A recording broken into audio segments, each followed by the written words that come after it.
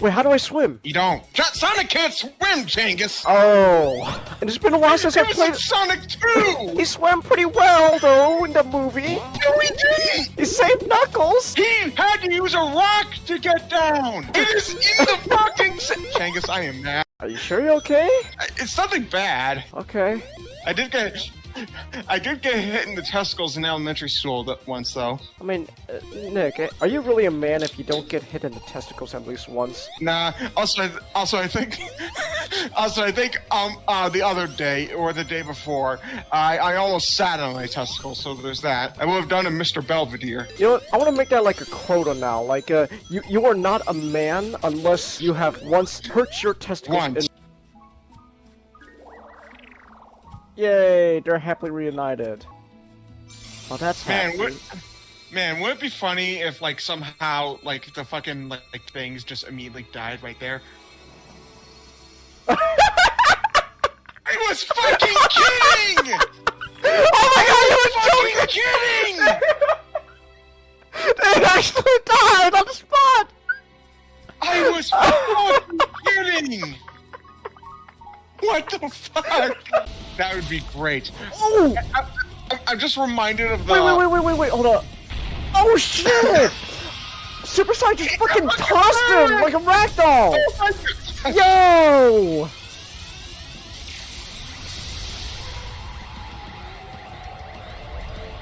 Oh man, these Super Sonic fights are so fucking hype, I love it! I love this series, Genghis. Oh, this is amazing! Oh my god, are we gonna do what I think we're gonna do? Are we gonna- Yes, we're gonna fucking use the big sword! Oh my gosh! We're gonna use his own fucking- We're gonna use his own fucking sword to kill him! Oh shit! Yo! Oh my gosh! Oh! Shit! Oh! Yo!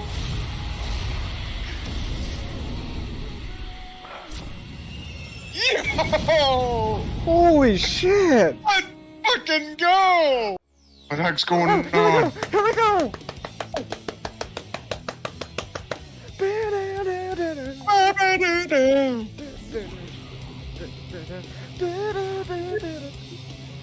I'll remember the chorus to the song.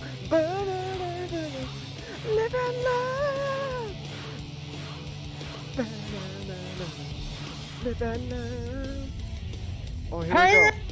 Yeah, it's tomorrow. Works of yesterday. They probably dodged a bullet with, naming off the way they did. The way they, never just the way they did. There we go! Yes! God, this level's so fucking annoying when it comes to S ranking. I have to use the restroom. Yeah. I'll be back. I gotta go find my phone.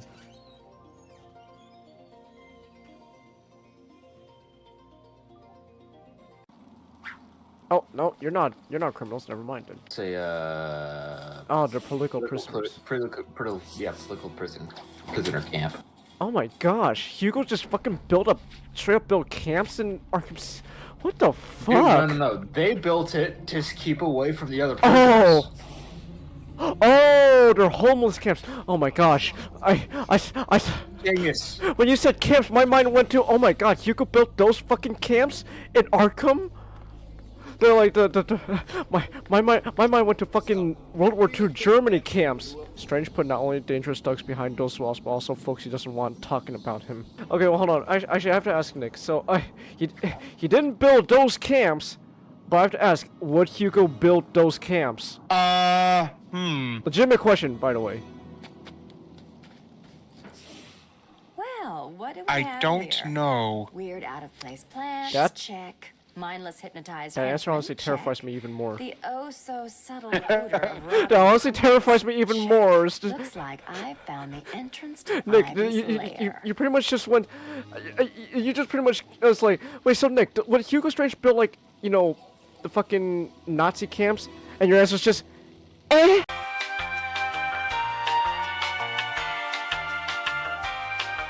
Oh my gosh, Hugo just fucking straight up built camps in Arkham What the fuck?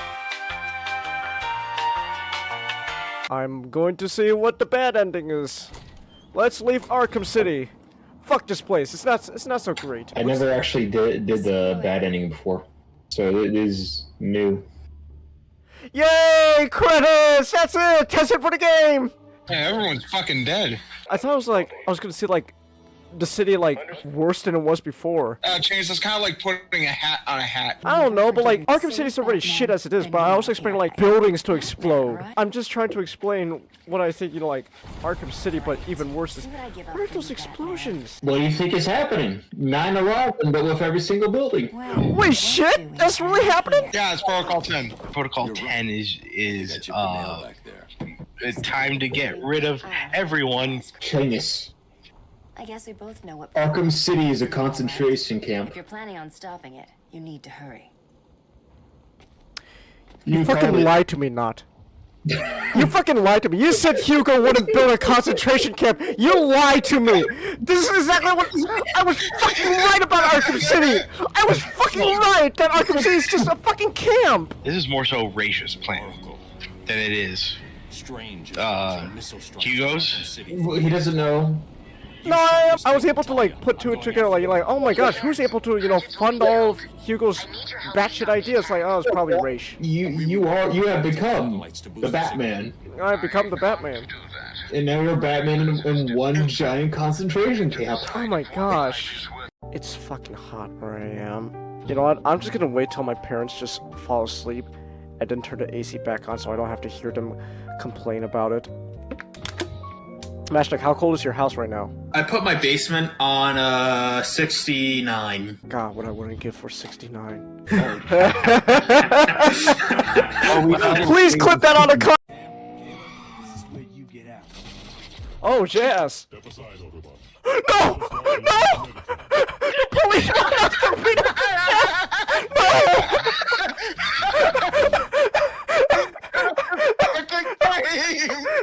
It's the best fucking game! No! The police robot has to kill the black robot! No! Jared's normal day.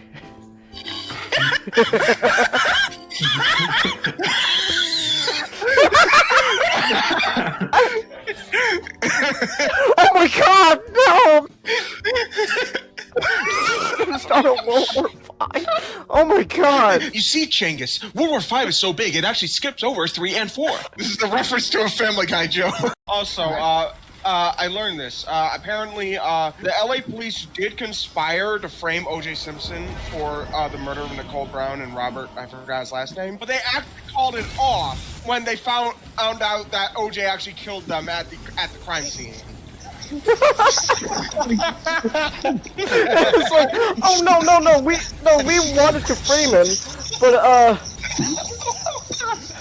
that's amazing. Oh my goodness. Thank you, Nick. I needed that. Oh my god, Nick, that's amazing. What's your source? Norm Macdonald.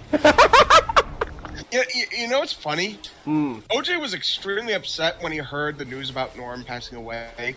He was quoted saying, I wanted to murder him like I murdered my aunt. That feels like it's the perfect Norm Macdonald joke that Norm Macdonald couldn't. How do you not know about Uno? No, I know. How have you not played Uno? No, I know about Uno. I know what it is. I don't know how to play it because I've never played it. How? Xenonic, are you hearing this bullshit? Apparently someone in America has not played Uno. Like, I'm not a card game person. Neither am I, but it's like the one card game everyone's played. I've never played Uno, Nick. You've played Uno, motherfucker. I've never played Uno. You have Uno. It's on the It's on the Xbox. it's automatically on every Xbox. I don't have Uno. Okay. And then I crashed. Jesus. Love in flames, living the death of me. But then you breathe your breath to me. You cheeky bastard. And I crashed into you. Like a runaway train, you will consume me. I can't Walk away. see or hear the evil black writings on the wall. Unleashed a million faces, and one by one they fall. Black-hearted evil, brave-hearted hero. I am. Just a quick reminder that I do have stream elements. You can tip, donate, etc., whatever you want to call it. You do not have to if you don't want to.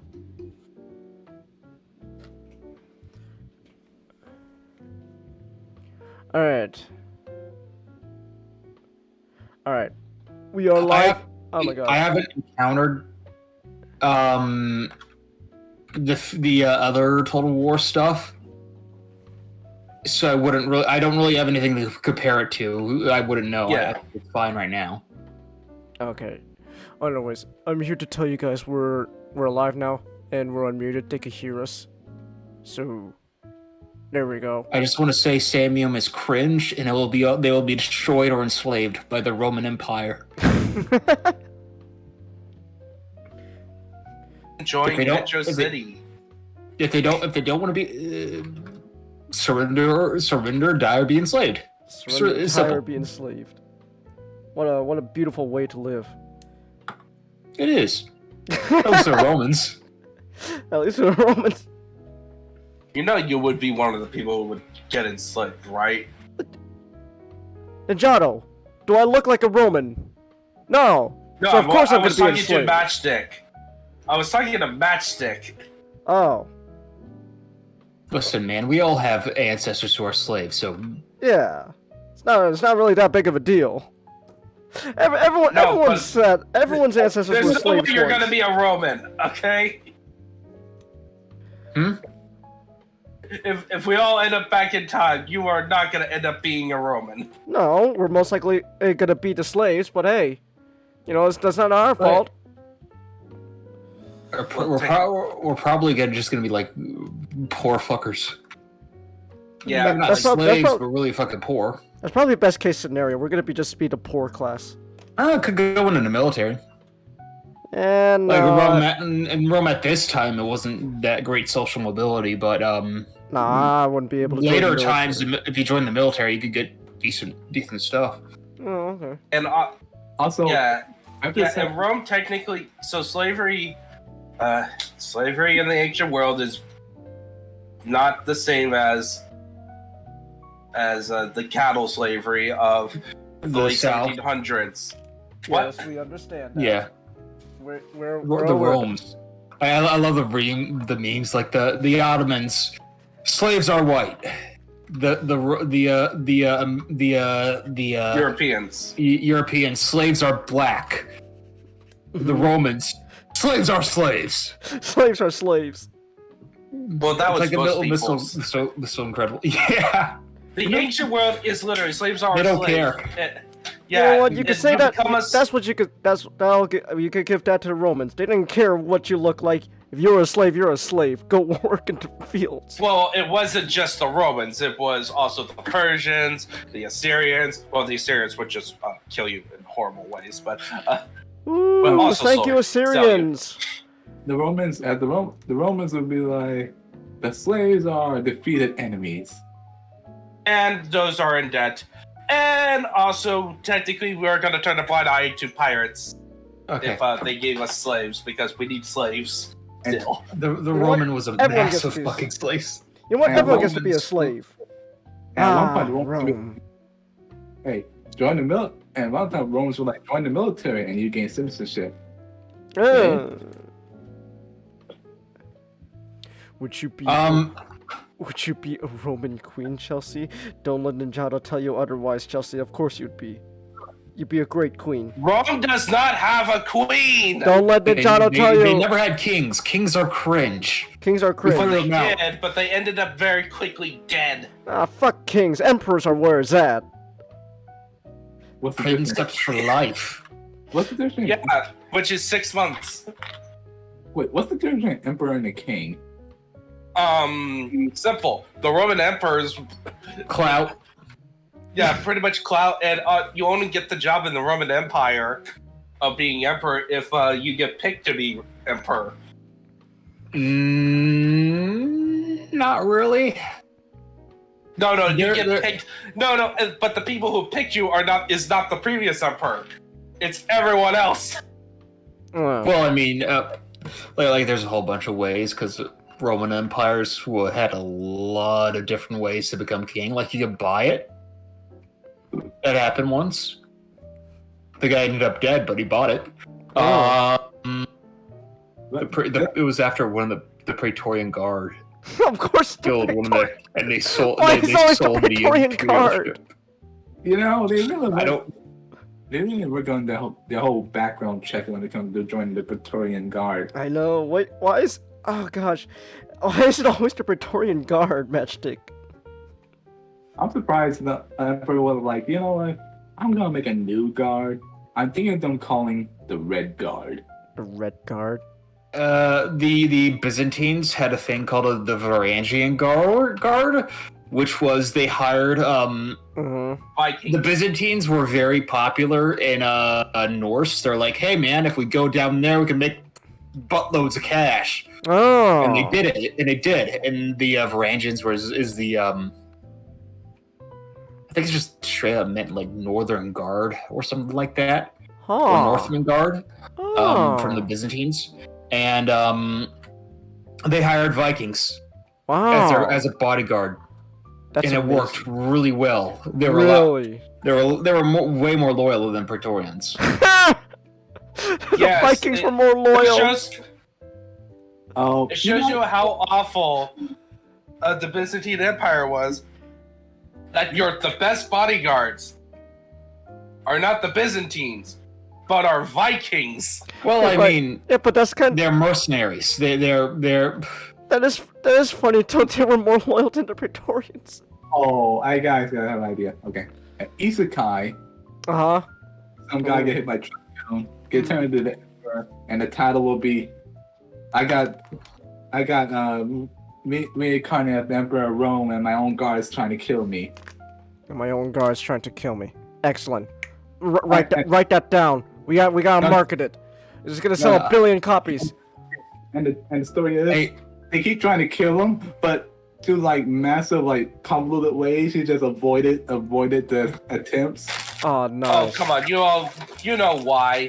It would be like if it was standard isekai. It would be because he knows the history and everything to an insane level. Like he has perfect knowledge, and he outsmarts them every single time. hey Ninjato, how do I deal with the public order? Do I No. build like? Build buildings or sometimes having troops there will help. No, and this he's like completely. But there's clueless. some buildings that will improve the happiness rating. Let's see here. Currently, you don't have that. It looks a bit more military.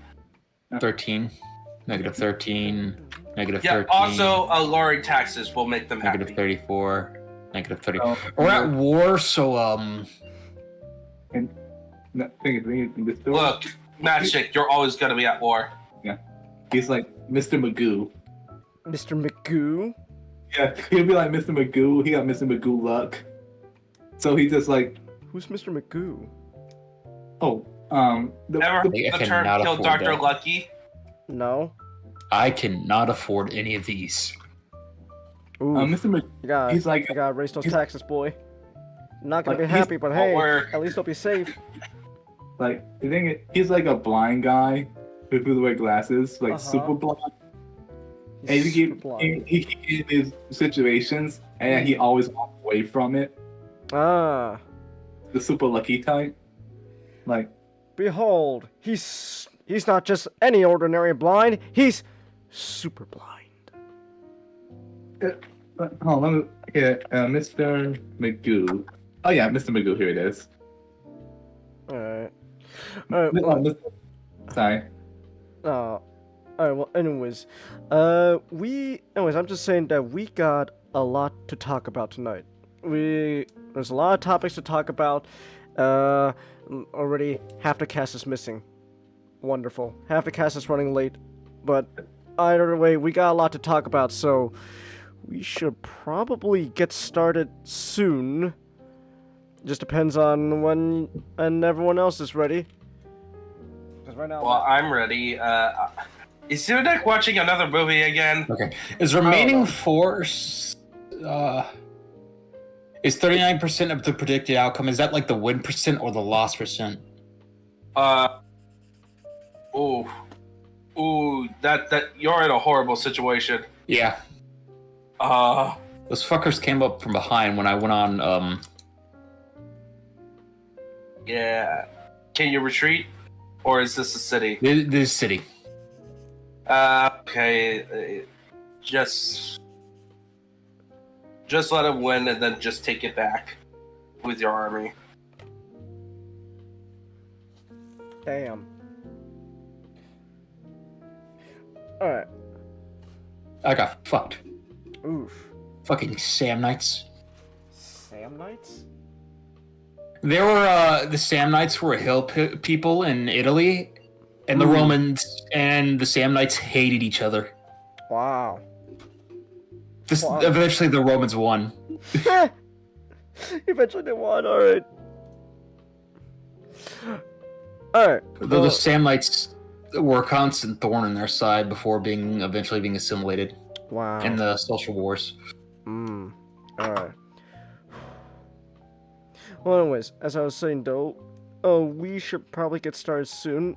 We got a lot to talk about, so I don't know. It all just depends on when you guys are ready. I know Ninja's ready.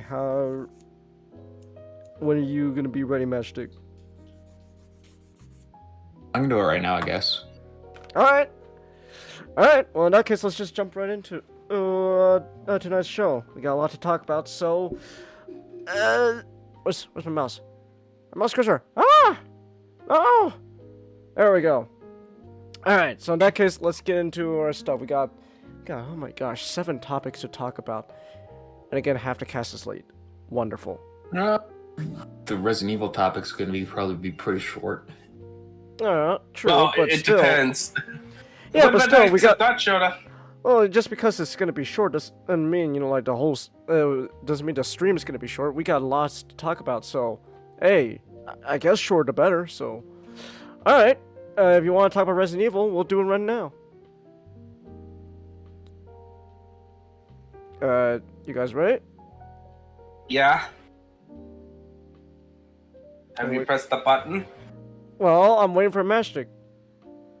He's... Good. He's multitasking. Just assume yes. Alright, well there we go. Resident Evil. This is, So there we go. First topic of the night, Resident Evil 6. A game that you guys fucking quit. We took an hour and 50 minutes into it. Mm-hmm. We were like, nope, we're out. Yeah, I was not having fun. So, So why was it not fun? Oh. Everything? Everything? It was not good. Oh, okay. So first off, you don't know, the storytelling is awful. Okay. Like, not even like, so I was expecting, goofy plots, right? Mm-hmm. And there, I don't remember much of the plot because they don't. It was not coherent. It feels like we came into a middle of a Metal Gear game. Oh, all right. Yeah. Just imagine you're in the middle of a Metal Gear thing after a whole bunch of twists and turns at the beginning, and they're telling you all about the twist up of not really explaining it. Huh. Ooh. Alright. Well, that sucks.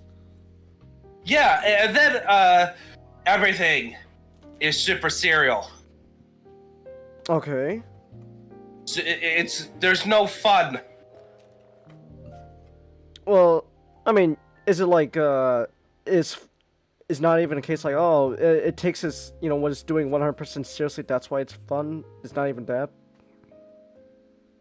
Oh, it's 100% serious. I mean, But it's not very ironic. Huh.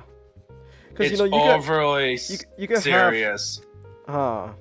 Because you could have a story where like it's people in universe, it's 100% serious, but like it's the most goofy shit ever. No, No, not even that. it tries to do that. It tries to do that. Okay. It tries to do the whole Michael Bay thing. All right.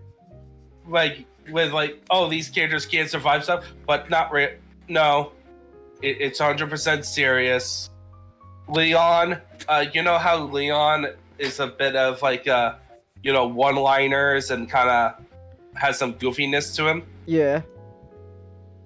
Yeah, that's gone. Oh, that's a shame.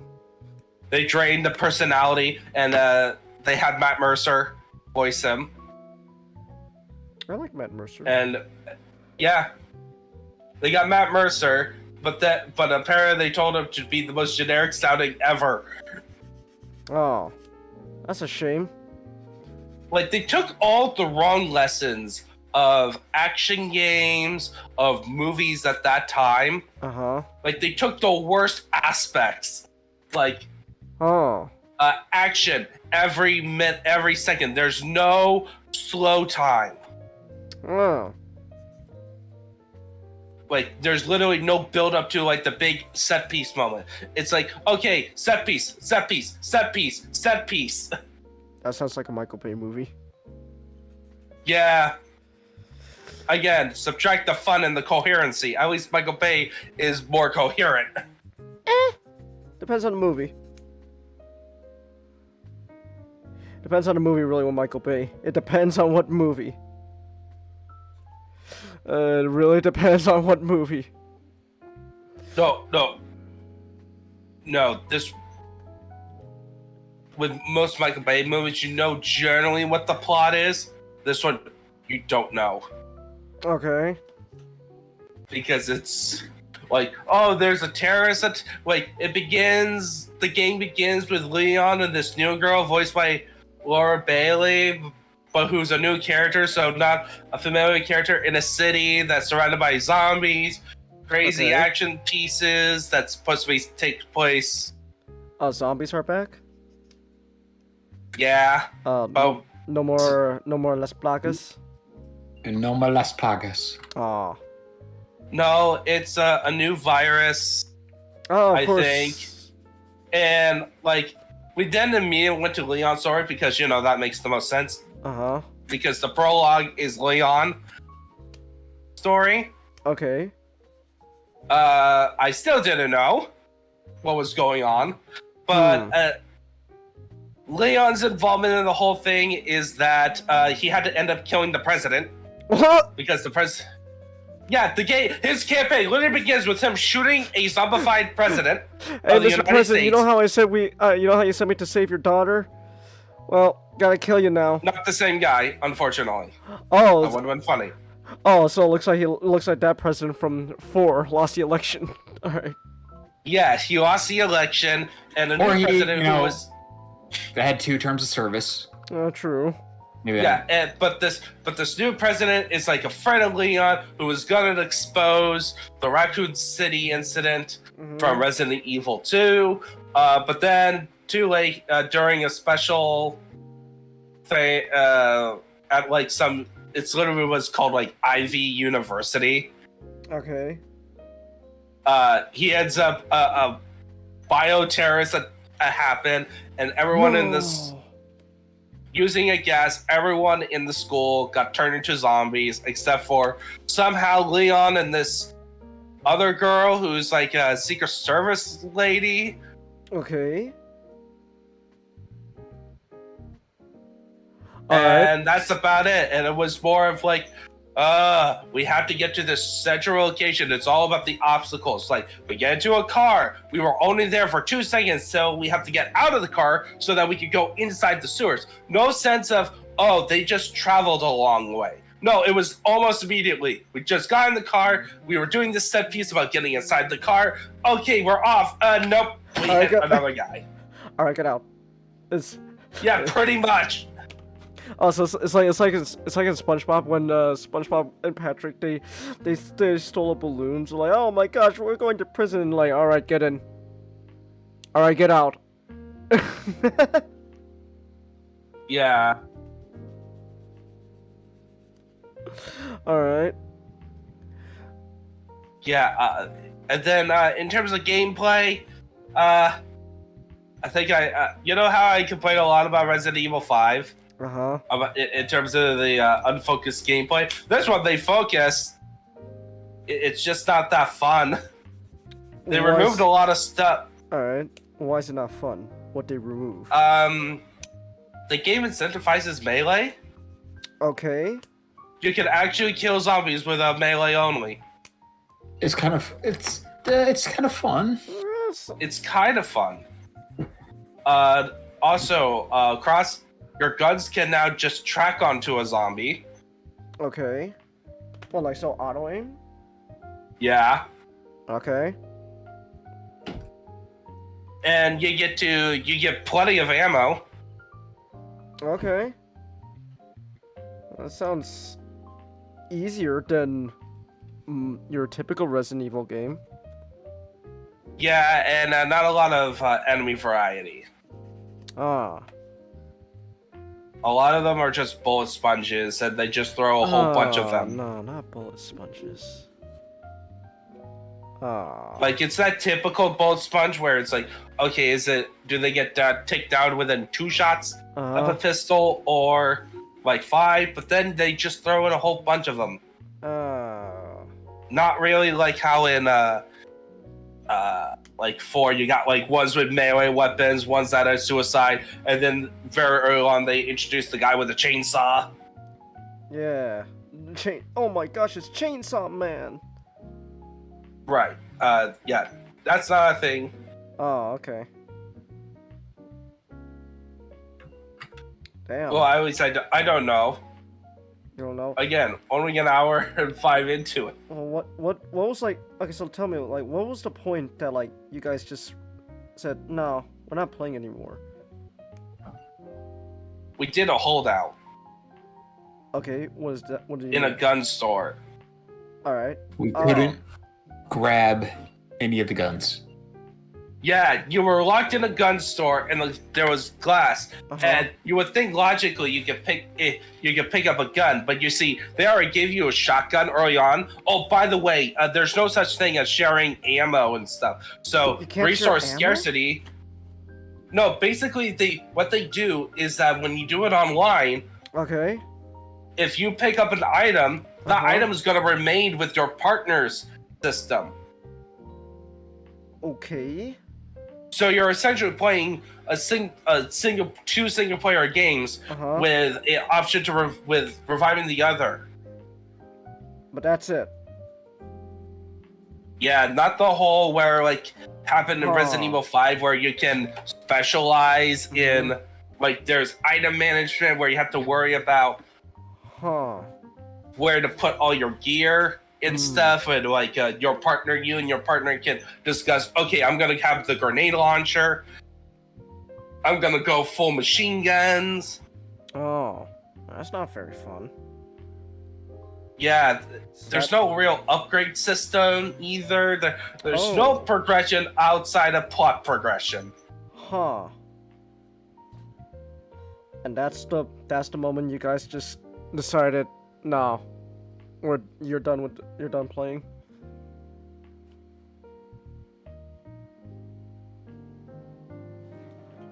Hello? Yes. Huh. Oh. That sucks. Yes, it is. Yes, it does. And I was expecting, I was expecting funny bad. What I got was soul sucking bad. Oh. It's I want to say something about it. I abhor the lighting in this game. I couldn't see shit. Ooh. Like, imagine playing a video. Imagine like the lighting in like the Batman, Mm-hmm. but you're trying to fight like 20 enemies in it. Ooh. And there's no mechanics to light up to give you a flashlight or anything. Yeah, No flashlight? Oof. it's like you have something on. You have this weird like ear thing, but it doesn't do shit. Yeah. Ah. it just makes the characters look dumb. And it's like, oh, you have like this earpiece thing that you click on a button, and all of a sudden on your forehead pops lights out. Huh. Why not just have like you have to carry a torch or a flashlight? Uh-huh. Oh. Damn. Yeah, visibility sucks. Didn't you guys say this was the game that like was like considered like a franchise killer until like was it 7? Yeah, this was the game that cost 7. Oh. Like, if this game was succeeded and was beloved by everyone, they would have continued on the action movie path. Huh. Well, that's. But instead, they decided to go back to its roots. Hmm. I really like that. I kind of like the action movie path, though. At least what I've seen, experienced so far in 4. That sucks to hear. Oh, damn. I guess you can't have. Can't have it all. All right. Any other thoughts though on Resident Evil? I'm not playing this game again. You're not playing it again. I'm not either. It's an awful game. Oof. That sucks. That sucks. You literally have to pay me the amount of hours. You would literally have to pay me my work rate times the hours that I would be spending playing through it co-op in order for me to even consider to play it again. You're not gonna play it alone? No. No? Oof. That sucks. What was the... I guess I'll ask you guys this. What is, in your own opinions, what was the worst aspect of the game for you guys? The lighting.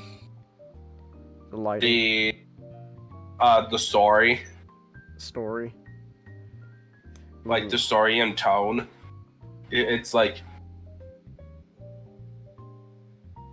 Oh. Really, you're trying to do the whole Dupro action, but you're taking yourself way too seriously, like it's the Batman. Okay. Yeah, but I like the Batman.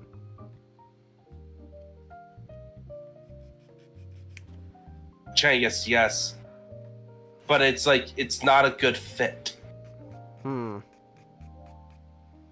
It's like, what you see on the screen is like Leon and the whatever lady on a helicopter surviving a ridiculous amount of the helicopter being destroyed multiple times, and they're out clean.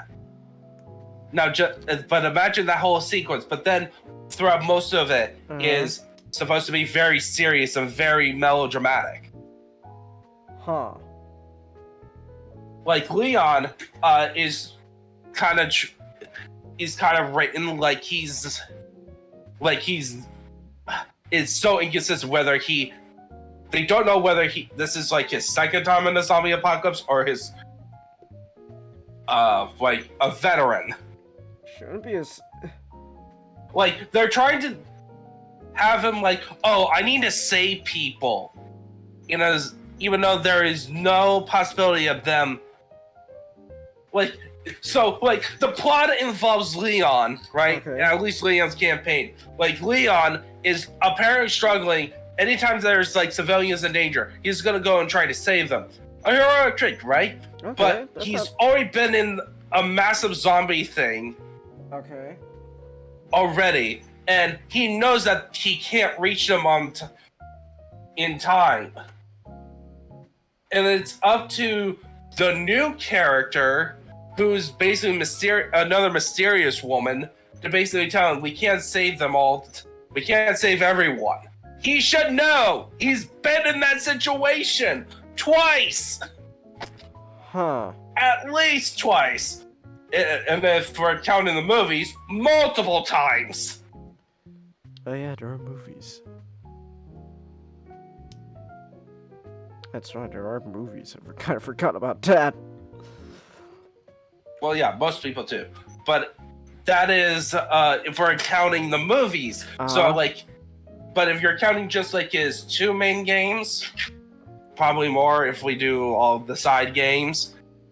Like, the point is, he should know it's like, okay, I need to be on survival and trying to stop the issue on its on the bud, not go randomly try to save everyone. All right.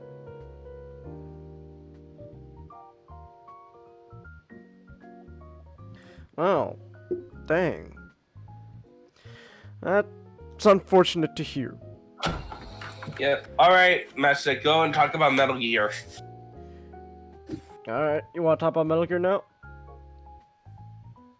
Just a second, I need a. His empire's in danger. Just one Only you second. can- Oh. Alright. New from Lego. The Roman Empire is in danger. Build. The Roman Empire is the strongest empire there is. Only you can infiltrate it. Hey, build the Trojan horse. Infiltrate the city and kill everyone. New from Lego City. Kill the men, enslave the women and children. New from Lego City. Hey! Alright. So, next topic is Metal Gear. There are 5. My gosh, there are 5 Metal Gear Solid games. There are 5 of them now. I still need to play the other ones. I've only played the first one. I know the third one's getting, the remake of the third one's coming out though, so that'll probably be my chance to play the third Metal Gear Solid game. But Master, you played the 5th one. Mm-hmm. Alright, what you think of it? Snake. Why are we here? Just to suffer? Every night I can feel my leg, and my arm, and even my fingers. The body I've lost, the comrades I've lost, won't stop hurting. It's like they're all still here. You feel it too, don't you? I'm the one who got caught up with Cypher, a group of nations, even the US. I was the parasite below, feeding off Zero's power. They came after you in Cyprus, then Afghanistan. Cypher just keeps growing, swallowing everything in its path, getting bigger and bigger. Who knows how big now? Boss, I'm gonna make them give back our past, take back everything that we've lost, and I won't rest until we do. Nice. Yeah. But Metal Gear Solid 5. This is the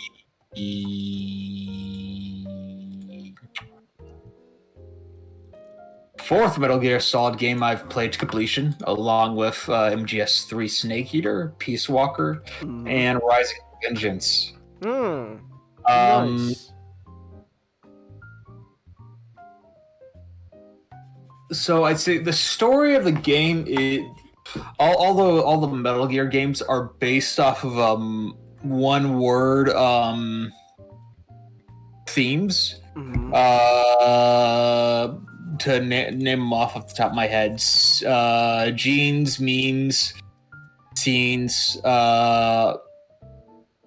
sense, peace, and this one is too. It's race and revenge. Race, not meaning like color of skin, a bit more broader, not really genetics, but like features of the body. You know, like Huey being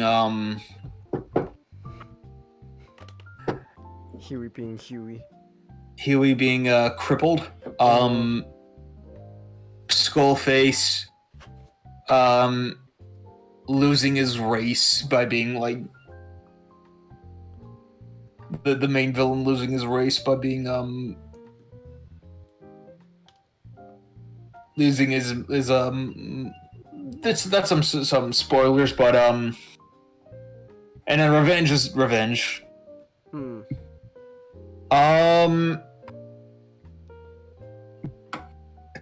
This a lot of the other games is more about succeeding.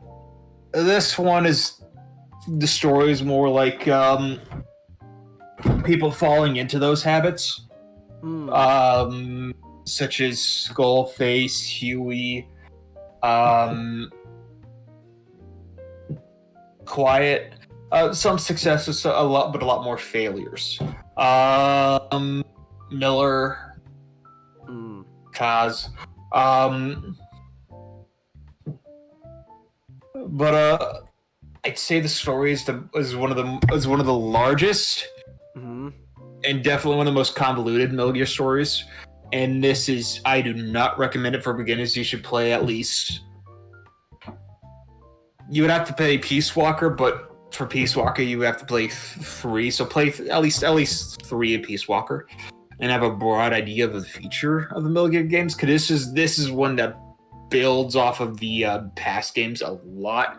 It's not like MGS1 or MGS3 where you could just go in and play through it all and not really care about what's in it. And this is definitely a sequel game. This would be a lot easier if Nut was here, because I could bounce off of him a little bit.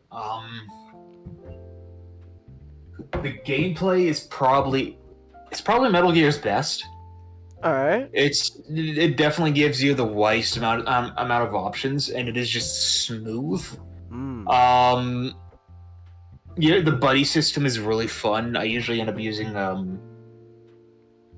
Quiet, who's a sniper, and then D-Dog, who can be a spotter for you and can detect enemies.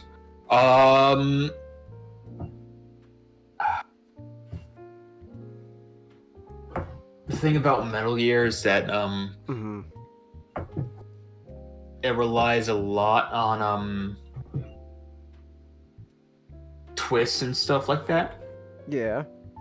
And I don't want to spoil those twists. So really What do you get think into about the twist with Quiet? what? Which one? Her skin. Yeah, Her why- skin is. Well, don't twist. Don't spoil it. But like, what do you think about why No, Quiet everyone is? knows the twists. Everyone really, knows. It's really silly. I don't mind it, but it's really silly. Sorry, I'm with Jim Sterling saying, or Angry Joe saying, like, come on, just admit that you were horny, Kojima. You didn't have to go through this. He was You didn't have horny to on. explain. He was horny on main. It was like Kojima creating like that meme of the skater just not the skater, but the gymnasius of Kojima. It was just the one that does all the backflips. Yeah, And then yeah. one that just walks the straight line. Yeah. Like Kojima is like going through all the backflips, trying to justify his horniness and wanting to add in Quiet. And then like go to like a game like Dead or Alive, and like we just like tits. We just like tits. Just like tits. Good. There was a lot of fucking corny shit in that game. Oh, hey, anime guy. Probably has one of my favorite villains in Metal Gear that I have so far. Skullface. Not just a great design. I really like his backstory.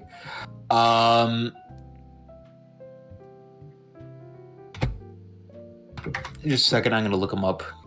Alright.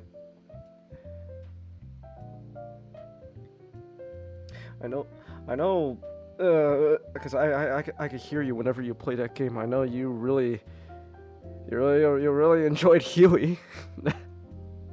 He's so insufferable. Yeah. You were cheering whenever something bad happened to him. He's a son of a bitch. Just pathetic asshole. Yeah, here's Skullface. Alright. Yeah, Skullface. Man, I strip for I days. know.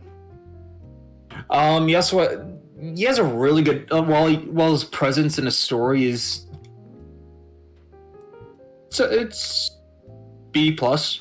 I'd say his backstory and his motivation is really good, though it kind of all boils down to being him just being a petty dick at the end of the day, using his sad backstory to justify the cruel shit he's doing.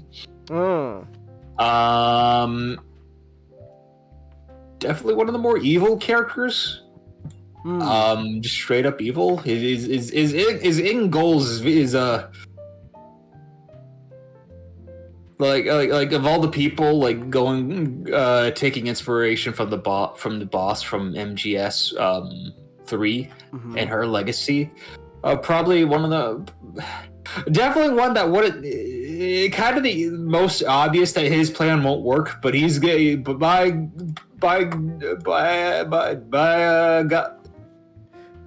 gone, he's gonna plant his own fucked up plan. So they'll go by character.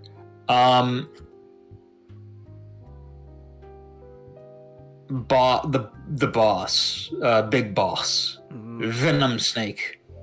All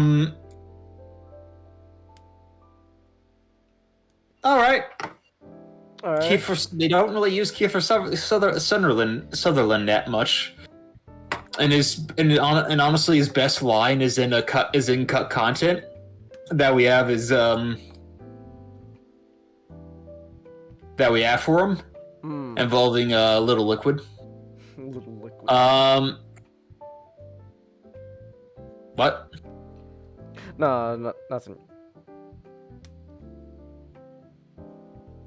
Yeah. But there's a big twist with him that kind of puts the context to the rest of the game.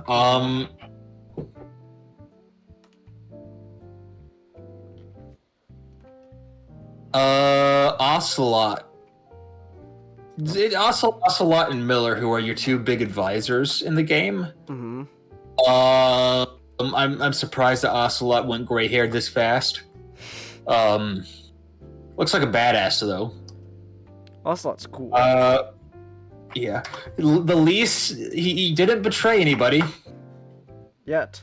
Big in this game, which is some massive fucking restraint on his part. Like, man, the man is backstabbing. Man's triple, quadruple agent in most of these games. Turns out he didn't backstab. Yeah, Miller. Miller's a all right. Skullface has number 1 drip. Miller has number 2. Just look at that shit. Miller's a badass. I really like Miller. I just wish they made Ocelot right in the majority of their arguments.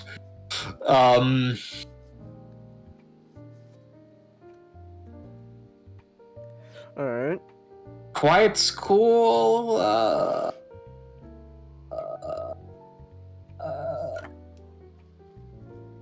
Yeah, Kojima was torty on main, especially in the rain scene.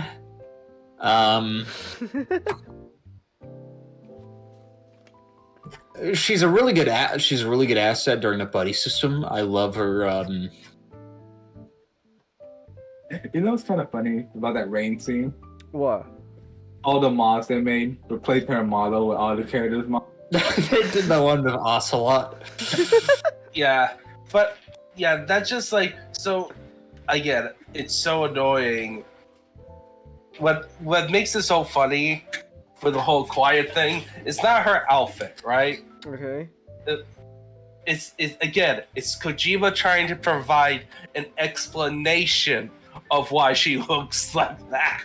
Oh, and you know what's kind of funny? Someone did like a bunch of science and explained, yeah, if she actually do what she does, she'd be diabetic. Because like when photosynthesize, they produce all this sugar and all this other stuff. Mhm.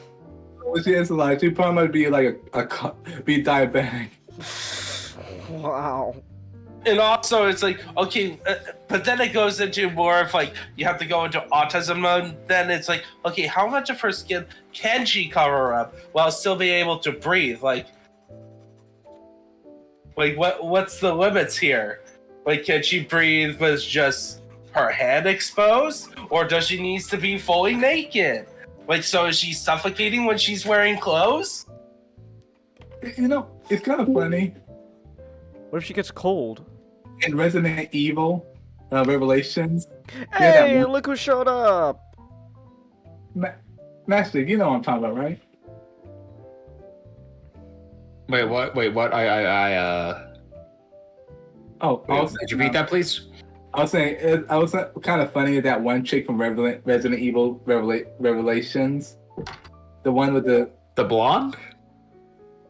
Yeah, guy with her face always covered by her hair. Yeah, that was stupid. Yeah, at least they didn't like, and she already wear that exposed suit. At least I don't know why they didn't bother giving an explanation. She's just there. Well, in Metal Gear, they try to like jump through hoops to explain it. It's the gymnastics meme again. Just well, you see, Quiet has to be near naked because such and such. Okay, I'm looking up. I was looking up the actor for Skullface, but he's Wheeljack and a whole bunch of stuff. Oh, James Horan. Which Transformers was he in as Wheeljack? Wheeljack in Prime. Prime Beast Hunters. That's not Prime. Yeah, just that. All right. Oh. He's Scar in Lion King. Real? Which Lion King? The original. Really? Wow.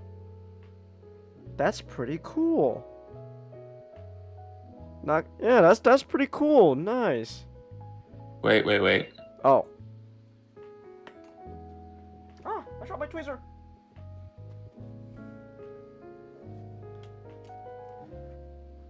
Okay, no, he was Scar in the Kingdom Hearts line as Lion King. I see. Kingdom Hearts. Okay, but for some of the other major characters, I'm not. We got Eli, Little Liquid. Little Liquid. He's a little shithead. Oh, is he? Just going around being a spiteful.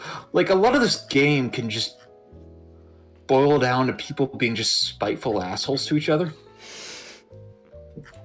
Alright. Huey, Eli, Skullface, Miller does some of that stuff. Alright. The boss in one, Big Boss in one scene, just a lot of these. This is like, in terms of Metal Gear characters, like this is the main cast is some of the just the most casually assholes out of all of them. Alright.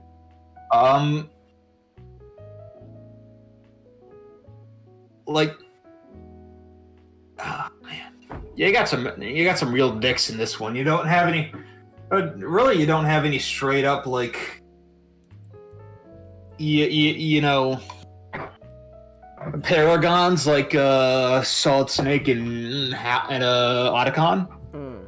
They all they all have their dickish moments.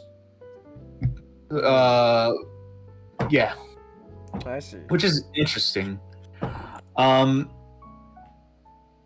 Especially Huey. I'm really tired of his shit. Like, every time he's on screen, I'm just like, man, he is just such an insufferable asshole. A hypocrite. Whiny. There is no redeeming qualities about this man at all. You were cheering whenever something bad happened to him. He deserved it. He did some fucked up shit. Mm.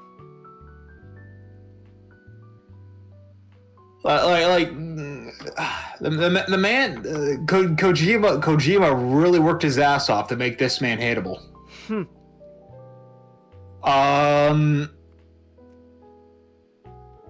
And I'm impressed with the voice acting too for him, because he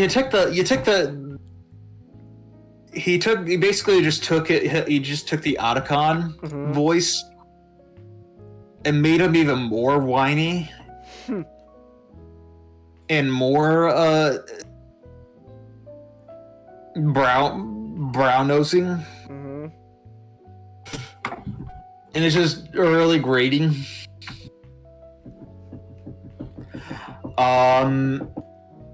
The game takes place in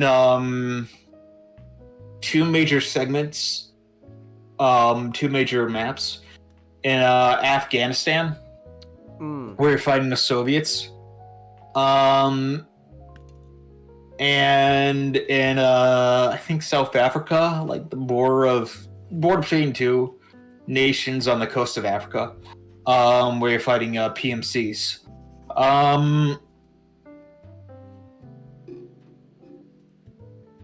It does have the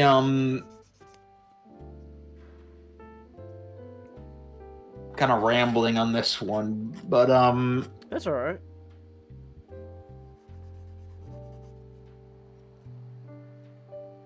yeah, but in terms of the actual moving around and gameplay, it's definitely the smoothest of all the Metal Gear games. Kojima definitely took advantage of the hardware. Snake moves like a dime. He also has a lot of options. All the sheer amount of guns, rocket launchers, grenade launchers, vehicles. There's a whole lot of it.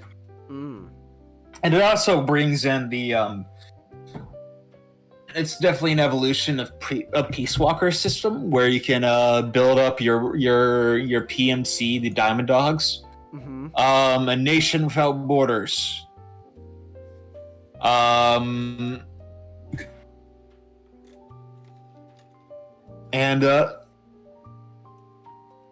you can send them on missions. You can build up your base. I forget which steel is that. Again, I think this is all smooth. All the gameplay stuff is really smoothly handled. Boss fights though, I really only fight the one Metal Gear Sahelanthropus. Yeah. You fight the man on fire. That's about it. Off the top of my head. How was Sahelanthropus fighting him? Fighting Metal Gear? Not bad, not great. Not great? Pretty alright.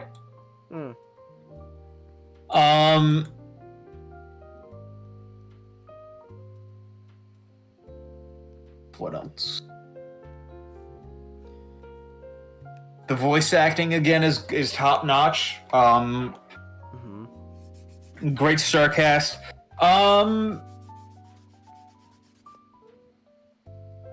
Kind of weird not having David Hayter play Snake, but it kind of fits both in universe and just the design of the character. I actually prefer Keith Sutherland as the older, more gruff Snake than when David Hayter plays him. I think David Hayter plays a good, young Snake. Young, sort of 20s, 30s. Yeah. But when you get like old Snake, it's like, kind of doesn't fit. And this Snake, he's probably in his like 40s, somewhere in his mid to late 40s to early 50s, I'd say. And it would definitely be kind of weird with David Hayter's voice. Yeah. Is that David Hayter plays Snake? No. Well, David Hayter played a solid Snake, and he did play Snake in Big Boss, and Big Boss he in, didn't play 3. and Peace Walker. You know, it's kind of funny. You know how Snake died? He got turned to Solid Snake died. How? He got turned to hamburger. Is that a reference to something? David Hayter played Bernie in the English dub of Gundam 0080. Oh. I did not know that. Huh. Okay. Yeah, he went under the name Sean Baker. Huh. Okay, interesting. It's so far it's not my favorite. It's not my favorite Metal Gear game. Again, I think 3 is the best, and so far my favorite alongside Rising Revengeance. But it's a very good one, though it is incomplete. Though, so for some of the Metal Gear game. Okay, okay. So disregarding I'll put the incomplete stuff for just a minute. All right. But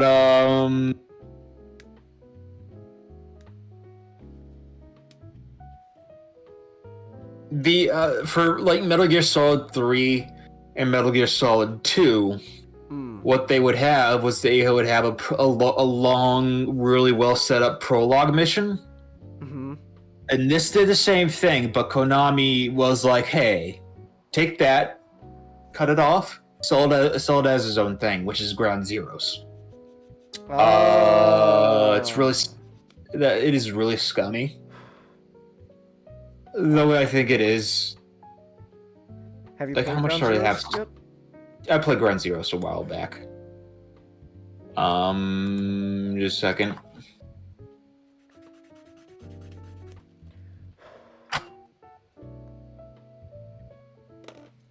Holy fuck, it's $20. It is not worth that. It is not worth that at all. How much is just Phantom Pain alone? Phantom Pain alone. I just.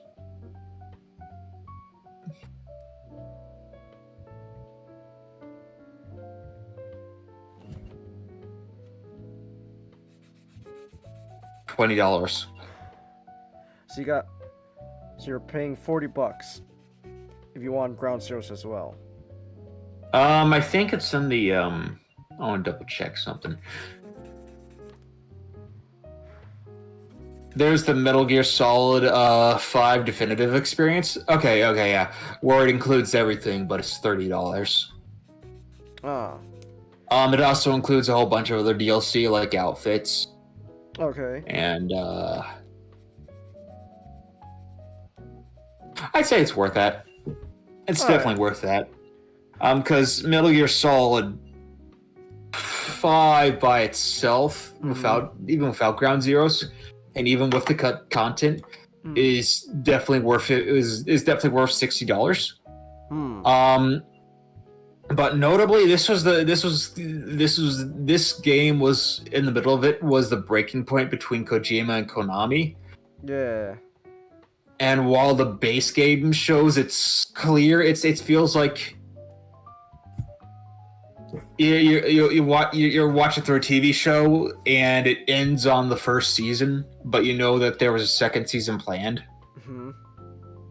So it just kind of so while maybe most of the plot lines are wrapped up, there is a cliffhanger, and you're like, oh. But but they did release something called Episode 51, which would show concept art and explain what would happen.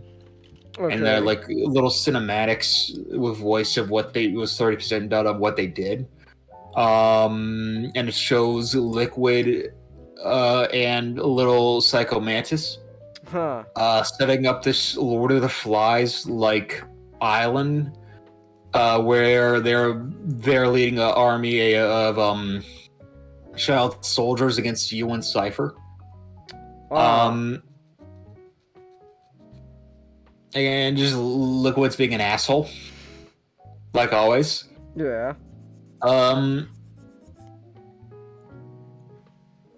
Again, kind of disappointing because it has the best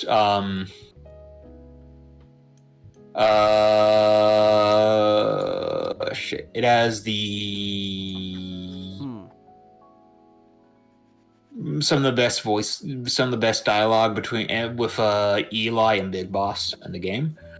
But you know, what can you do? We're not gonna get it now. It's been like 5 years. It's been like almost 10 years. Yeah. Going back to Konami. He's not doing that. But it does feel like there is like another game missing between that would bridge between MGS5 and the original Metal Gear. Because there's still, well, it does most stuff. Like it feels like you know, like maybe not a game, but like a big expansion DLC for this game could have done that. So it ends kind of weird. But I'd say, you know, if you're going through the MGS games, this is a good one. But you should probably play 3 and Peace Walker before this, because there is a lot of context missing. And honestly, you should play a lot of the games before this one. Alright. Yeah, that's Metal Gear Solid. Metal Gear 5. 5. Phantom Pain. Phantom Pain. There we go. We can probably get Not's opinion on it. As in, once he's here, because I know he played it. Anybody else played it? Anybody else have any opinions? Thoughts on it? Still haven't played it. I know. I only know about a lot of stuff that happens because, you know, the internet. You know, you see people talk about it and stuff. So it's like, I know about it, but I still haven't played it yet. So, I still wanna at least play the other Metal Gear games before, like oh my gosh, it's blanking out. 2 and 3. Just pretty much everything else, because I only played the first Metal Gear Solid game, so I'll at least play Metal Gear Solid 2, 3, 4, and all that. And then I'll do Metal Gear Solid 5. Well, 2 and 3 are coming in with the they're being ported sometime soon. I don't remember the release date. Yeah, they're Wait, 2 is being ported? 1, 2, and 3 are all being ported. Oh. With a collection. I know 3 though, you know, there's the remake coming out, so that's probably how I'll experience Metal Gear Solid 3. I also recommend the original. The original's really good. True. And then, you know, it doesn't really need graphical upgrades, honestly. Graphics are pretty good then. Though if the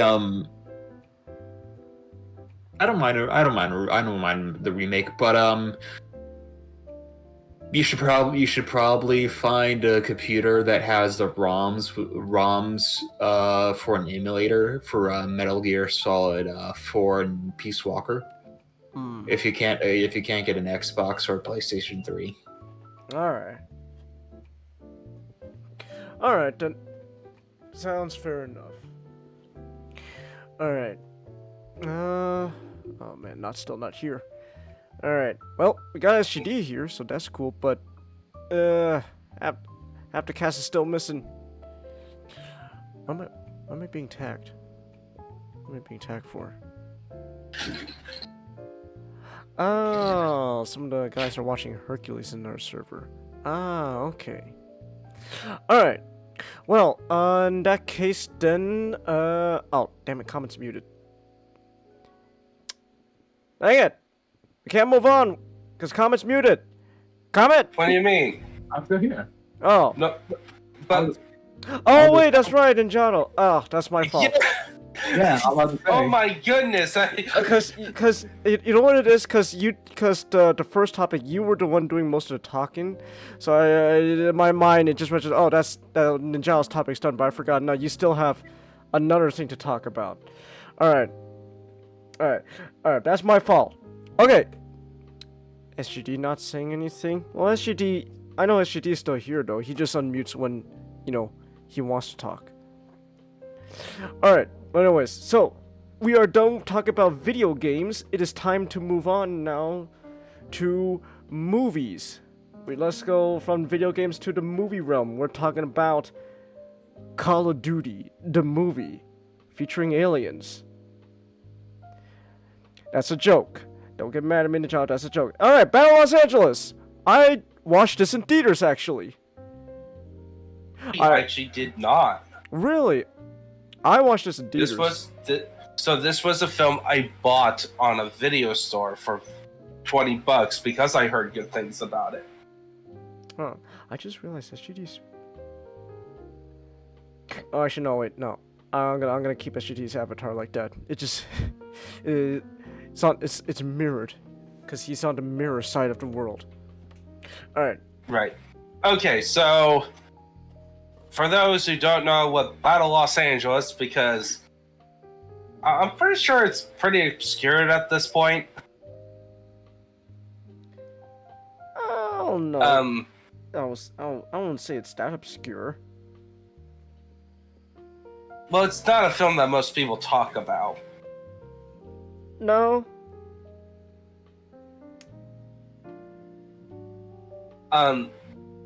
The idea is that you got Staff Sergeant Nance, who is 2 weeks from retirement. He's played by the one guy in the Marine Corps. He's played by the one guy who did Two-Face in The Dark Knight. Yeah, Okay, so Two-Face... May I just interrupt? Yes, I learned this just last week, that, you know the Red Baron? The Red Yes. Baron? You know the Red Baron from World War One? Oh. Yeah. What about him? You know he died in battle, remember? Oh. Okay. He was 2 days away from retirement. He sustained some injuries beforehand, which was affecting his Wow. ability, his some ability of his stuff. Which his mom asked the Kaiser to have him be put off from the battlefield, and then 2 days before that was supposed to take effect, he got into a fight. One of the somebody targeted his cousin. Oh. And then he got really aggressive and pissed, and got himself cornered. Oof. And was most likely shot by some random was most likely killed by some random Aussie machine gunner on the ground. Good Alright, job. I'm done. Good job. Sorry. Same Aussie machine gunner went to try to kill some emus. Woo. No, if they had that Aussie machine gunner, they wouldn't have to deal with emus because he was a good shot. Good shot. Alright. No, he was the one who crashed the car. Well, that's the officer's issue. He put him in the wrong spot. Okay. So enough of bashing Australia. So Harvey Dent is in Battle LA. Yes, he plays the main character, Staff Sergeant Nance, who is a veteran, who recently came back from his recent tour that earned him a lot of medals, but he's the only survivor of his squad. So, and it's an alien invasion movie where the aliens invade from the sea, and Los Angeles is the target of this movie. But the film clearly shows that it's an invasion across the globe. Those damn alien bastards. We'll get them next time. Yep, and it's the U.S. Marines versus a bunch of aliens that are, in my opinion, one of the better depictions of aliens. All right, even over the Xenomorph. Yeah, Boo. because they're nerf, because they're more real. What a quote unquote more realistic, What's wrong in with my this? opinion. Oh, I'm sorry, the Xenomorph's not realistic. No, I'm not. Xenomorph's fine. I'm talking about other aliens. All right. I'm talking about the ones that are like, oh yeah, we have super advanced technology and we can instantly take you out. Welcome to Earth. Yeah, we're talking about those types of aliens, the ones that are purposely made to be unfair and boring. No, I wouldn't say boring. It's just we talked about this. It's just the Battle of Los Angeles is going for a different type of alien invasion movie than other alien invasion movies. Those movies like Independence Day, aliens are treated like this force of nature, and the whole point is humanity's got to learn to band together to survive this looming threat, this force of nature that we are completely unprepared for. Or yeah, you know what's cooler than that? You know what type of movie is cooler than dealing with a force of nature? Well, I know a war movie. Well, war movies are cooler. War movies are cooler than disaster movies. So, and therefore, this film is better. Okay, I wouldn't say one is inherently better over the other. Because they're going for two completely different things. It's really just. Look, if your cup of tea is, hey, you like it where, it's like a war movie, where, all the aliens and humans, they're kind of like on equal ground, where they're able to, like, fight each other. They use, like, similar tactics, infantry and all that, then that's cool. If you're into, like, a disaster movie, where it's like, oh my gosh, like Independence Day, then that's cool, too. I wouldn't say one's better over the other. Well, okay, yeah, one movie can probably be objectively better over the other, but like if you're saying like, oh, this is a better alien invasion movie than the other, I don't know about that.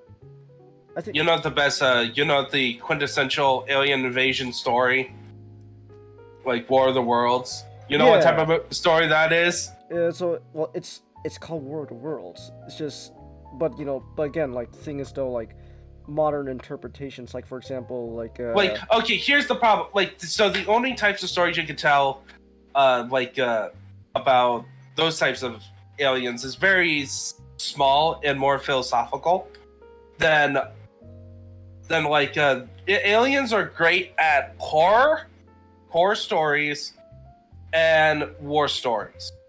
When you're trying to make them into more like a disaster film, a disaster type of story, it lessens the impact. It lessens their impact, in my opinion. Okay. Because it's like, because it feels like, okay, they're only defeated because of the plot, because of not because of like they were outsmarted or anything, just because they got the plot coupons. All right. So in this one, but the story for this one, just to get back to it, it's a war story where it's about a group of Marines trying to rescue a bunch of a couple of civilians to get them out of a blast zone. And this is like first contact with the enemy. So part of this film is them learning how the aliens fight, what they are like, and also trying to deal with the fact that their commanding officer this is his first time being in real combat, and he's trying to lead a bunch of men, and he doesn't want to lose any men, and then first engagement, a third of the squad gets taken down. And by like halfway through the film, half of the squad gets killed. Those damn aliens! Ah! Yeah, it's a very simple story, and I would say it's told well enough, and there is a lot of moments that I still feel emotions when watching it.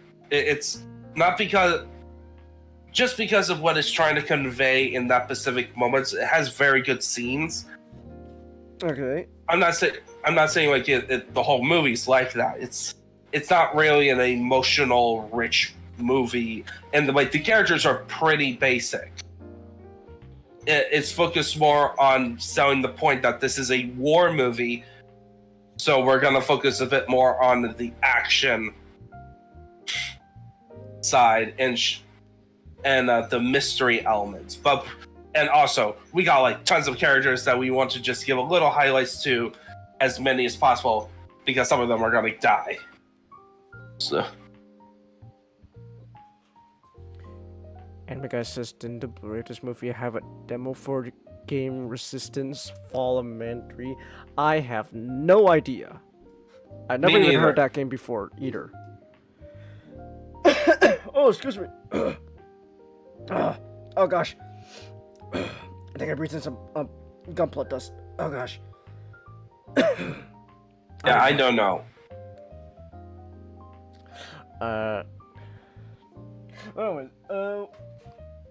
But what else do you think of the movie, though? Apparently, Aaron Eckhart, the actor who plays Sergeant Nance, actually enjoyed his role in the film. Yeah, we were talking about that match day. It was like, oh, the guy is played Two-Face in Dark Knight.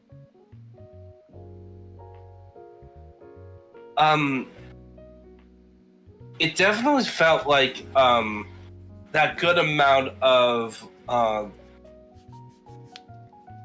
like, you know, at the time where it's like uber military films that is like overly patriotic and that is quote unquote gritty and a full shaky cam. I think this one did a good balance between all that and with the cool alien aspects to it.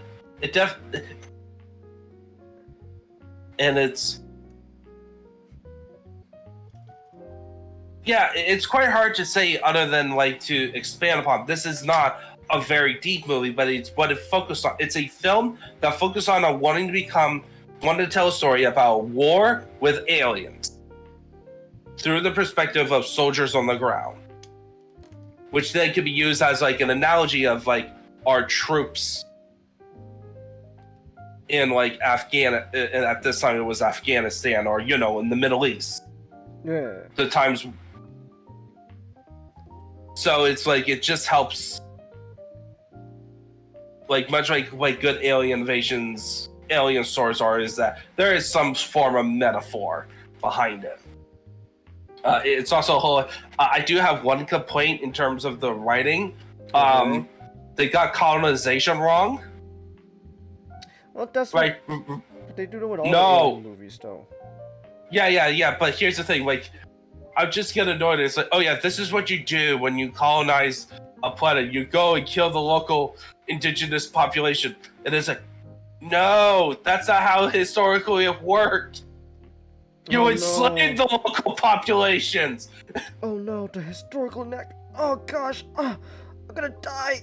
Oh. But like, it's like they do that all the time with all these movies, don't they, John? Like they always get, you know, like they always you know use the, you know, oh, it's like Columbus and the Indians. We're the Indians. They could have just said that this is like it's a war of extermination, like the Eastern Front of World War II. That is what they were trying to convey. Is that it was purposely a war to wipe out a group of people off the face of the earth to replace them with their own people.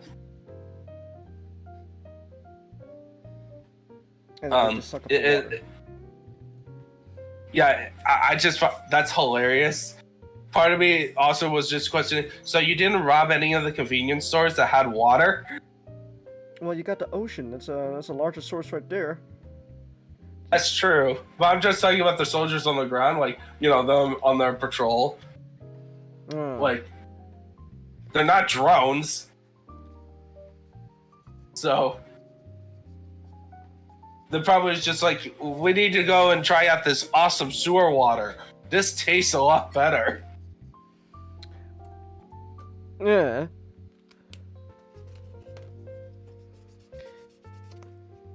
Well, yeah, but it's not a deep movie. What was your favorite part of it though?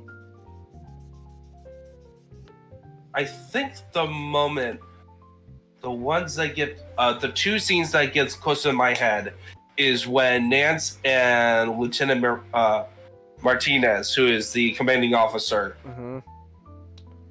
when he was confronting Lieutenant Martinez about being a leader in the police station. And then the other one is when one of the soldiers whose brother was part of the original squad confronts Nance. Like that motivational speech. You know. Yeah. Like, those are like the moments that really kind of goes out to me, and I do have the feels because it does connect to something a bit more primal and a bit more down to earth, and it's like not like, so for me it's not the moments where they're like using like firing machine guns to take out the doggy rocket dogs, or when they like, you know, use the guidance system to take out the command center at the end. It's more like the moments in between that focus on Nance, like because he gets the most character development, and just show how awesome he is. There are a couple dumb moments, like what happened with the guy on the radio at the end. Remember the guy with the walkie-talkie who gets blown up because the ship pops up right behind him? No, guy with the glasses, I barely knew you. No, that's another guy. The blonde. Oh. I think his name was Fern. Or something like for me that's annoying. It's like, okay, you knew that those things track radio signals. Like you saw Nance used it to his advantage. Why didn't you, as soon as throw away, head downstairs? Instead, you stand in there, took a couple pop shot at an alien, just enough for another drone to take you out. That's for dramatic effect. It's like, oh no. Well, yeah. No, the guy I liked, he died a hero. Gosh. It's for dramatic effect. What'd you think of Michael Pena? Pena? The dad. Hola! Hey, not. Hey, Oh, no. finally! The dad, Michael Pena. Oh, He played. I was okay. He played what's his name in Ant-Man? I don't know. I didn't watch every Marvel movie. Well, I didn't watch every Marvel movie. Luis, now I remember. Luis, he played Luis in Ant-Man.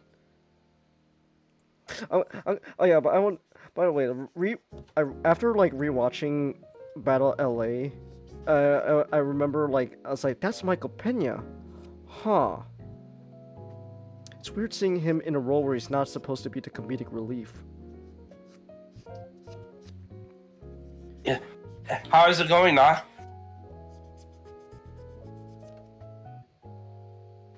Not? Can you hear us? I can hear you. Ah, there How's we it go. going?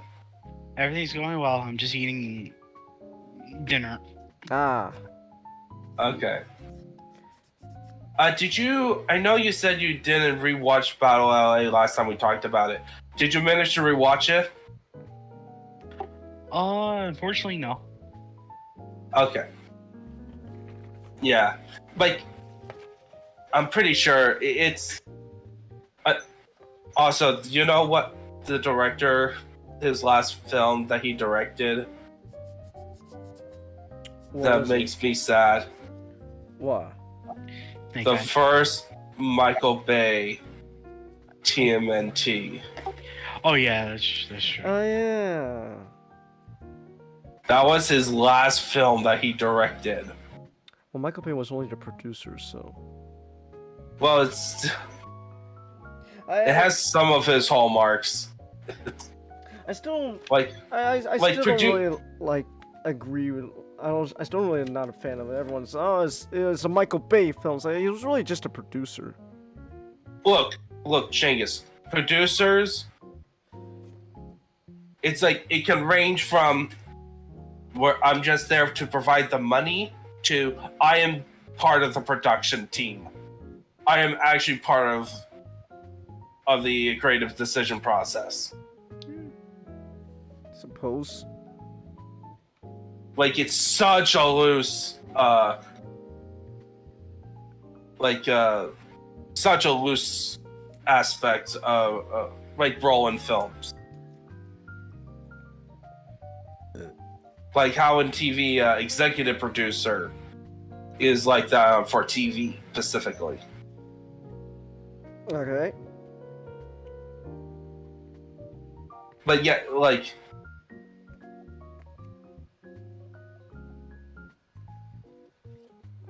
so anyway, I did enjoy this movie. It still reminds me of why it's one of my favorite movies of all time.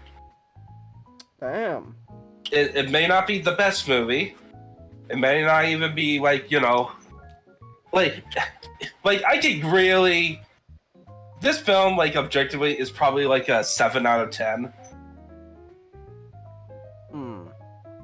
Like it's a very solid movie overall, but it doesn't do anything special. Yeah. Other than the fact that it tells a war story about aliens competently. But it doesn't go up above and beyond, and the idea is not that revolutionary like other films. It's not like the Alien, where it's like, okay, we'll do a horror movie with an alien, and we're gonna, but instead of like scientists and stuff, it's just a bunch of truckers in space. Or like Aliens is like, okay, we're gonna try to make this horror movie into an action, more of like an action movie. Yeah. Like it doesn't have that specialty to it, so it's not as memorable.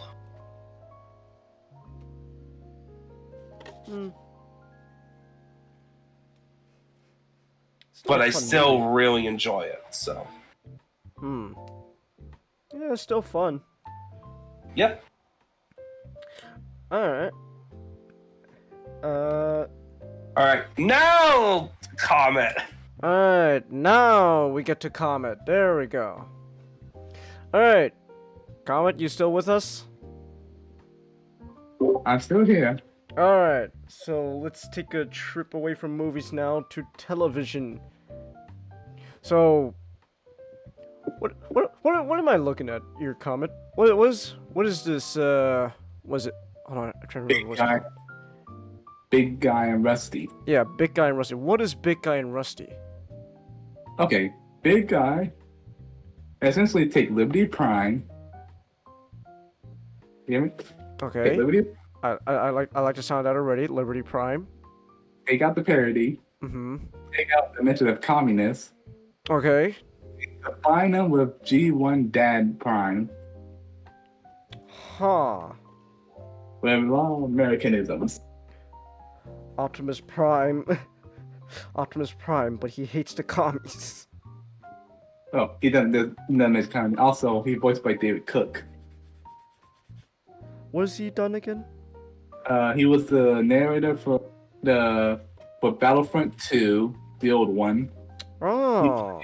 He played Sev in Republic Commando. Okay. So he's done some Star Wars stuff.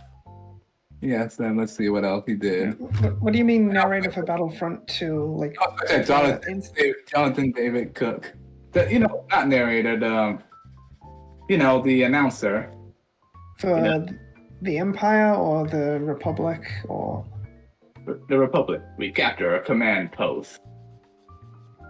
Keep it up. That guy. Oh. The old Republic Commando by that was on the Xbox and PlayStation 2. Right. Right, I know there's 2 Battlefronts. Yeah.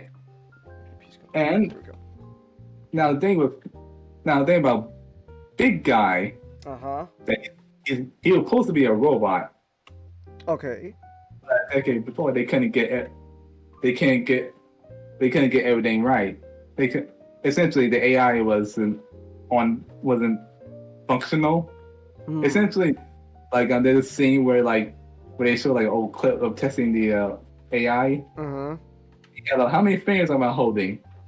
Thursday. So what they did is they emptied out the chest cavity and put a cockpit inside. Hmm. And told the world, that we created a robot soldier. Ah. True. Essentially, like they promised U.S. military promised the world a robot soldier. Mm-hmm. To avoid looking like fools, they put a cockpit inside and just told and lied. Ah. I see, okay. And then he piloted by Lieutenant David Hunter, which technically made Big Guy and Rusty a super robot show. It's an American super robot show. Alright. And now on the Rusty will probably be his replacement. Huh. Essentially, they were like, okay, instead of a big guy, let's make him smaller, more aerodynamic. Hmm. Still pack a big punch. Oh, let me show you a picture of. Oh, here it is. The You know. one who kind of looks like Astro Boy? Yeah, essentially he's the American Astro Boy, powered by nucleoids, photons, science universe. Nucleoids. All right. A nuclear reactor, pretty much, or something like that. A miniaturized nuclear reactor. Alright. And what makes him special also because he also got something called the emotional grid. Okay. What's... Yes, feelings. Oh, feelings. Yes. Okay. Unfortunately, I need to go to bed. Oh. So. Oh darn. Already? Yeah.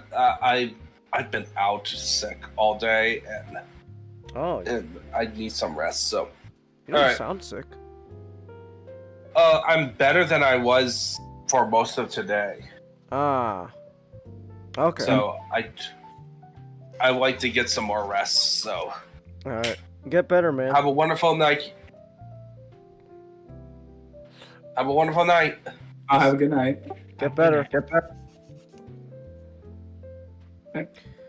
Alright. But continue with American Astro Boy and his super robot.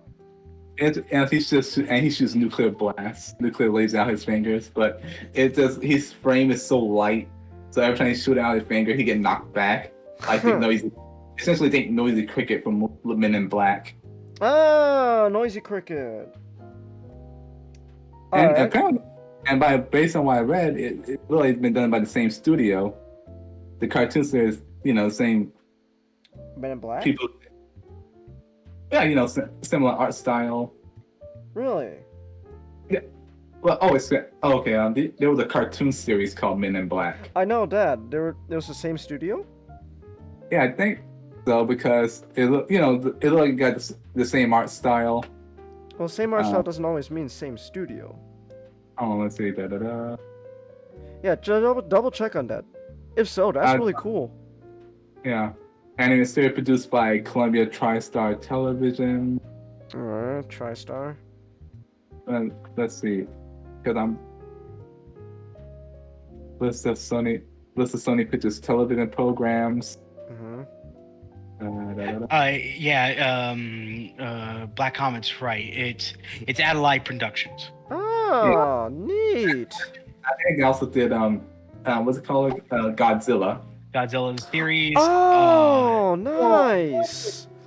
I That's watched the Godzilla series on YouTube when it was still on YouTube. Maybe it still is. I haven't checked. Oh, They also did Dragon Tales and Max Steel. Oh yeah. Oh. Also, and you know, the series is also this series also based on the comic book by Frank Miller. Frank Miller. Yes. But I like the series. Essentially, it's episodic. It's like Monster of the Week with like an overarching villain. The Legolas the Legion Deo Ex Machina. The Legion des Machina. Essentially, with robots that won a campaign against humanity. You know. And another thing about you know how like Liberty Pride spout like a bunch of American phrases? Like only good commies are dead, commie. Yeah. Big Guy does the same thing. It's more like one thing I remember, like it's the first episode when he's trying to fight these aliens who are trying to steal our cows. Those are American cows. Get your hands off them, you filthy communist. No. He says this. Oh, dang! I'm trying to. Let's see. Let's see. I can find it. I hear this. I hear this. What does he say? Oh wait. The line before that, he says he was trying to aim, but like one missed shot. It's like oh dang it! He was aiming some missiles, and he says some.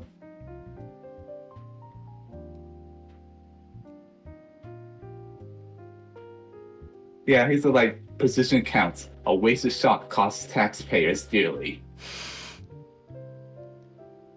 Hello? Can you hear us? Yeah, I said like there was one line. He said like he was aiming missiles. He was like. No, I heard that. Yeah, I heard that. Yeah, like. I'm trying to find that one. One good bam. Every shot costs taxpayer money. Yeah. All right. Okay. Oh no! Like no, none of this Earth surgical pro building invader is gonna. Yeah, it's gonna deprive this planet, children, and their growing bones of 1 ounce of wholesome of even 1 glass of wholesome milk. Ah, dang, I messed up. Oh, so he's like what is it? He's like a walking PSA. Yeah. Yeah. And there's some other stuff I'm trying to remember. Unfortunately, they didn't make a quote page. Oh. Yeah, he says some other. Yeah, like look at that. He does like that's what I mean when he's like a G1 dad prime. He just says stuff. He's stuff like when you're talking to Rusty, he's like, we're made of the same thing. Taxpayers' money and honest day work. That's pretty funny. All right. Yeah, and essentially, Big Eye is essentially a super robot. He just like loaded with weapons.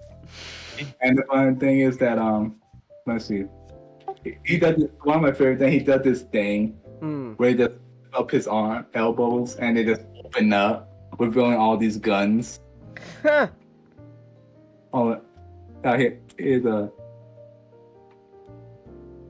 a picture. All right. A little picture, because you know it's a series, but yeah, let's see a picture. Oh damn, he packing heat. And I kind of like how like when he shoots those, it does sound like a bunch of 4th of July fireworks going off. And as you can see, the style of this is like retro future. Yeah, I see that. Okay. Yeah. Oh my gosh, he's packed. Yeah. And it's kind of funny that they were just like duplicate the Deus Ex Machina people created like a duplicate big guy using old schematics they had. Uh-huh. Turns out when they added the cockpit, they had to remove like a big cannon out the chest. Uh-huh. Yeah. So yeah. Did you tell Candace the twist of the series? Oh, there's a twist? Wait, about big guy or About big guy. Yeah, he's a super robot. You know, he's exactly a piloted mecha. Oh, okay. Yeah. Because when you described him as a super robot, I thought you were like, oh, you were still referring to like big guy as if he was a person who walked around. You know, he was a person who has feelings. Feelings. I was just kind of rusty. I was this kind of big guy person because, you know, essentially, you know, it's an ultra. It's kind of like the way they show it in the show. While he's a super robot mecha, they kind of made it look like an Iron Man. You know how like Tony Stark is Iron Man sort of thing. Except no one. You know what I mean? I was. He's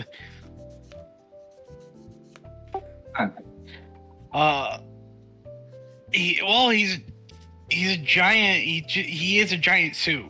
Yeah. Well. So the suit part's supposed to be a twist? Yeah, because Rusty doesn't know that big guy isn't actually alive. Didn't know that, you know, there's a pilot in there called Dwayne Hunter who is voiced by Tom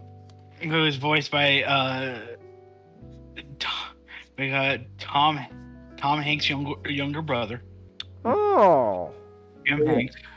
Oh, dang it. I missed my joke. I was going to say Robo Bobby. Robo Bobby? Yeah, Bobby Hill voice Rusty. Oh. And did this great and another recurring, you know, the standard greeting businessman business owner 12 is voiced that guy. He's voiced by Bill.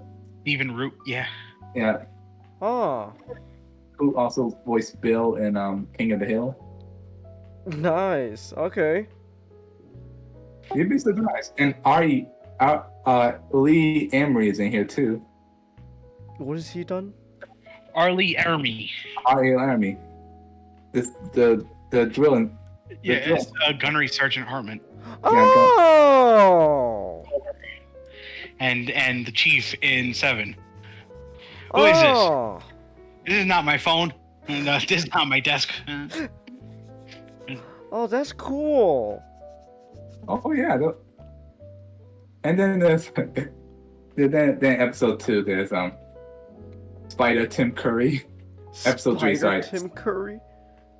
Yes. What this like episode like silly science like somehow. No, I get that. I didn't know Tim Curry was in this. Is he escaping to the one place that has yet to be corrupted by capitalism? No, he's eating he's eating not brains though. Oh, so he didn't go to space. I don't think so. Wait, Kamen, do you not know what I'm referencing? Yes, Command and Conquer 3. Yes, like. Yeah, he was holding back a laugh too. I know. Yeah, and like with it, and it's funny. Oh, and you know the best part about the Deus Ex Machina people? They're voiced by Clancy Brown. So there's a bunch of people dudes talking to him. So with this Clancy Brown talking to himself. Huh. They're all. Yes. Does he use his Mr. Krabs voice? Lex Luthor. Ah. Like number 4. How did experience go today? Pretty good. Number 7. Number 6. You know that's the whole concept. Okay. They're all 5 of them. All 5 of the Legion Ex Machina are voiced by Clancy Brown, until the 6th one, who is voiced by D. Haglund, who is the lone was I know him from the X-Files because Oh. he's one of the members of the Lone Gunmen. Huh. Okay.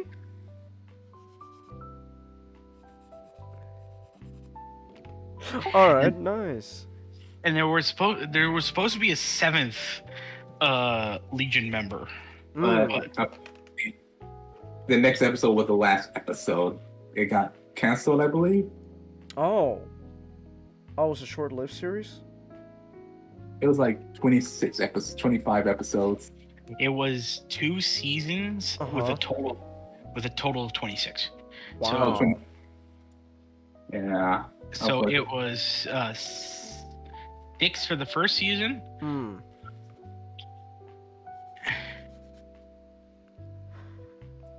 Oh wait, no, I got that wrong. It's 6 for the first season, and then no, I was right. Oh. Yeah.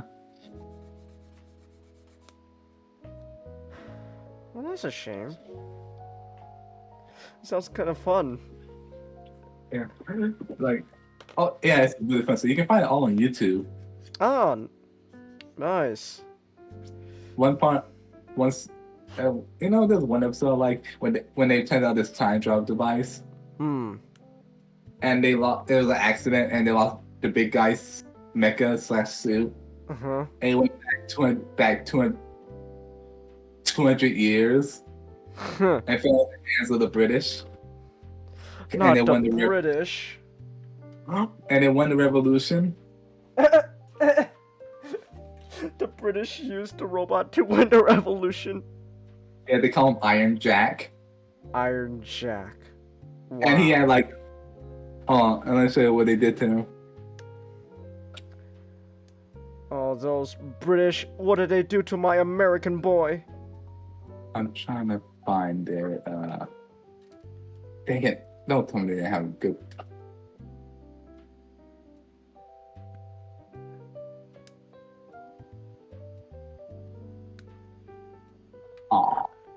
Oh, wait, okay. You got it? Big. No, I'm trying to different. Oh. Because essentially they added some extra stuff to him. Wait, I know this. Did they give him a custom paint job, make him look like the British flag or something? I'll just post the episode in the background. Alright. Ha! they gave him like a cape. Yeah. And a Like little gauntlet. He looks like like he's wearing a British uniform. Yeah. Oh, okay. Yeah, it's a fun series. Then we got like a couple of jokes about the internet. Okay. Well, chat rooms and like games and stuff. Mm-hmm. Yeah, but I really like that because like the time travel, because the British won. Mm-hmm. So there was no big guy. Since there was no big guy, a bunch of squid aliens took over. A couple hundred years later. Oh. Ah, time travel. What a confusing son of a bitch you are. Yeah. Yeah, but look, that's not. Yeah, like they don't make cartoons like this anymore. That's a Just shame. like, well, I didn't. Wait, they do, but yeah. You said this was based off a comic by, the one and only Frank Miller. Yes, I didn't read the comic, but that's on my list once I find. Alright. It was by the comic by Dark Horse. Dark Horse had a what do you call it? Had an imprint called Legend, Hmm. which was essentially just it was essentially Frank Miller's attempt before Image came about to be like, oh hey, here's creator-owned projects. Come and get it. And then that died. Oh. Okay. Huh. Have you read a comics nut? I have not, but I know about it. It is that what do you call it? It is that book that is very is very aware of that it's it's sort of like a cartoon, like where Frank Miller made it based on a cartoon that would have appeared in the 40s or 50s. It's just like, oh look, it's the young boy and his giant robot. It feels very early mecha. Now how it's Yeah. You know, Tim Curry is such Fucking dolls. gem. Because in that episode 3, Rusty was the scientist got turned into like a psychic spider due to an accident, because Spider got into his mind reading machine and turned into a giant spider somehow. That drains brain and read minds. And one day, Rusty tried to sneak up on him. And he just intercepted and stopped him easily. Like, you don't get it. I'm psychic. And the way he said it. Alright. Oh, Tim Curry. I'm not doing it justice, but it's like the way he said it is so funny. It's Tim Curry. You can't go wrong with Tim. Yeah. What else? Trying to remember. Yeah, but I really like this. Like I said, I really like it.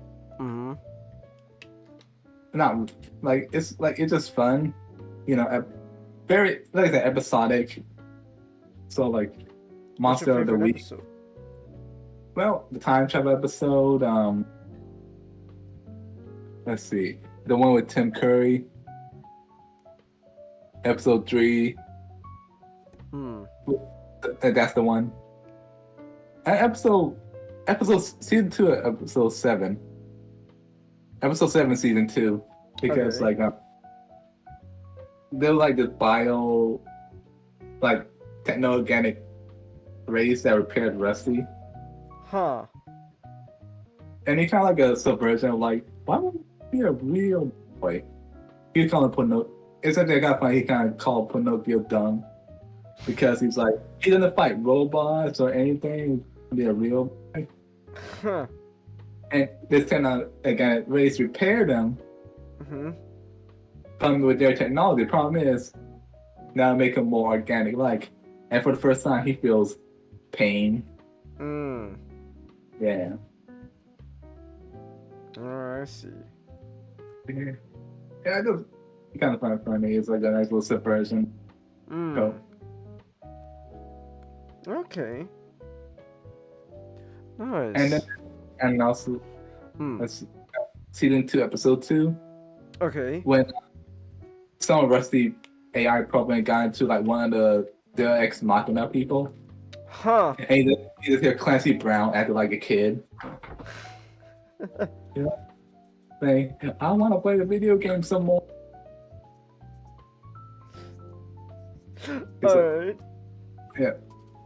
Like I say, it's a fun, fun series. Yeah, sounds fun. Yeah. Alright. And you say it's all on YouTube? Yeah, it's on YouTube. Hold on, I'll post it. Just in a minute. Alright. Yeah, post a playlist. I'll put it in chat. Let's see if I can. This nice. Let's see if I can find a way. But yeah, I'll just. I'll just post the YouTube channel that is on, because there's there's some other good stuff like the Roswell conspiracy, the complete series of the Roswell conspiracies. Essentially, it's like a show about, as the name suggests, the conspiracy theories. Alright. AI's Replay. Stop by for upscaled episodes of older cartoons every Saturday morning. Ah. Yeah, there's Metabons, Roswell Conspiracies, Big Guy and Rusty, The Magic School Bus, Beast Wars Neo. They got all the Beast Wars stuff! Ooh, okay. Oh, I see the playlist for Big Guy and Rusty. Here we go. I'll put this in the chat. Hiya. And there's, Hiya. There we go. They also got the Tick. The Tick. Oh, that's great. Oh, so they just got a bunch of old cartoons. And reboots. Yeah. Oh, wow. Yeah, I see it. Oh, yeah, I see that now. Not only Beast Wars, they got the Japanese Beast Wars too. Also got Final Fantasy. And they got Victory and Headmaster. Oh, they got Headmasters? Do they have to dub? Fortress Maximus, you're gonna die!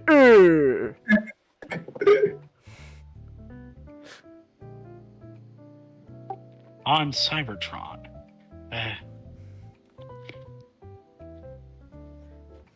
Behold, this shall be my body. Oh. Wait, tell me that scene where Galvatron wanted to be Unicron.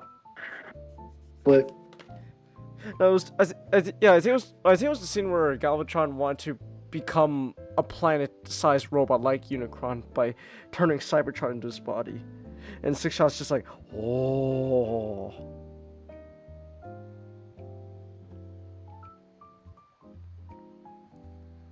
Yeah.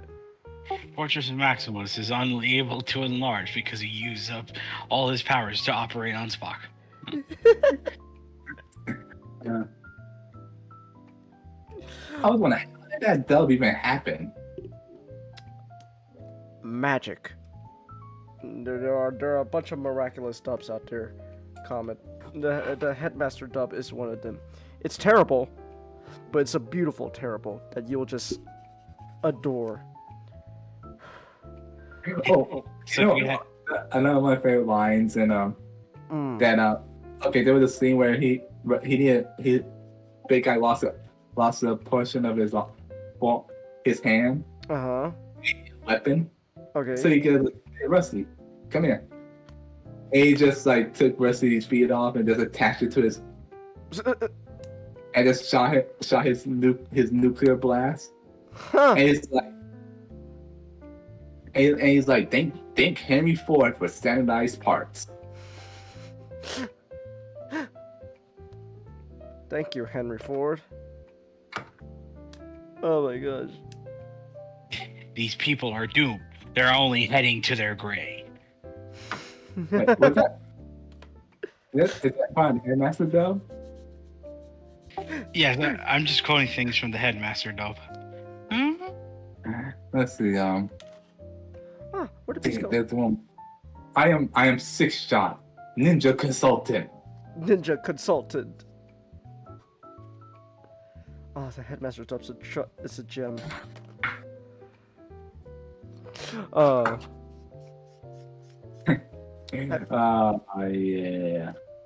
Have you seen the actual Headmaster show, though, Kamen? I've seen bits and pieces. I saw a fan dub. Oh, there's a fan dub. A long time ago. Ah, interesting. Okay. All right. I do sometime want to check out the Headmaster properly. Not just a dub, like properly the show. Imagine Optimus Prime dies yet again. Damn, Optimus, you gotta stop dying. It's becoming a habit at this point. Alright. What was it say? You know that. Oh, the call. I mean, And then, is there anything else about this? And you know about general? no, it was a mini series and ran for 2 issues. It really just was that comic. Really, just that comic book is like, oh, yeah, you have this idea, make it a comic book. Hmm. And then they picked it up for a series, and despite they had a lot of fun and giggles, but then no one watched it, and it was canceled. Yeah. So I think David Phillips made a good Optimus Prime though. It was just a big guy voice. Okay. Well, maybe I'll check out. Maybe I'll check it out. Listen to Big Guy. Yeah. Oh, were you gonna say comment? I said, yeah, check it out. Hmm. All right. Yeah. What were you gonna say now? Meanwhile, Brain Drain and the Autobots are fighting the Decepticons in Kanto Prefecture. Brain Drain and the Autobots. What I love the most about that line is that they're fighting the they're fighting the Decepticons in Kanto Prefecture, which doesn't make sense because Kanto is a region. There are prefectures, but they're fighting the Decepticons everywhere, I guess. I guess Decepticons took over the whole Kanto region, so. Dang. Oh, those dirty Decepticons, we gotta make them pay. We gotta make them pay. Oh, those bastards. Oh, those bastards. Anyone hear the helicopter? Is that coming through my mic? No, you're. Oh, Sounds good. really? There's a helicopter flying over my house right now. It's like, it's pretty loud. So I was just wondering, is my mic picking that up? All right. If it's not, then Maybe that's cool. the Decepticons destroyed so much in Kanto they had to turn it into a single prefecture, like Hokkaido. All right. That sounds amazing. Well, we couldn't protect all the other prefectures. Let's just pretend it's an invisible grave and just make the Kanto into a prefecture. There we go. Problem solved. We did it, guys. Kanto was saved. Alright. Give me 1 second. I am just panel lining this leg on my Gunpla. Adio. There we go. Bam. I would like to see Big Guy in Super. It's Super Robot Wars. Yeah. Have him show up with giant Robo.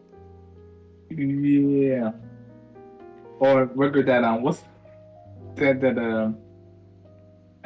that robot? That American robot? That Which anime one? about the Stan Lee worked on it, I think. Can't really spell. What are you trying to refer to? He worked on this super robot show. And the super robot anime. He did? Worked with Sam Lee. Yeah, I forgot what it's called though. Oh, well, like, what's coming to mind right now is The Reflection.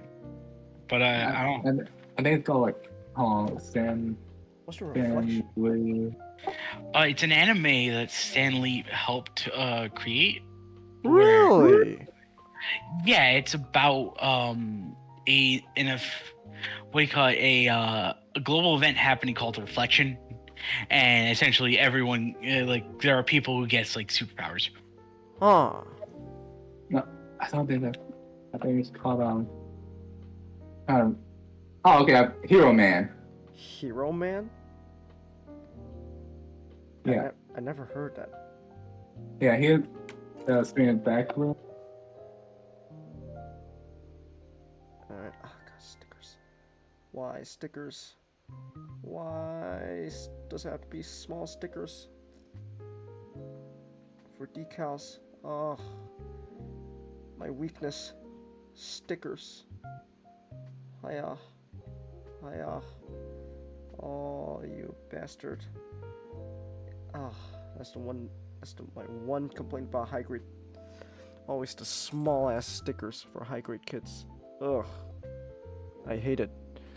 Whoa, what is that? Hero Man.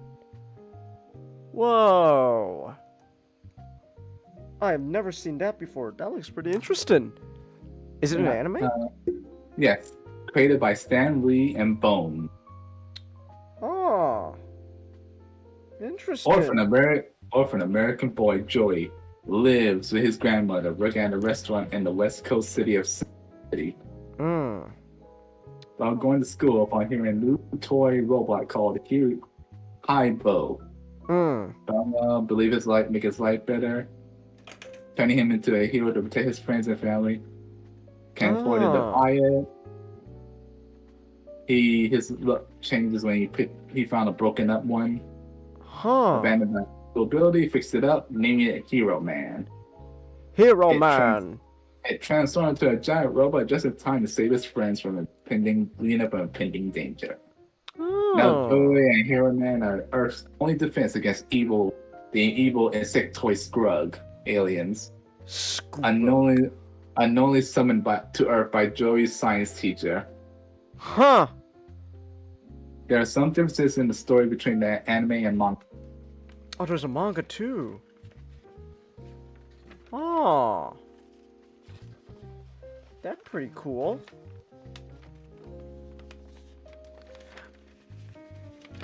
Okay, it's neat.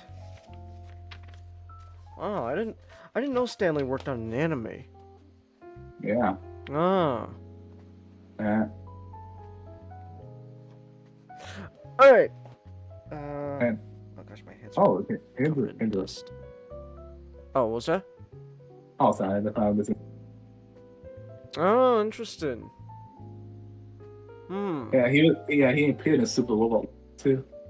Oh, you did. Oh, that's cool.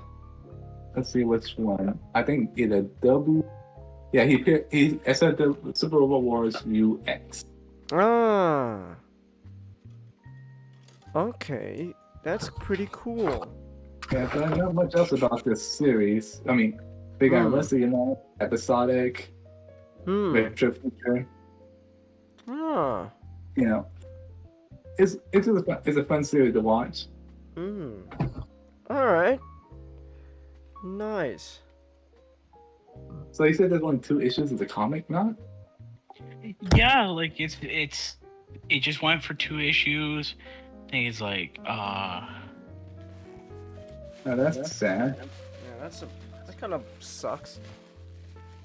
Well, I imagine it was kind of planned that way. Like because because I imagine it's just like, oh, because it was originally I think they big guy just by himself.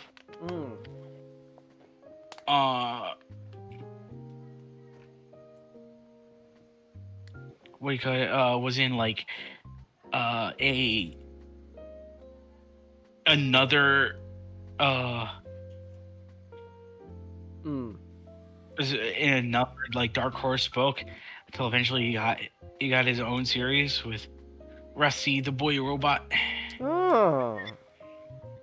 And so they just I think Frank Miller was like, oh, I want to write a fun story involving these characters, and then he did. And then after that, he was like, I did it. I can now. Okay. Yeah. Frank Miller. Frank Miller. What a wild man. Alright. Well, anyways, that's it. Then, any last thoughts though on Big Guy Comet? Nope. No. All right then. Oh, All he right. did send. Oh.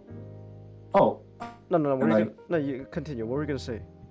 Oh, I was just saying. I was looking for a new level. Oh, he did Sin City 3 and 300. Yeah. That's surprising. Those are his most famous works. Oh, consider Big Iron Love that. That's kind of surprised. Well, like, even though, Frank Miller likes noir and, like, mythology, hyper mythology. I think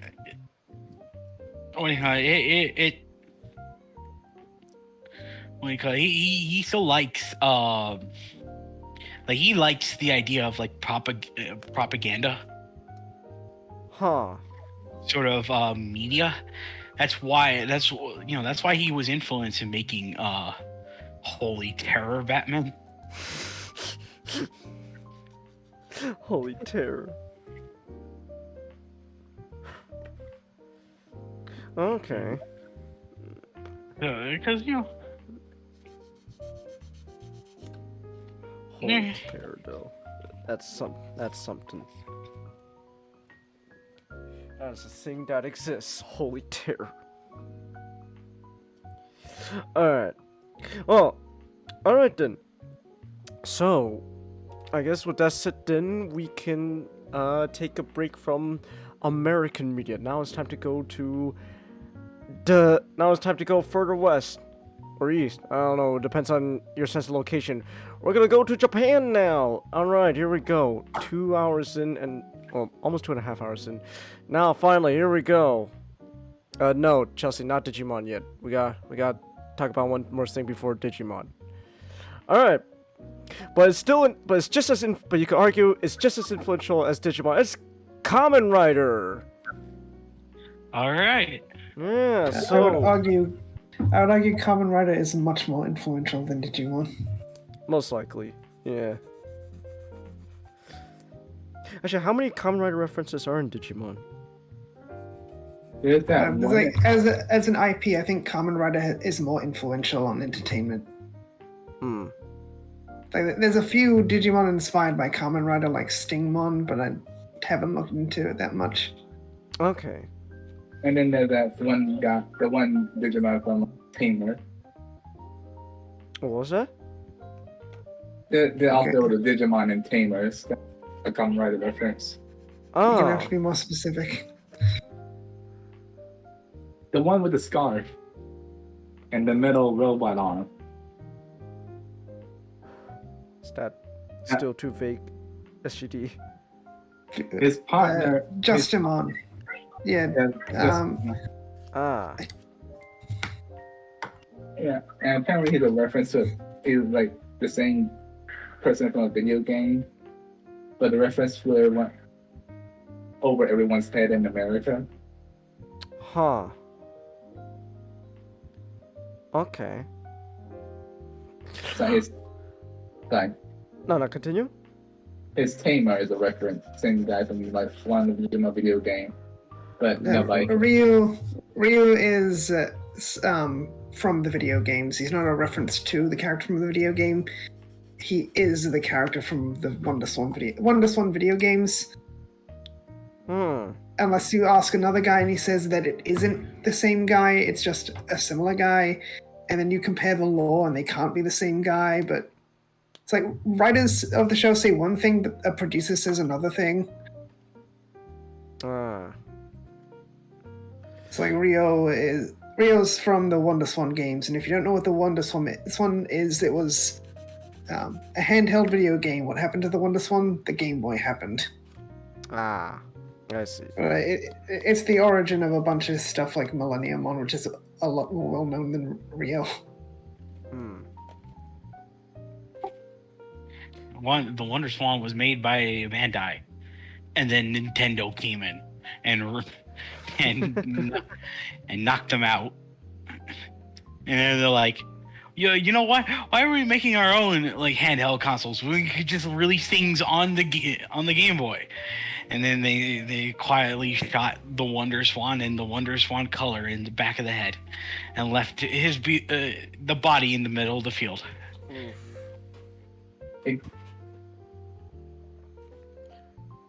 Damn. All right. Oh, excuse me. Wow. That was a burp there. My bad. I'm a little gassy, admittedly. All right. But anyway, so not the last one. You this week went to go watch Shin Kamen Rider. Turns out the guy who made Evangelion is doing Kamen Rider now. This week I went to go watch two movies that are about masked heroes that feature Spider-Man. I went to I'm talking about the better one. You didn't really like Spider-Verse that much? I liked it just fine, but it's like with Spider-Verse, they put everything I like in the background. With Across the Spider-Verse, they put everything I like into the background. And they put everything in the foreground, just the stuff I didn't like. Oh. I didn't like. I wasn't crazy on Gwen, and the entire opening was just about her until we finally got to Miles. And I wasn't really excited about that. But I think, but it's like there's moments of really good stuff in Across the Spider-Verse, but overall it felt less. I think it just suffered from being a sequel too much. Because it didn't really know, like it kind of just went, okay, where do we go from there? And that was it. So you had a much better experience with Kamen Rider. Yeah, because Kamen Rider had an ending and didn't just went, oh, how is our heroes going to prevail from this situation? Come back to the theaters next year for more thrilling adventures. I'm like, when my brother and I saw that it ended that way, we just walked up and we left. Oh. I knew it was a part one, but like seriously, like make the movie its own thing, because I know next year they're coming out with the third movie in total, but it still feels like we went through a lot of shtick, and then you had something happened towards the end, and it just cuts off. Yeah, it's like it's if you go to watch Spider-Verse,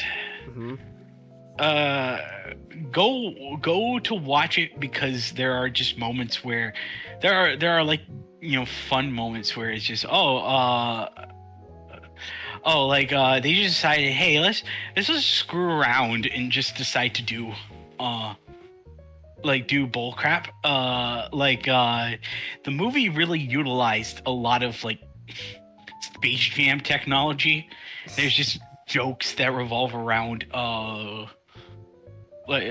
just the real life. I'm gonna get to Kamen Rider, but I just want to mention this. There was a really funny joke where what I thought was the main villain of the movie, the Spot, until they decided halfway through, we're just gonna make I guess we're gonna make 2099 the antagonist for a bit, and then Spot like doesn't really get mentioned until the very last minute again, even though he was doing something what was really big and really important.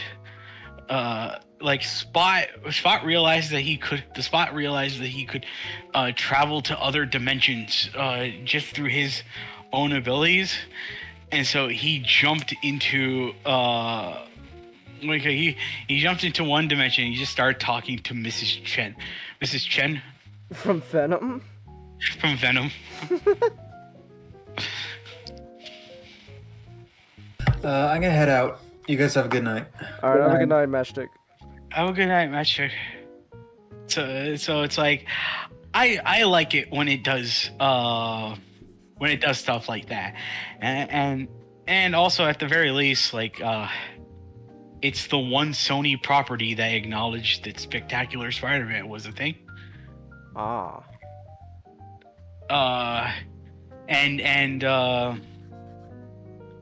Because not only is the character mentioned, he actually shows up. Oh. And they actually have scenes, so it's like it's pretty cool for that. Everything else, the main meat of the story and everything, I don't think it was as well done as they think as it could have been. But no, we're here to talk about Shin Kamen Rider. It's also got Spider-Man. Which also got Spider-Man. Or Toei, they're wimpy. They call him Man Spider. Man Spider. Hey, look who showed up. I've been listening to Plankton Sings American Pie for a few hours now.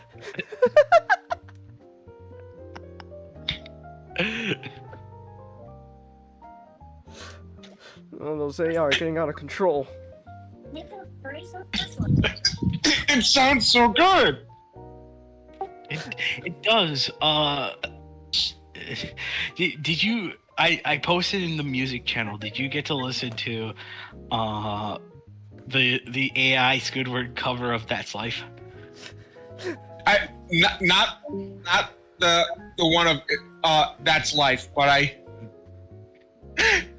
That's Life. I did hear him sing "Lovely Day" by Bill Withers. That's life. That's life. I need to show you guys the good feel good ink one.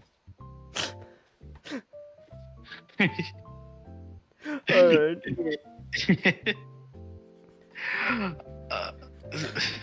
So what you think of Mr. Ano's Kamen Rider?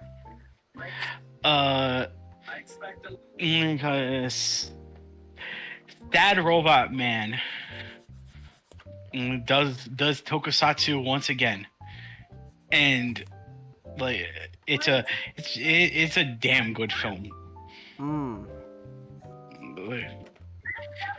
I came out of Shin Kamen Rider thinking to myself, that was the type of superhero movie I kind of wanted to see more of. Where there was jokes in the movie, but it doesn't feel like never felt the need that we constantly need to have the characters just keep winking to the audience and keep and start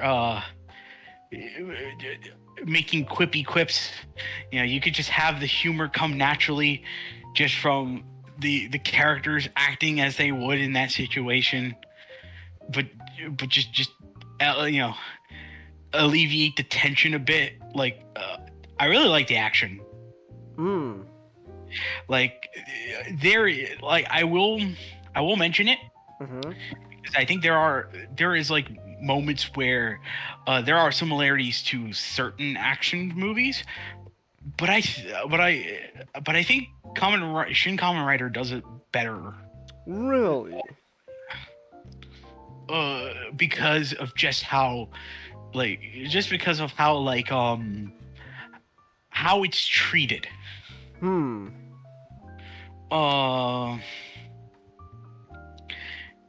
it oddly Shin Kamen Rider is that type of movie that that reminds me of something made by Zack Snyder. Okay. But if it was not made by someone who it was above, who just felt above to what he was doing, it's like, oh, look at this stupid, superhero Kamen Rider. It's like he's so gaudy and so stupid. Like, I don't care about him. I'm gonna make him serious. I'm gonna make him I'm gonna make him important. Like a lot of Hollywood heads tends to do. In this case, like, Anno's respect for the character shines throughout so much of the movie, where even during moments where he does change things in order to, like, I think he said it, and it is applicable to repeat what he said, but like for a more adult audience, but not an adult audience, not the type of adult audience that Digimon thinks they're trying to go for, but something that feels a bit more resonating, and and a bit sobering in a way. But let's get into it, because I do have a lot I want to talk about. So, Shin Kamen Rider, the before we do that, there's something I gotta do really quick. Okay. A long, long time ago, I can still remember how that music used to make me smile. And I knew if I had my chance that I could make those people dance, and maybe they'd be happy for a while. But February made me shiver with every paper I deliver. Brand news on the doorstep. I couldn't take one more step. I can't remember if I cried when I read about his widowed bride. Something touched me deep inside the day the music died. So bye, Miss American Pie. Drove my Chevy to the levee, but the levee was dry. And them good old boys were drinking whiskey and rye, saying this'll be the day that I die. This'll be the day that I die. Pay $40 for us to make the whole version.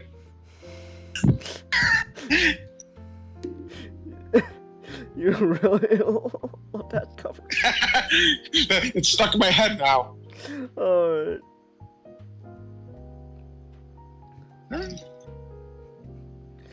Alright. Alright. So,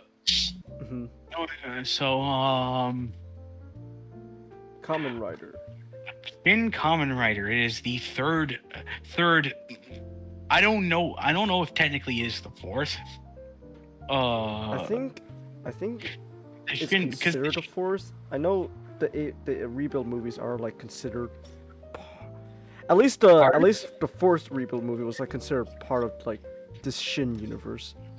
The Shin hero universe. Yeah. The Shin universe. Like, so this is whether third or fourth. This is the third, the entry into the Shin hero universe, conceptualized by one man and local tokusatsu lover, Hideaki Anno, a sad robot man, as I always like to call him. we did we cut continuing on from Shin Ultraman. This was the one that he not only wrote but also directed.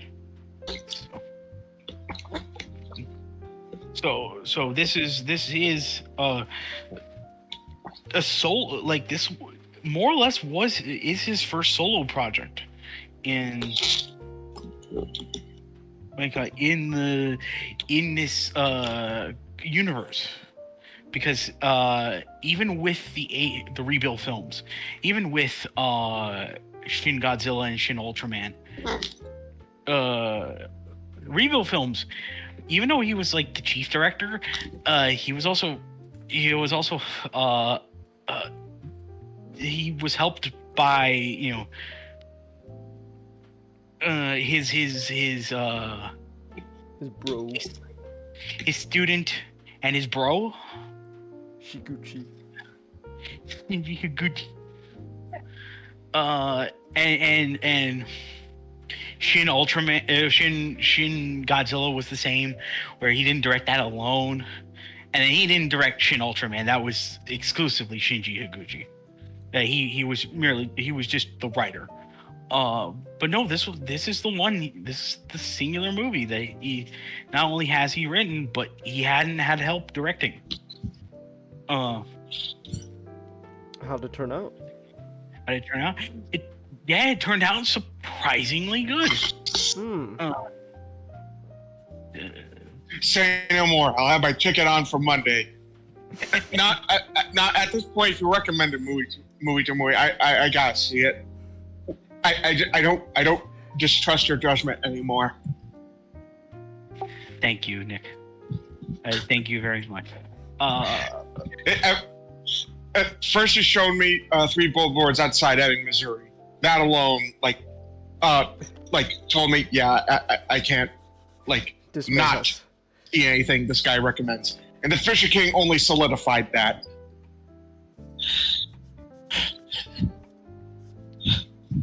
This man has good taste in cinema. Exactly. Thank you, guys. So Shin Kamen Rider is the retelling of the original of the 1971 television show Kamen Rider, created by what was his name? I always try to memorize it, but I can never remember. Something Ishimori. I can look it up real quick.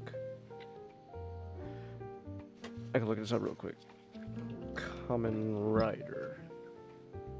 It was. Let's see. Shotaro Ishinomori. Yes, it was created by Shotaro Ishinomori, who wrote a manga that was just last year finally published in its entirety for American audiences. Yeah. So that's so wild to think. I know. Something that old is just finally getting to us in a legal sense. So it is created by Ishimori. And it is a film about college student and motorcycle enthusiast Takeshi Hongo, who gets kidnapped by an underground all-encompassing society referred to as Shocker, who unlike the original show, is radically different in this interpretation. They're not Nazis. They're not Nazis. They're not looking for Hitler's gold to go fund their experiments and their conquest for world domination. I love the night we were talking and we were talking about the time. No, it was the episode in which it was the episode of the podcast which I was talking about my love for Toku heroes, and it's like it's talking about like Kamen Rider jumping out of the chest. It's like, there it is! There's the gold! Kamen Rider! Kamen Rider! Asian! So, shocker. Still, they're not Nazi driven, but they're still an underground, they're still a hidden, all-encompassing society. In this movie, however, they are given newer lore. They are all Japanese. They were founded by a man whose name we don't know yet. Wait,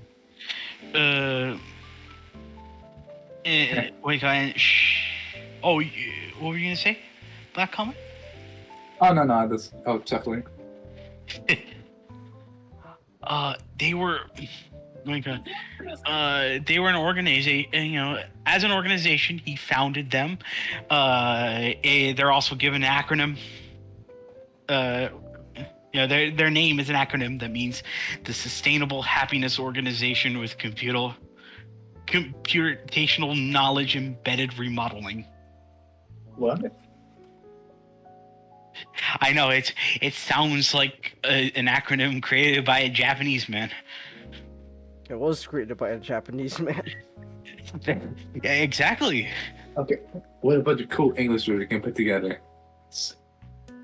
Like we need cool English words to put together, and they also have to fit into the acronym Shocker.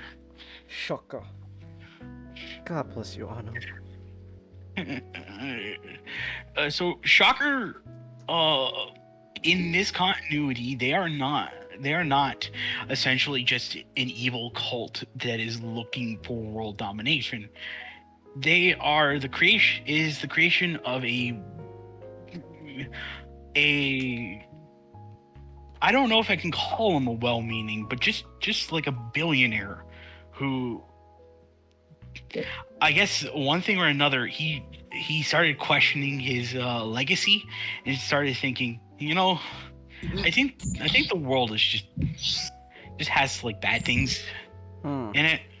I want to create an organization that's dedicated to making the world a happier place for people, and not essentially not essentially like what the High Evolutionary wanted, where it's like, oh, he wanted to make the perfect society. He wanted to create a happy society, and so he created a computer intelligence called I, and a robot, sort of like a robot intelligence called J, who later in the movie later they described, he's upgraded now into K. He's a robot who's likes to dress in really nice, dapper men's warehouse suits. And he likes researching things about humanity, because he finds them interesting. He creates this whole thing. He tells this artificial intelligence, create the means in which to make a happy society. He kills himself, and then he just kills himself. I guess he's just like, well, there's not much more to me to do. I'll leave all my wealth and gold to these two artificial things I've created, so that they can create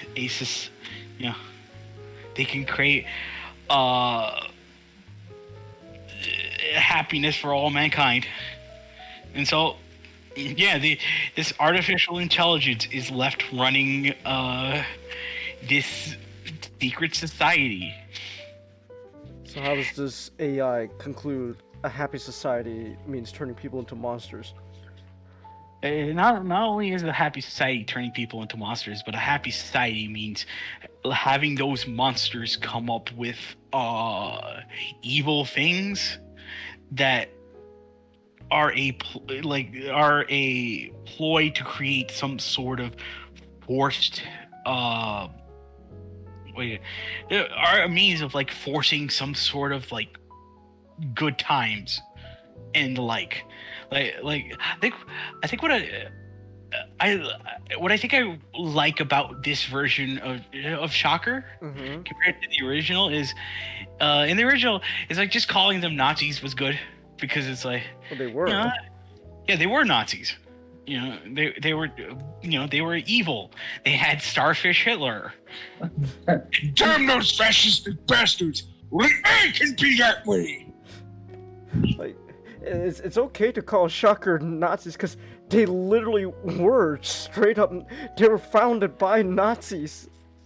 I know, but the term has been ruined this day and age. So I know. Damn liberals!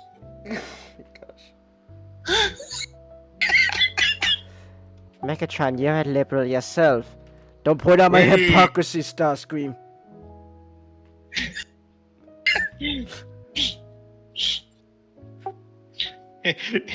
So, Shocker, because like instead of just calling them like, oh, they were founded by a very evil group that everyone knows of, and they are just an evil group that wants to take over the universe and do like, no, well, they don't want to take over the universe. They just want to take over the Earth. I don't know if universe comes later. We'll get there when we get there. Well, yeah, exactly. So they want to take over, they want to take over all of the Earth and rule it with an iron fist, because they can, because they're super evil. This Shocker is still very evil, but they're essentially created in this way where they're an evil that thinks that they're doing good. Because essentially this AI computer just thinks of, oh, hey, if we do these certain schemes, eventually something good will come out of it, because the idea behind the idea behind it is, well, after you know what they say, after sunshine, after pouring rain comes a rainbow. If we do something very depressing, or we force people into a situation, eventually happiness will just birth from it. But it's too much of a computer's idea of what happiness is, and it's really disturbing. Because you don't know how they're going to sustain that. But they're gonna, they went full in on it anyway, and so that's what Takeshi Hongo, the last creation by the Dr. Hiroshi Midorikawa, a doctor who defected Shocker. Because he hated, because he thought, well, like he thought these people are nut jobs. Like, I'm not gonna do this.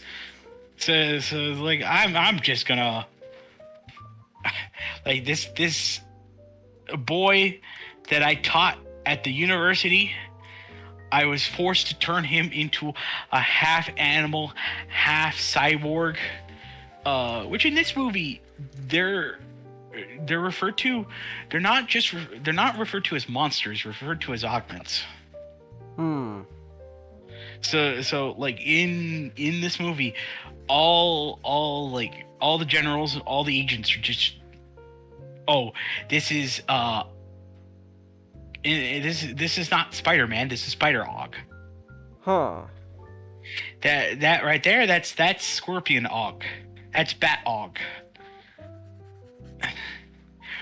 Which I was about to mention, like, Toei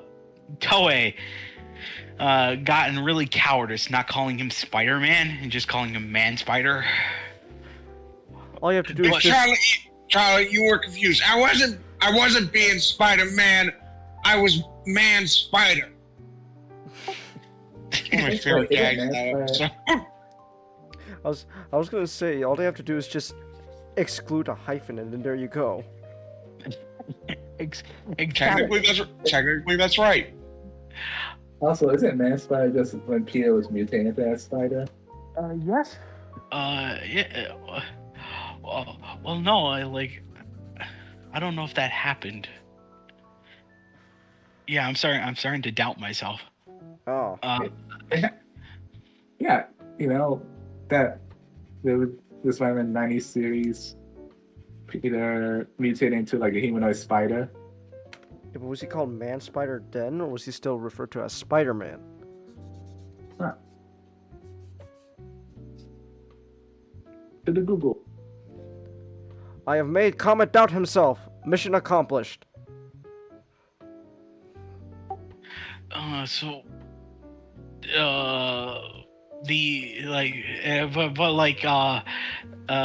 guy right over there, he can still be called Batman. What the hell, Toy? I want consistency from you. So a guy can still be called Yes. Batman. Yes, he was called Man Spider. Ah. This is Batman. Okay, but what about Spider-Man? No. He's Man Spider now. So yeah, they're all Og. They're now called Ogs. They're all called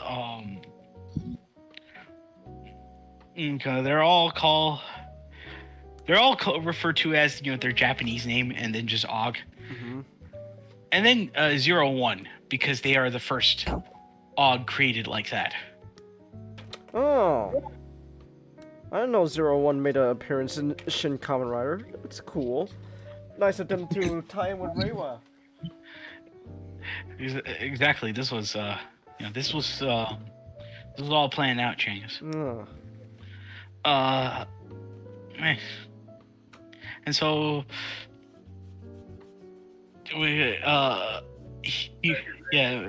Dr. Midorikawa, he looked at this young boy and he thought to himself, I don't want this kid to be evil.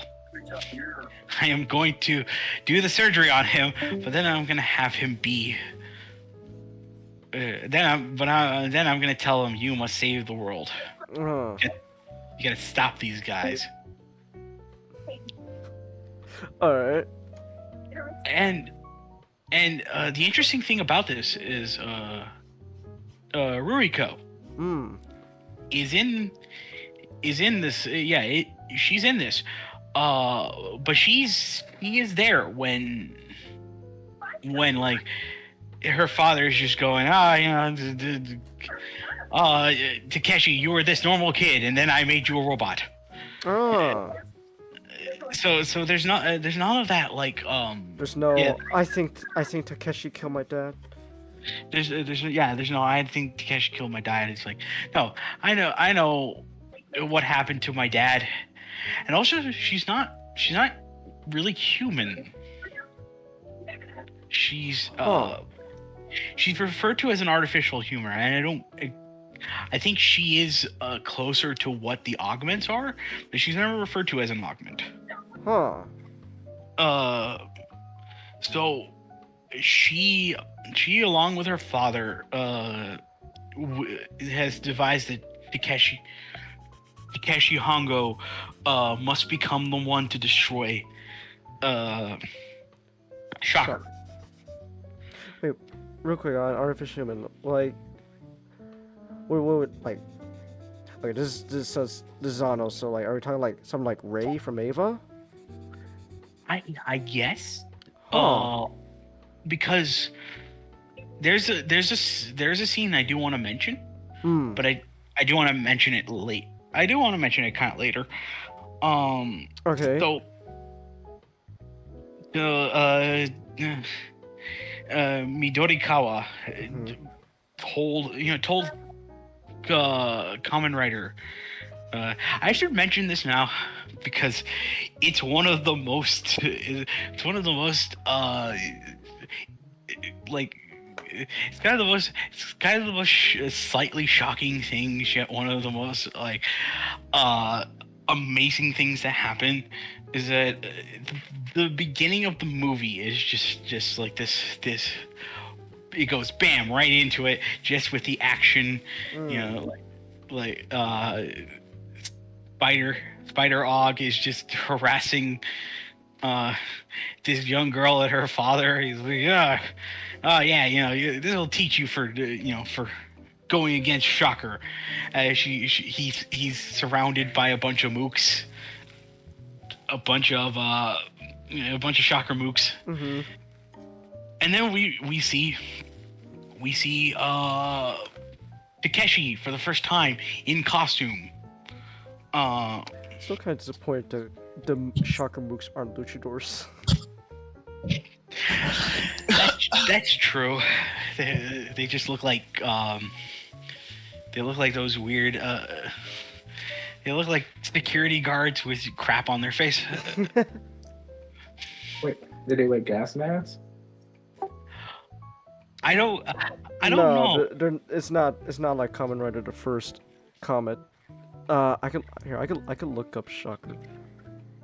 They just look like they have those masks. It kind of looks like a shield. Wait here, I could. I'm looking at it right now. Shocker. Come here, you little bastards. There we go. Found you. There we go. Ichiko will be like, Ichiko is like, Shocker! There you go, Kamen. Look at that. I like the gas mask better. From Kamen Rider the first? Yeah, because at least you can kind of think maybe there's something like underneath. Kamen Rider first is really... Kamen Rider first is interesting, because it's another, like... Kamen Rider the first is another, like, retelling of the original Kamen Rider series, but it's like the best way I could describe it, I feel like what I would say it doesn't really do it justice, but like it's kind of like, what if we retell the original Kamen Rider but edgy? Yeah, I like those two better because you feel maybe there's some like seven, like maybe there's cyborg, next one. What? But like all the soldiers, they kind of just look like that. They look like they look like security guards wearing Kegel. Oh, I could show Spider-Man from Kamen Rider the first. Look at this guy. That's a dedicated guy. Yeah, I know. He's getting paid the big bucks. They start like the movie just starts going into the fight scene with just like all the mooks are just taking on taking on like Takeshi. And then every time Takeshi just punches them right in the face, god damn, this movie just turns into a splatter film. Because he's just punching them so hard that their heads just, their face just caves in and explodes. And blood just starts flying everywhere. He's a cyborg. He's I know that, but it's like it's such a left field thing. It's like, wow, it's like, damn. It's like Kamen Rider, what are you doing? What is the kids club going to think about this? Jeez, Kamen Rider, you fucking killed him. So he take cares of all of that, and then we get the title card, and then the next scene is just Takeshi just like just reflecting on what he just did. Because in this movie, in the movie, not only does Shocker have their brainwashing, where they have total control over all of their towards all of their Augs, but also just like all augments are powered by a energy called piranha. I think it's called. It's this is another instance of Ano using a real word to describe, to not exactly be what he is taking that word from, but it is a great way to describe what it is. What essentially it is about. So it's like, I think it's piranha. Piranha. It is an energy that that derives itself, like that all human beings have. That derives itself just from the atmosphere. So not only does Takeshi, he transforms with Typhoon using the wind. Takeshi maintains himself just by the wind alone.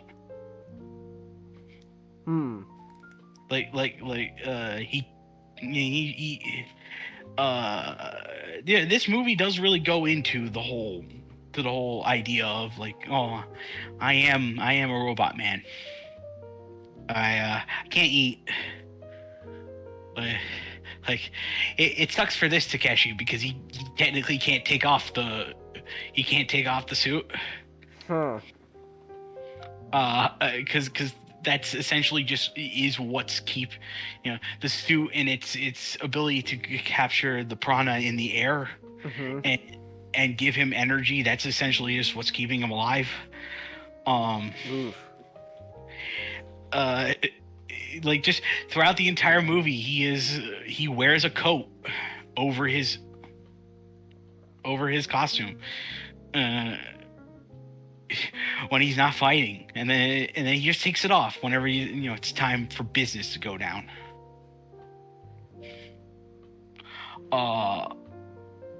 It takes that idea from the television show, and it puts a few layers on it, where Takeshi,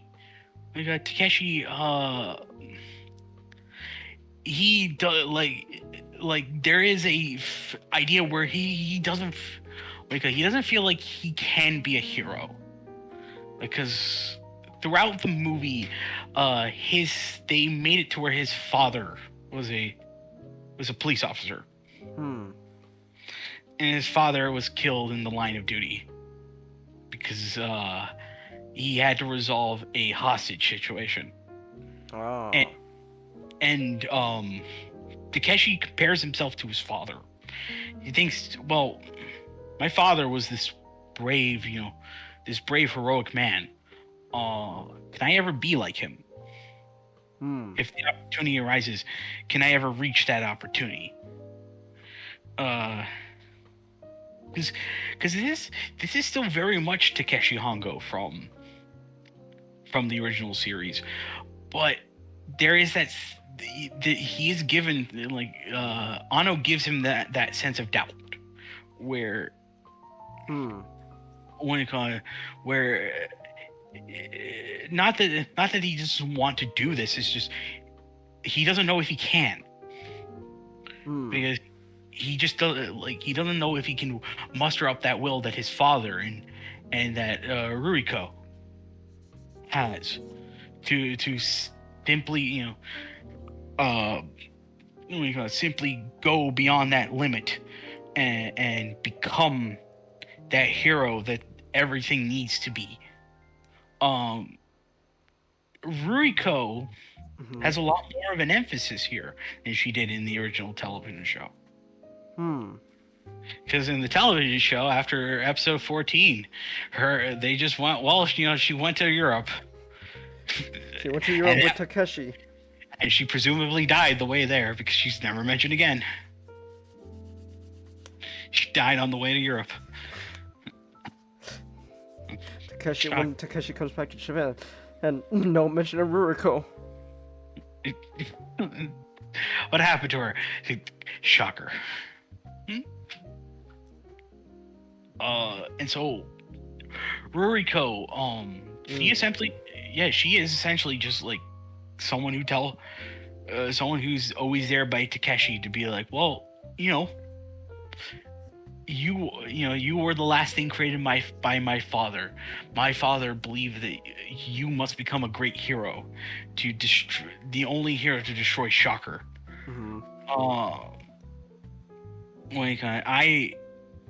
I don't exactly the way she described it was, I don't exactly trust you, but I'll trust in your plan. And then he tells her, don't trust in my plan, trust in me. So there is that sense of like, well, can I be the Kamen Rider, the Shin Kamen Rider? He said, can he become Shin Kamen Rider 4? I think in the entire movie, you know how you criticize like Shin Ultraman as sort of just being that movie where it feels like a TV show trying to condense itself into a movie. Yeah, but again, I kind of softened up on that. It's not really a criticism anymore. It's more just it's a thing. It's interesting. I don't know, because I just wanted to take that and I just wanted to say Shin Kamen Rider does it a bit better, where a lot of the movie is Takeshi and Ruriko going around and taking down the Augment Generals. Takeshi first kills Spider Og. They go after Bat Og soon after. They are helped by two government agents who, if you watch the television show, you very much know who these two men are.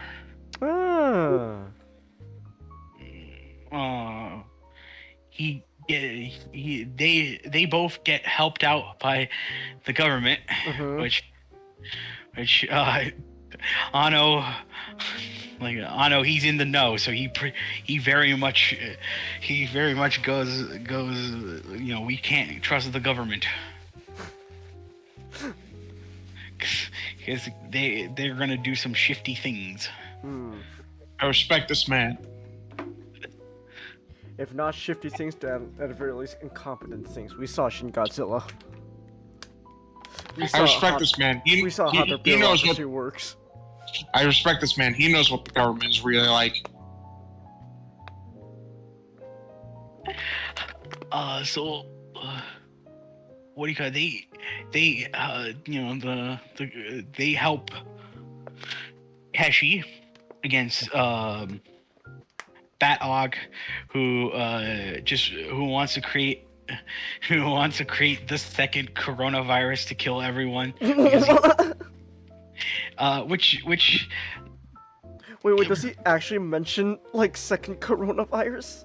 No, but he did mention this is a movie made in like 2023, so it has to mention the pandemic. He mentions the pandemic. He's like, he was basically a super popular celebrity on Instagram. He's just like, it was a good thing.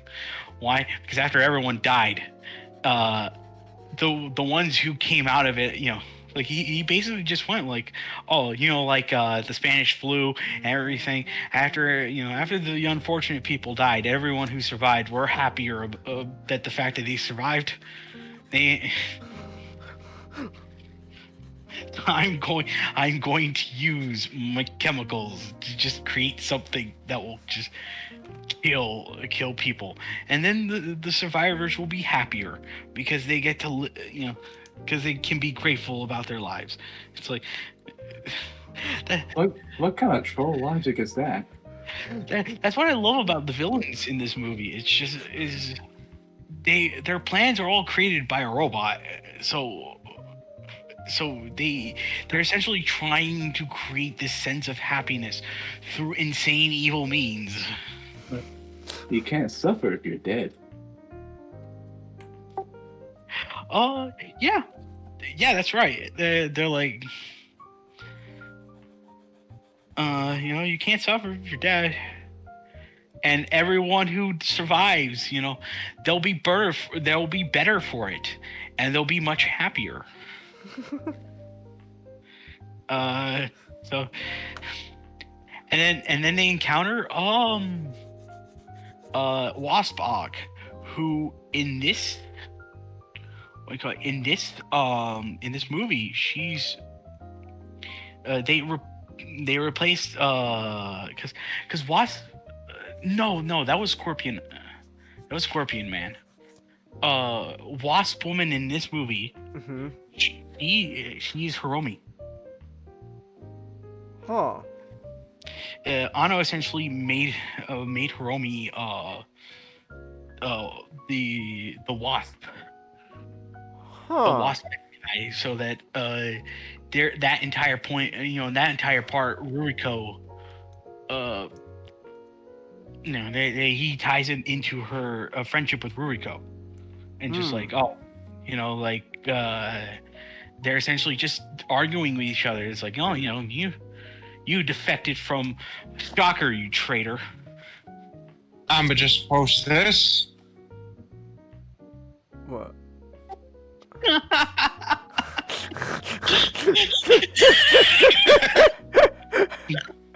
Batman. Oh my gosh. I love how you used the original Batman from the original comic. I don't know what the Shin one looks like, so I just.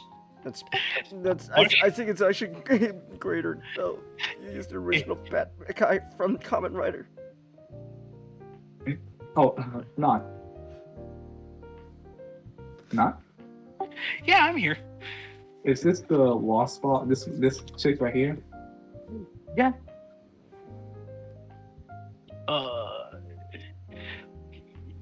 All the.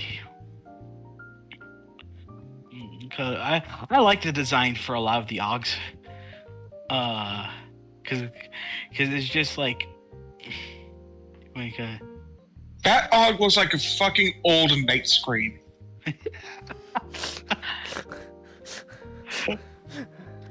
He's got that fucking nose design on his forehead, like night screen.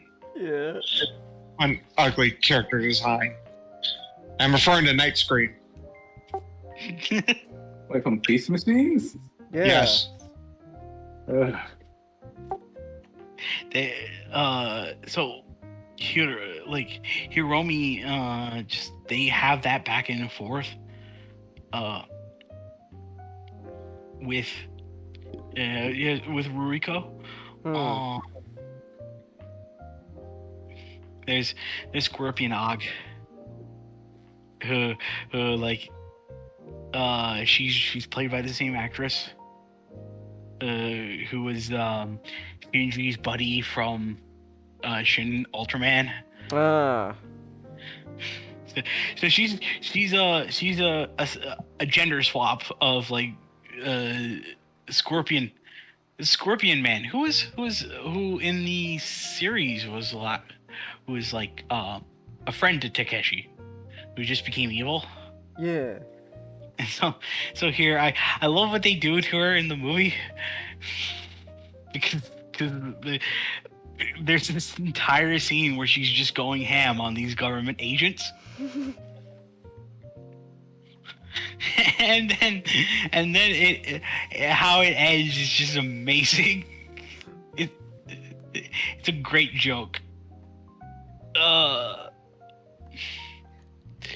And then I want to mention a lot of the battles, because normally when Kamen Rider is fighting mooks, it does that fast cutting. Which to me, I'm reminded of like how the original series did a lot of its battles, just with the fast cutting. Yeah. Yeah, where it's like, Takeshi transforms, he does his shit, he wham bam boom. Everything gets resolved. And Anno, much like in Shin Ultraman, where they used a lot of like iPhones and GoPro as cameras. He does that too. He does that too when during the fight scenes, and they're all very hectic.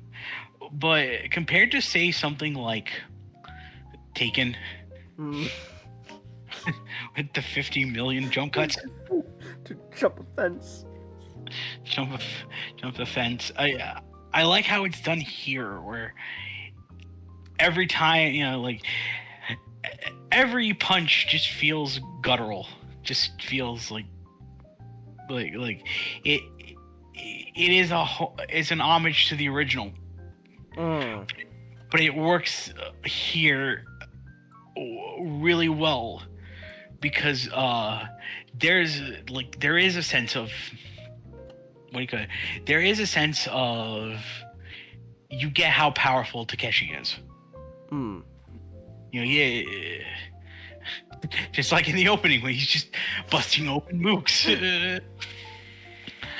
You get that sense, unlike other action movies where it's like it really feels like they're just cutting to not only to save on time, but just to hide the fact that like, the actors are not really punching anyone. So we have to hide that. So, but in this, it's like they give this idea where it's like, the actor's not really punching anyone, but like there is an effect there.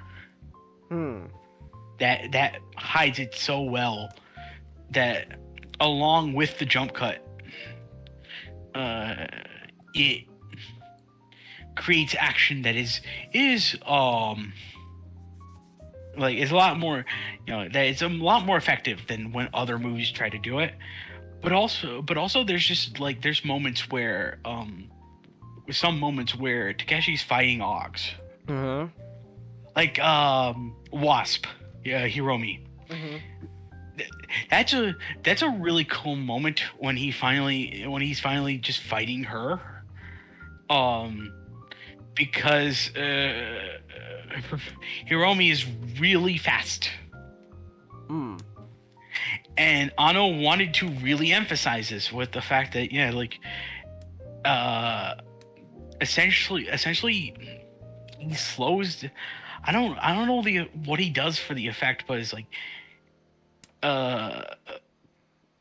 when they're fighting, when they're sword fighting, like Wasp is going so fast.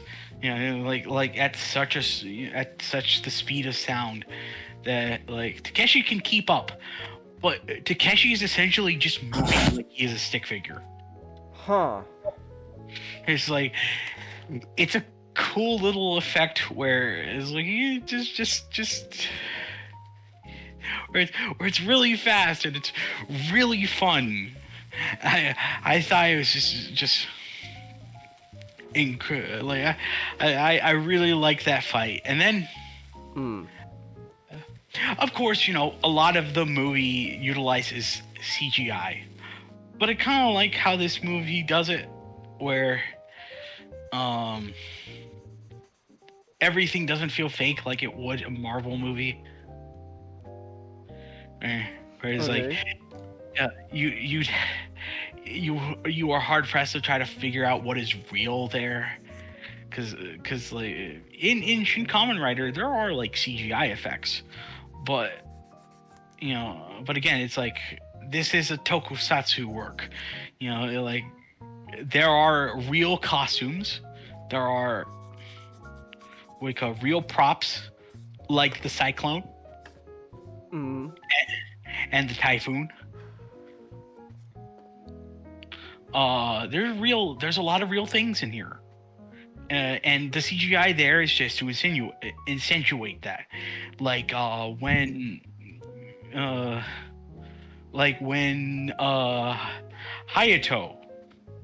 Man, Hayato. first when he first gets introduced, he gets introduced like his like he does in the manga. What Takeshi doesn't save him before he is brainwashed. He is brainwashed when he first meets him. Ah. He is the grasshopper Og 2. And so the big bad of the movie is the butterfly Og, who is the brother of Ruriko and the firstborn of Dr. Midorikawa. Oh. So they made a new Ano made a new character to be this big bad who wants to send everyone into human instrumentality because he believes that is what will make them happy. Wait, is his plan actually instrumentality? Essentially, the way Ruriko described it was like, you take away someone's piranha. Essentially, they die a death that is almost undetectable by normal means. But essentially, what they're doing with that piranha, which she also describes as a soul. Huh. They putting that in I forgot what it was called exactly, but I think it was called the habitat zone, which she described as a hell. But the way it's described, it's sort of described as like human instrumentality, where you're creating this means in which everyone is together and there's no pain. So essentially, if there is no pain, there can only be happiness. And it's a Mr. Arnold's like, hey, End of Ava had a really good message. Want to see me do it again? Want to see me do it again?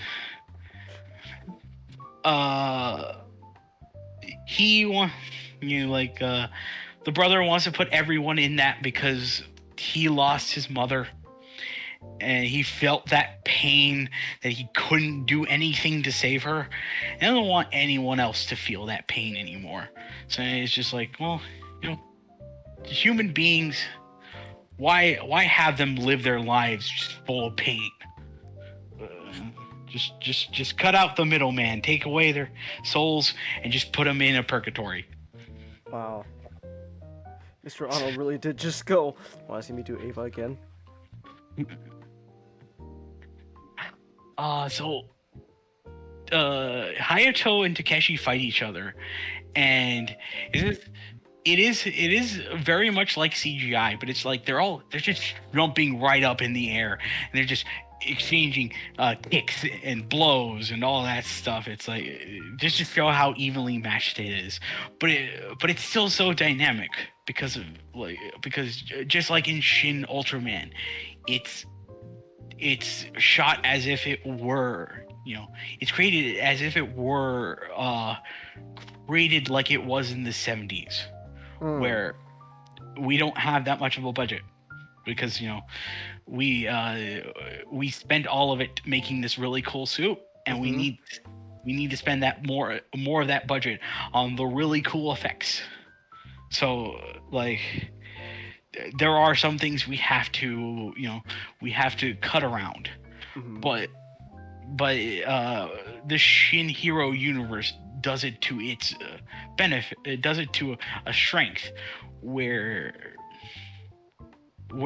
what was seemingly seen as budget cut, what was seen as just cutting, is just seen as this really cool effect. Whereas like, oh, they're jumping and they're just punching each other, and they're so evenly matched that it's essentially just creating a stalemate. Until eventually Ruriko comes in to stop all the brainwashing. Ruriko, they call her an artificial human.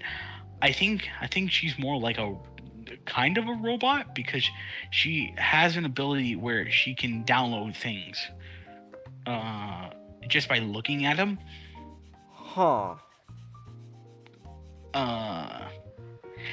Though unlike Takeshi, she does need to eat. So she's not really like, she's close to what an augmented is, but she's not really one. She was created by her father after his wife died, and his son became despondent, and she is sort of like Ray, where she is very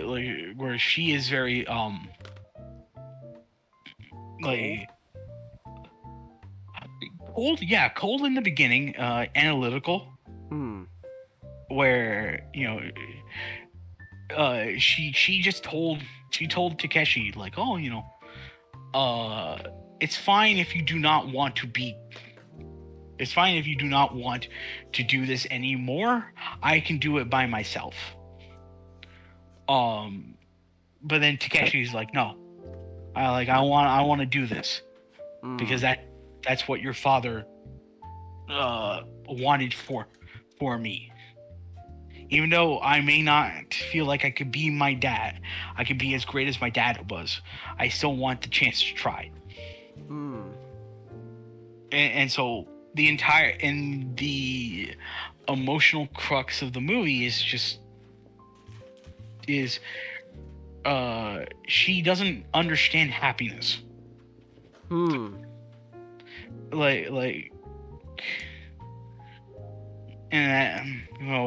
Because she describes a picture of her father and her brother, because her father, before he was embroiled in in sadness and all this shocker, and he loved his motorcycle. He always would take his son with him whenever he go out on his motorcycle. And so she just thinks to herself, is like, could I ever understand what that happiness is? And that's the emotional crux of the movie. Is it Takeshi thinks to himself, well, like, I'm not human anymore. Am I like what am I? Am I allowed for anything anymore? The first thing he ever says in the movie is, I can feel the wind coursing me. So he still has his senses. But it can't help him feeling any less human. Hayato, he gets introduced at the end of the second act towards the third. I really like though Hayato I think still comes off as strong despite the fact that he was introduced so late. Because he's just giving Takeshi thumbs up. He's calling Ruriko Missy. Takeshi's having the time of his life. I mean, Hayato's having the time of his life. Yeah, he has, once Ruriko breaks his brainwashing, she gives him a scarf because her father used to wear a scarf, and she thinks, oh, like this. I think she thinks this will make him even. This will make you human. Even if you don't feel like it. And so a weird thing that kind of Ano introduced to Hayato is that Hayato is kind of like he always talks about being a lone wolf. He's like, Takeshi, you're a cool guy, but to be honest, I kind of want to be on my own. I want to take down Shocker by myself. So deuces, and he just he rides away. But then, very shortly after like Takeshi is going to confront Ichiro, the Ruriko's brother. That's not too long from when Hayato was like, I want to work alone. Hayato sees him going towards the base, and he's like, Takeshi, I had some thought. I'm not gonna let you do this by yourself. It's like I wanna join you. It's like man, this man thinks fast.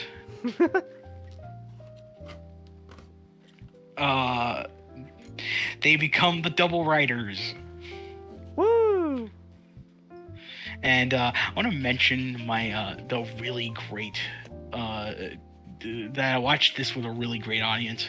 Because everyone was having such a great time, and then the moment where they're battling the Shocker, the Shocker Riders. They're face against all 12 of them, and then you get the moment you've been waiting for. They pose. Yeah. It's amazing. Everyone in my theater erupted. It was great. They clapped when they saw it. They clapped when they saw it. I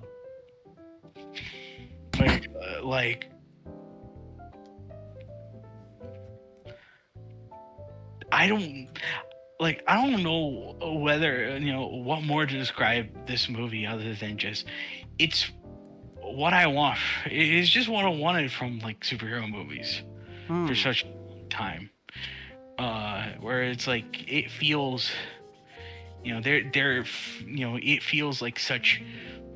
They have such high, intense, memorable action, but also it feels like it has a heart to it, and that it was it's created by someone who doesn't begrudge it, or see that it's beneath them. This very much feel this directed by Ano. This feels like a love letter to a hero he considers as mighty as them all. This was the movie that he made. He made that. I like to think Ano still holds a grudge after those girls laughed at him when he showed his class. I showed them. So I showed them. Kamen Rider is now cool. That's my favorite fact about him. He showed his class Tokusatsu and everyone laughed at him. My favorite thing about Ano is still that video of him just on the playground. Just doing the poses. Oh, that's mine too. Oh, Yeah, it's like, oh, That video alone. That video alone is just it's like one of the. It's fantastic, and it's also something Hubert would do. of course. Like, yeah, this movie was such a great time to watch. It very much is a love letter. Anno wants to make sequel. Got to make sequel. Are we gonna get Shin V3?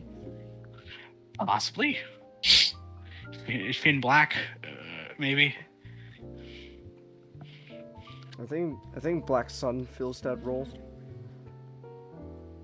Oh, I don't know. Black Sun is that's a completely different beast. But no, Shin Kamen Rider gets my full recommendation. It's I want to see him do more. I want to see him do more. Like I wouldn't essentially call it modern translations of tokusatsu works. I think just tokusatsu works if they were done in the modern day.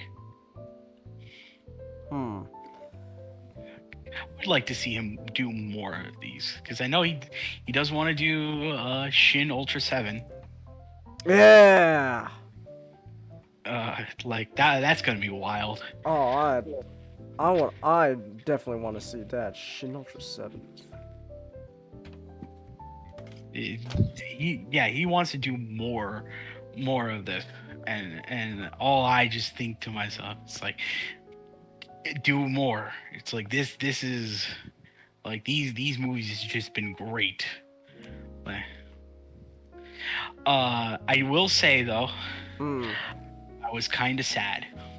Well, this movie did make me feel things, but I just said I was kind of sad because the ending of the movie, the way it's shot, made me almost thought, well, like, oh, is this movie just gonna end like the intro, trying to do the intro of the original series?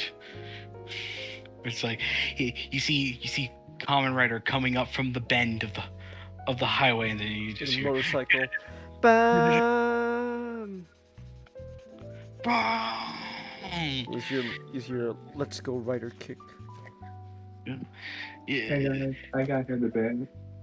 Alright. Have a good night, Comet. Have a good night, Comet. Thank you. Good night. Good night. They don't do that, sadly, but it's a very minor thing. You know, it's not a big deal, but like, I think this is just, yeah. I loved what I saw here. I want more. Does Let's Go Rider Kick play in the movie? No. I like the score for the music for the movie, but I do wish there was a bit, like, there was that moment of fan service where it's like, oh, the song is playing, guys. It's playing. But yeah, like I think the composer did do a version like Let's Go Rider Kick. Like a remix? Yeah, like a new rendition. Oh, okay. A new arrangement. I don't know why it wasn't in the movie, but like, you know, it's just this. You know, this is just like I think everyone's just gonna have a great time from this movie. Nice. I like Kamen Rider. I do too, Chingus. Yeah. I'm not gonna lie though.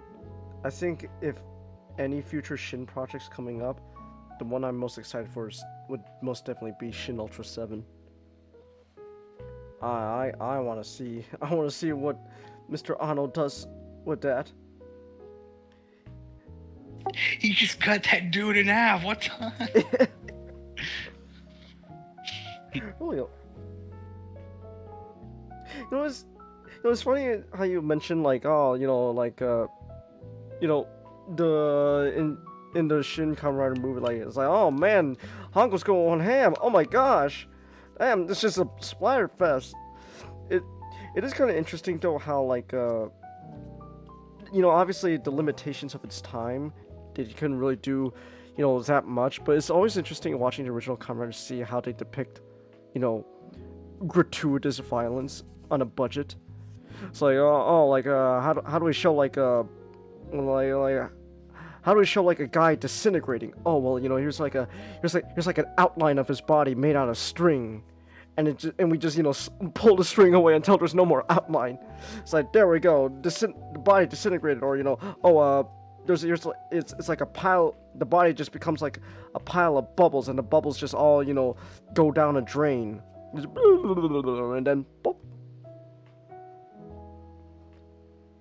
So I always found that interesting.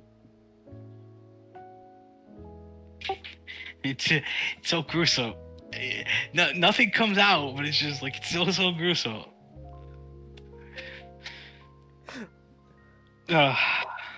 Another example I don't know is I don't remember which episode, but like there's an episode where Hayato, he's fighting, I forget which monster, but basically they're fighting off like on a rooftop of like a building, and he just chucks the monster off, and you just see it's obviously like a ragdoll, but like you just see the ragdoll just flop in the air, flip around until it just hits the floor, just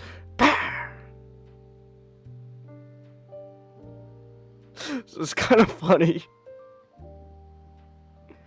I don't know. I always appreciate it when they try to show like gratuitous violence on a budget.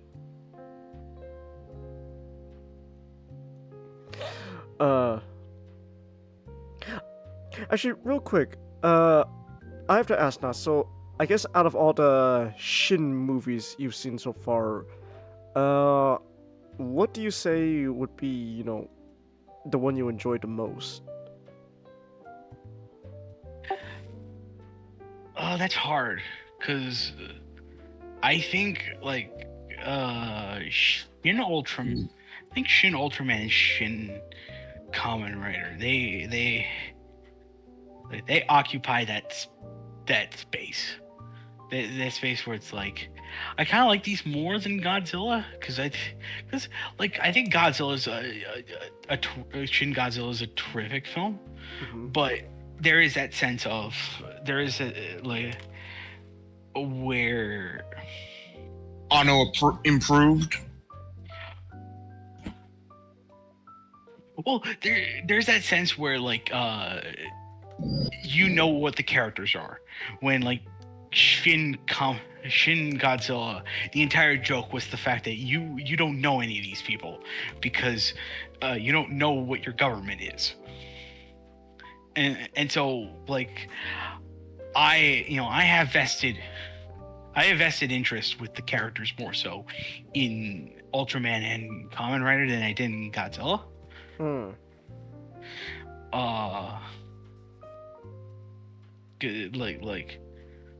I like two of them far more because they are just I like how they translate their positivity in a way that does not come across as force. Do you consider the Eva Rebuild movies as Shin movies? They are Shin movies, even if not everyone considers them that.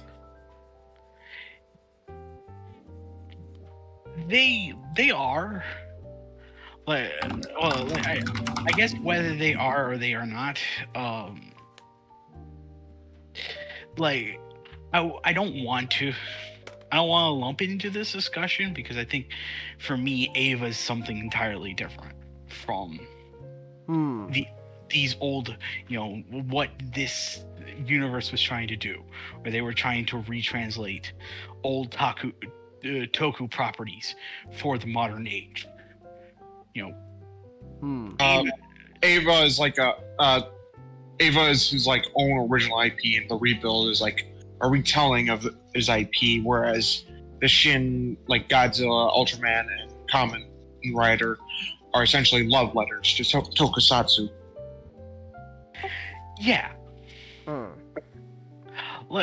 As much as I love Ava, it feels very different in this discussion. Where like the Shin movies for me were more like, creating the good ending, the objective good ending of a series that has only one, that originally has ended one way.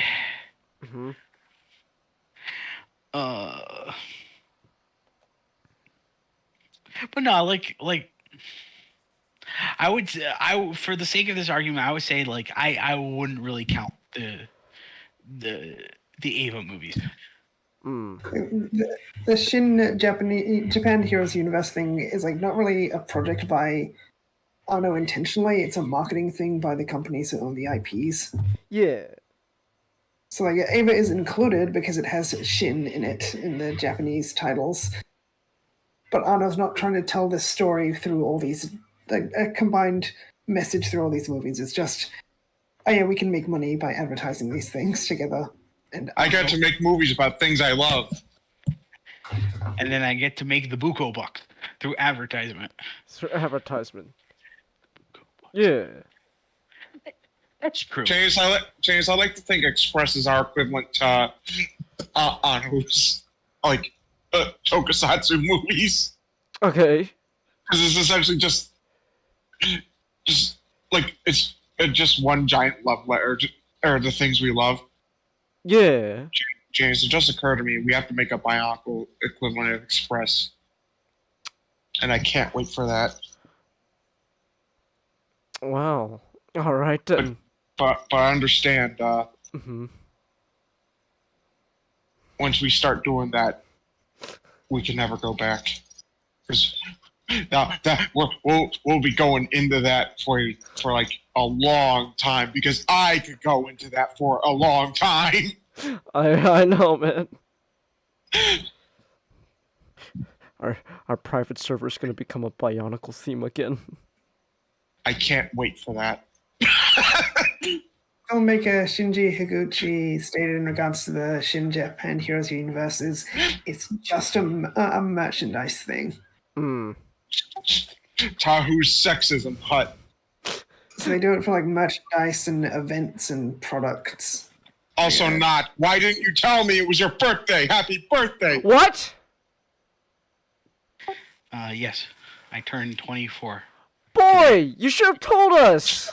You should have led with that. You should have led with that. I didn't know it was your birthday. Boy, what do you think you're doing? Not telling us it's your birthday, huh? Hold on, give me a second. Oh my gosh. I don't make a big deal because I don't like when I age. Fair enough. Fair enough. Still though. Hold on. Give me a second. Oh my gosh. Oh my gosh, where are all the fucking command templates, Nick? Why don't I organize these better? There we go. There we go.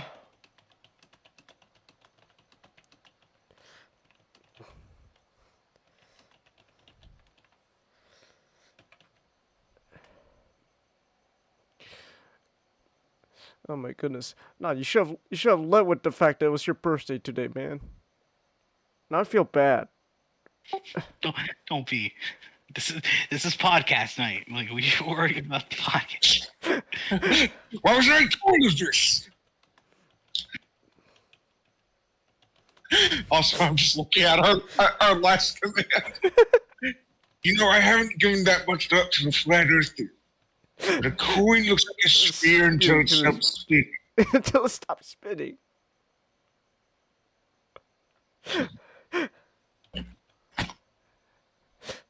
Until it looks like a sphere until it stops spinning.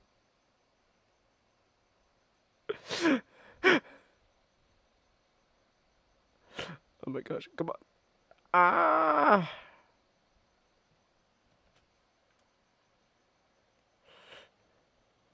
There we go. Alright.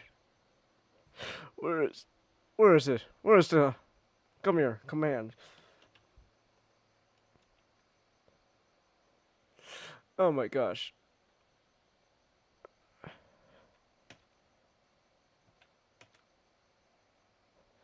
There we go. Come on.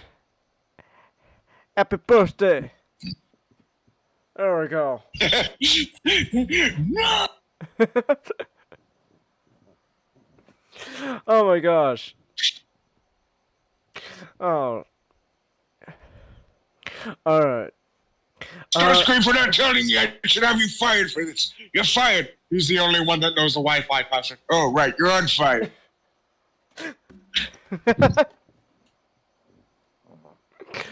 Alright.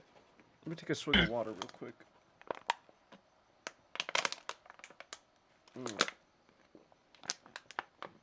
Alright. Alright. Real quick, I just gotta make sure. Have you said it all you want to say about Shin Kamen Rider or not? Yeah, yes, I have. We can now we can go on to Digimon.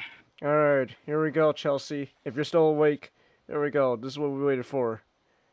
It's Digimon! Where is my PNG? What? Wait, what's happening? Hold on, give me a second. Give me 1 second. Shangus and the Digimon cannot coexist in this reality. Oh no. What's happening? Wait. So I guess, Wait, hold on. Danos got the Mind Stone. Hold on. Give me 1 second. Let me do something real quick. Come on. What's happening? Why can't I coexist with Digimon? There we go. Now there I am. Oh my gosh. What the hey? Alright. I guess Thanos got the Mind Stone. I know. Alright, there we go. Now there's my PNG. Gosh, I don't know what happened. Alright. Yes.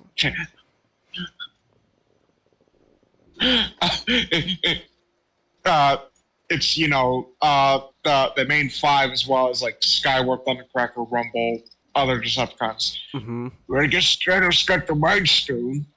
So I guess that means he's got all of them. What does that mean? I don't know. The ones who aren't the main five start disappearing. Thundercracker, I knew it was gonna be us.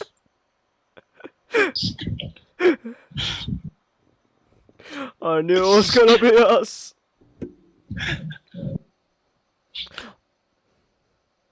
Alright. Well, anyways, SGD, why are you muted? Come on, it's Digimon time. This is what you want.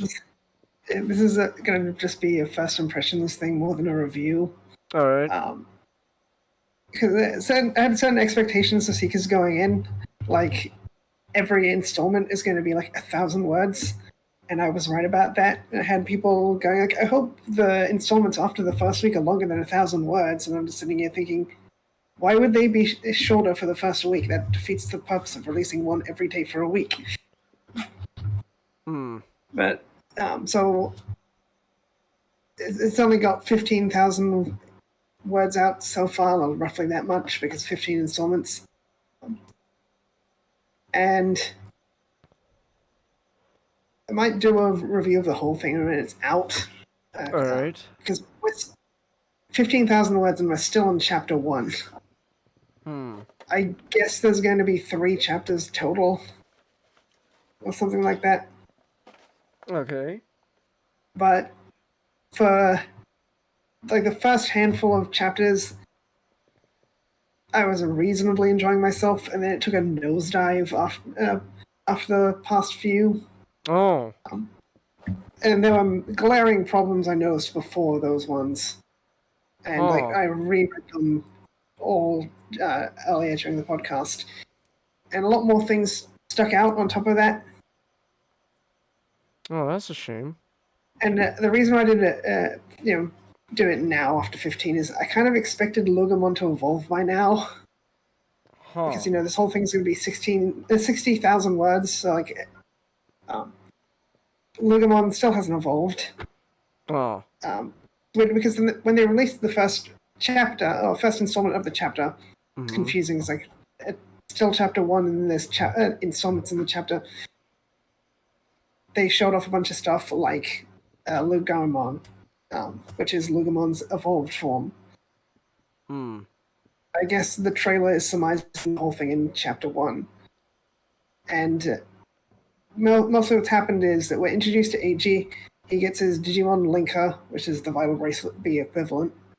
Alright. And so it's equivalent. And he's given his mission to infiltrate the cyber terrorist group Sons of Chaos, which he hasn't accomplished a lot in 15,000 words. Hmm. And like for reference, The Lion, the Witch, and the Wardrobe is like 34,000 words, and I skip halfway through the book, and it's like they're meeting the beavers. When it kind of feels like in comparable to Digimon Seekers, we're only being introduced to Mr. Tumnus. Huh. Because they've established there's quite a few characters in the marketing. Hmm. So far, we've been introduced to AG, Professor Ryuji Senji, who's not on the poster for some reason. He's a different character. Okay. Lugomon and Satsuki. And she's just been introduced in the past couple of chapters. One of the earlier chapters has her in it. Hmm. But AG's not in that chapter, so they haven't met until the last couple of installments. And the big problem is so little has really happened because a lot of this stuff is exposition. Ah. Because AG is new to all this Digimon stuff, and they don't really go into depth of how much AG really knows about Digimon. Because he says all the experience he's had with Digimon are through an LCD screen, but they don't really explain like how does he perceive the digital world through an LCD screen, or does he just see the Digimon? Huh. But stuff can get very contradictory. Like even in the first chapter, they establish a code cracker.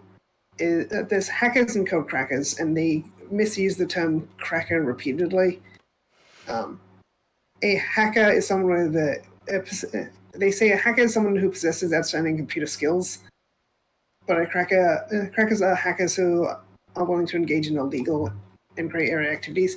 That part's correct, but later they say there's crackers are only gray, and there's some closer to black hats, some closer to white hats, which is fundamentally untrue.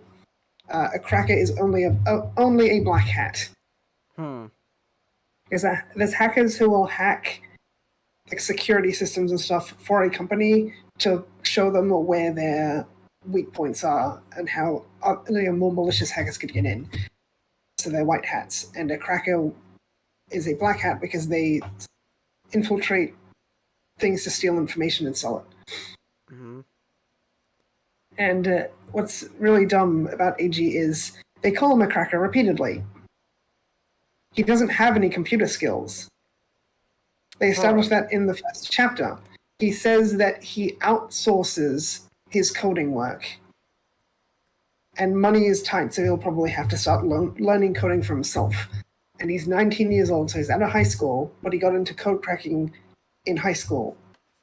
Huh. So that doesn't make any sense to me. And what's worse about the exposition dumps is that they're generally coming from Lugomon talking to AG. So AG isn't really learning it for himself. it's just Lugumon talking at AG about stuff. Ah. Lugumon also has amnesia, by the way. He only remembers what's convenient for him to remember. Okay.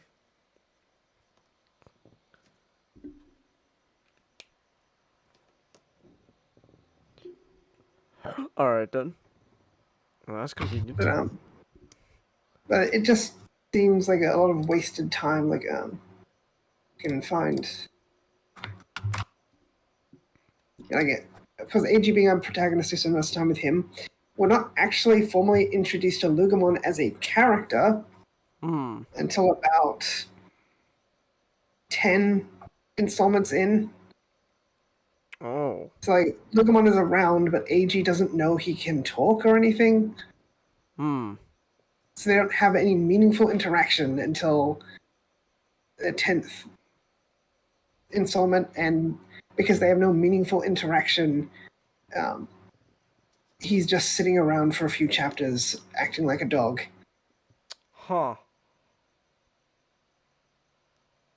And so they really skip over the opportunity of bonding between the two characters. Like, AG is supposed to be raising Lugumon for Professor Ryuji Senji, but he really doesn't do any of that. And problem with AG as a character is his motivation and his personality. As for his personality, he doesn't really have one.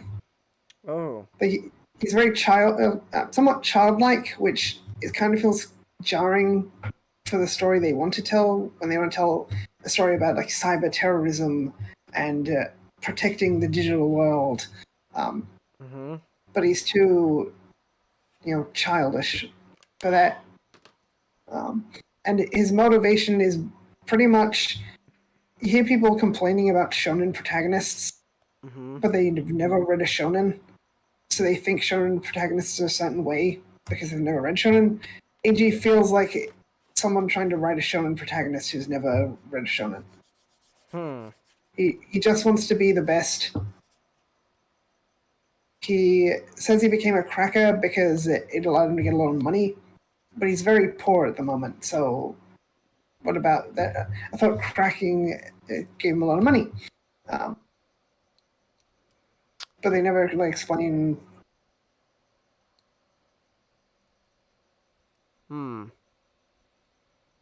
Okay. Don't really explain his love for cracking. It's more just like, it pays the bills. And he does realize his current situation is pretty unsustainable. But you think he would want a more... He says that he's careful not to get greedy because they'll get him in trouble with the police.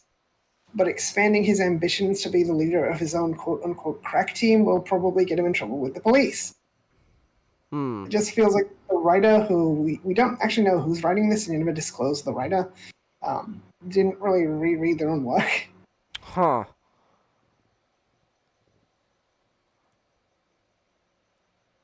Some other stuff is like, this is supposed to sort of incorporate stuff from the lore in the actual story, but so far it hasn't really done that. And it has incorporated a new detail about the crack team, because until recently the crack team was a singular organization. More recent stuff has tried to retcon it into it's an unaffiliated group where anyone can be crack team, essentially, which is contradicted by earlier law, which firmly establishes the crack team is its own organization. You can't have a leader of a group if you're not really a group. Like, Chaos Dragon is the agent of the crack team's leader. So they just call the crack team crack teams. No. There's a lot of missed opportunity stuff, like with AG not actually being a cracker, despite him calling that. They're calling him that. It's like, he has Tyrannomon. He bought the Tyrannomon. They state you can capture Digimon with programs. So why didn't you just write AG making programs to capture Digimon? And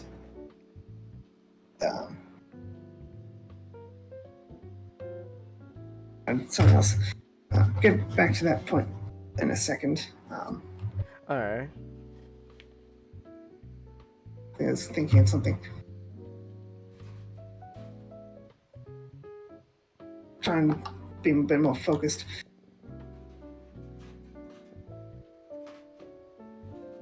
So, kind of a big problem I have, I think I mentioned it, AG's understanding of Digimon.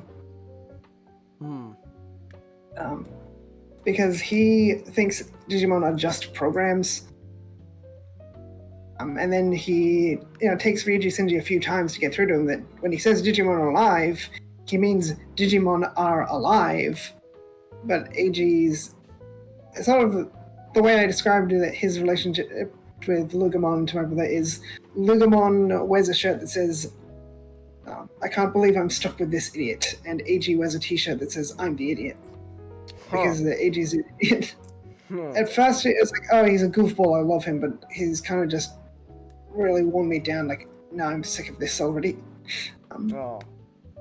And he sort of, with the whole abuse of he uses Tyrannomon, but then later he encounters Digimon, which is sort of abused, just scraping by, and there's no opportunity, there's an opportunity there for introspection of him just using his Tyrannomon, and they sort of briefly reflect on that when he finds out Digimon are alive, but he's actually seeing the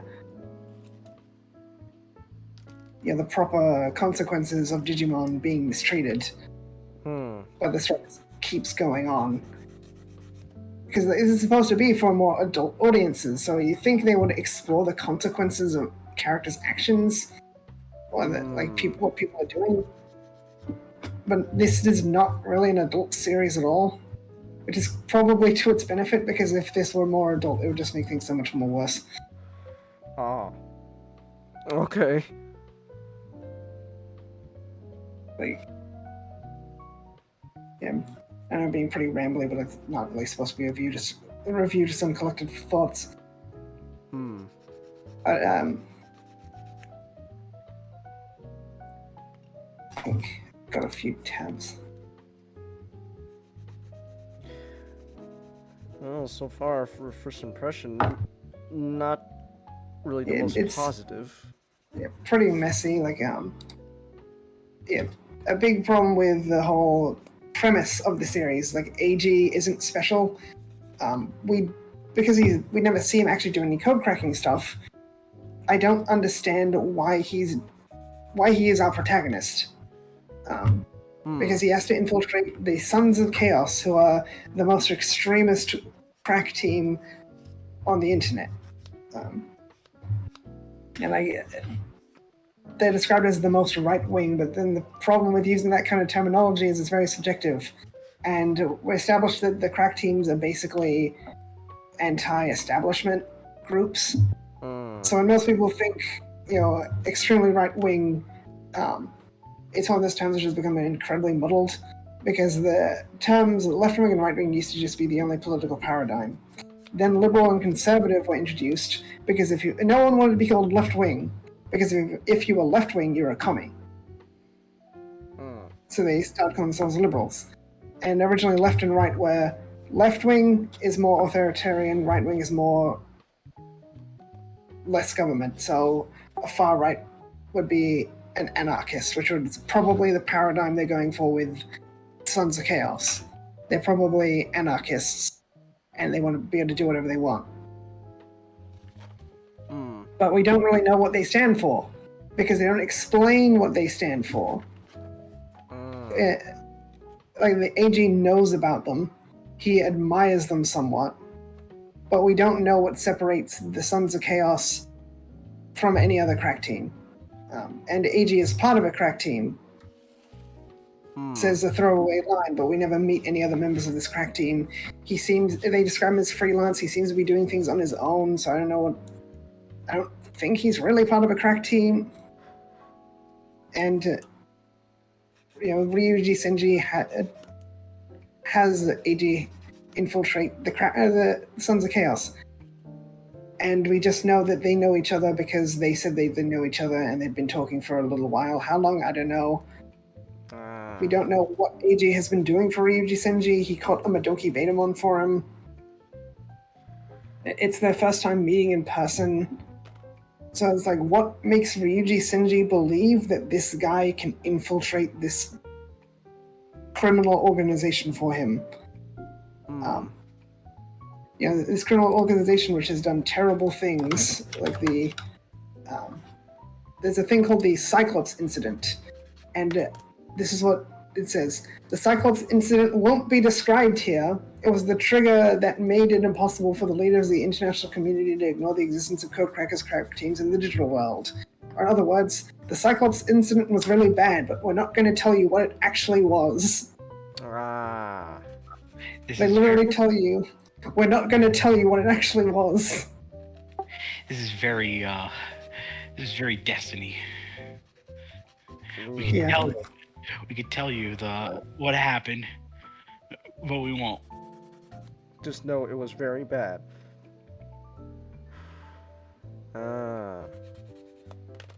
That's kind of and the crack team is supposed to be Sons of Chaos is supposed to be this really high. You need a very high skill to get in.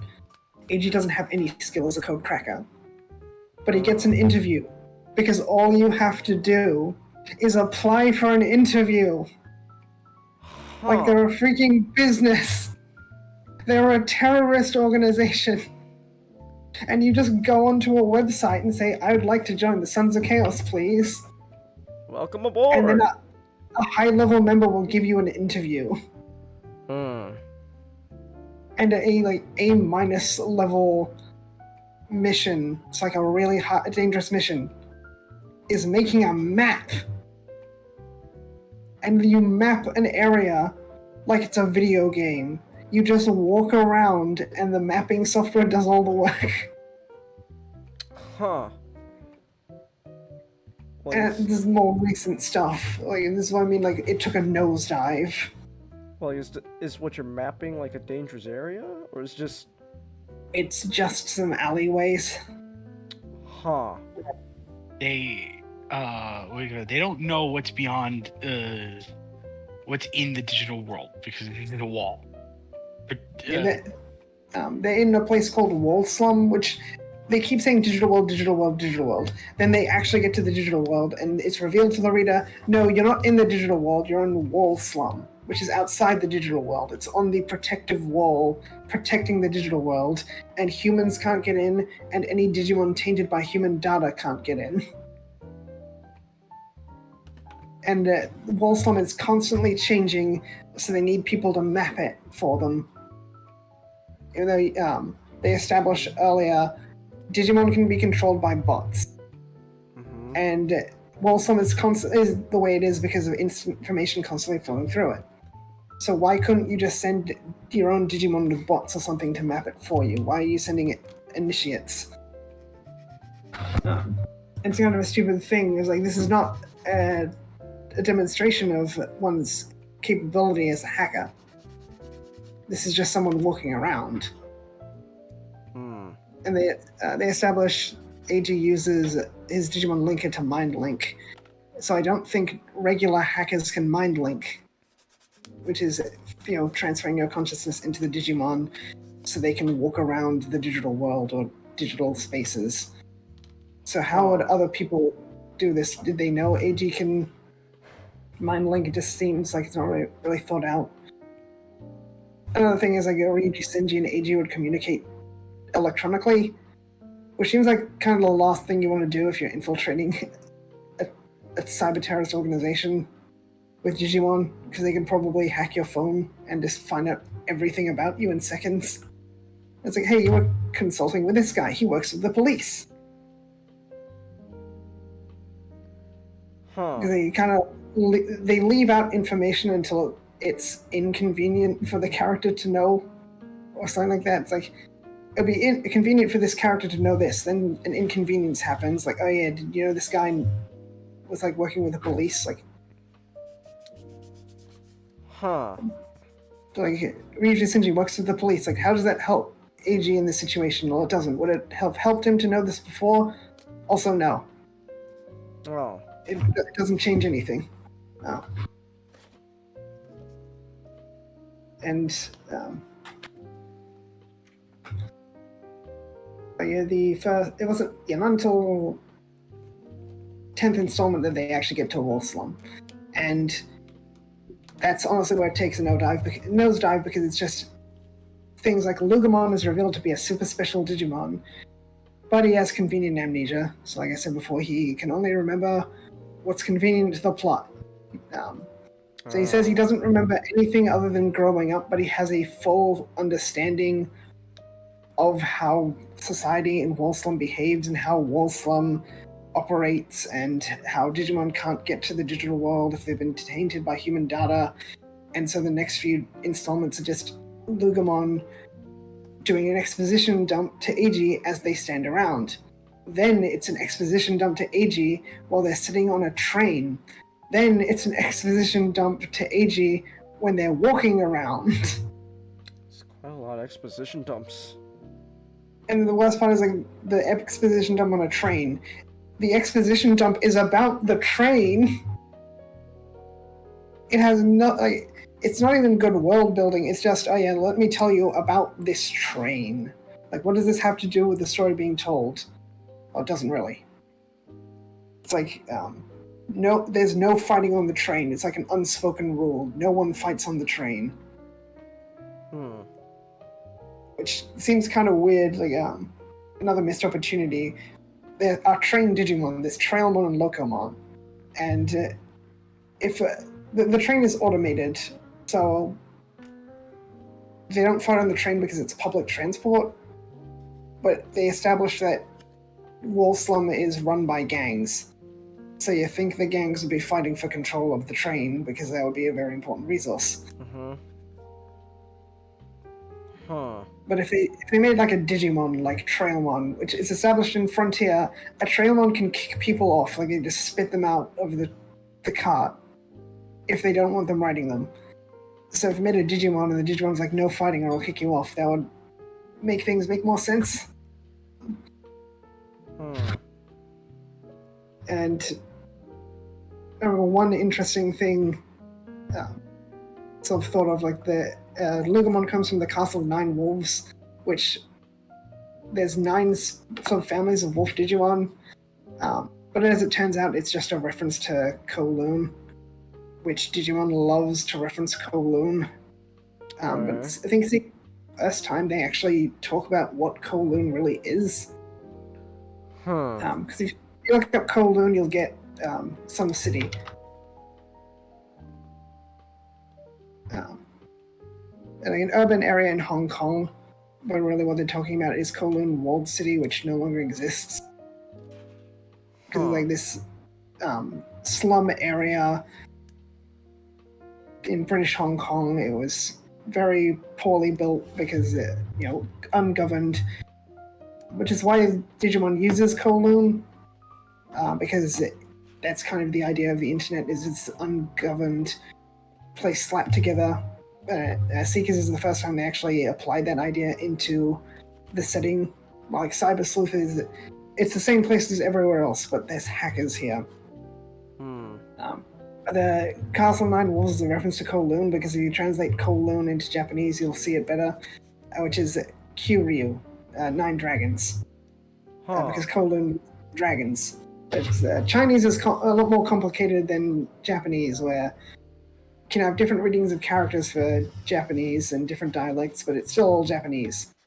Chinese has a bunch of different types of Chinese. Like people say I'm learning Mandarin, because that's the most common type of Chinese. You can't really say you're learning Chinese because there's all these different ways of speaking Chinese. And in Hong Kong, they speak primarily Cantonese. So yeah. So I think Kowloon's Cantonese. Probably. Why do the Chinese have to be so hard? But like, yeah, Castle of 9 Wolves, Castle like 9 dragons, and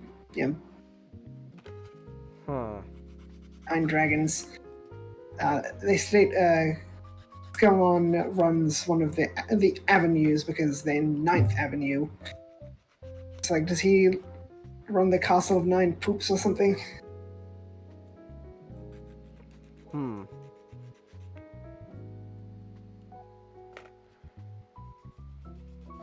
Alright.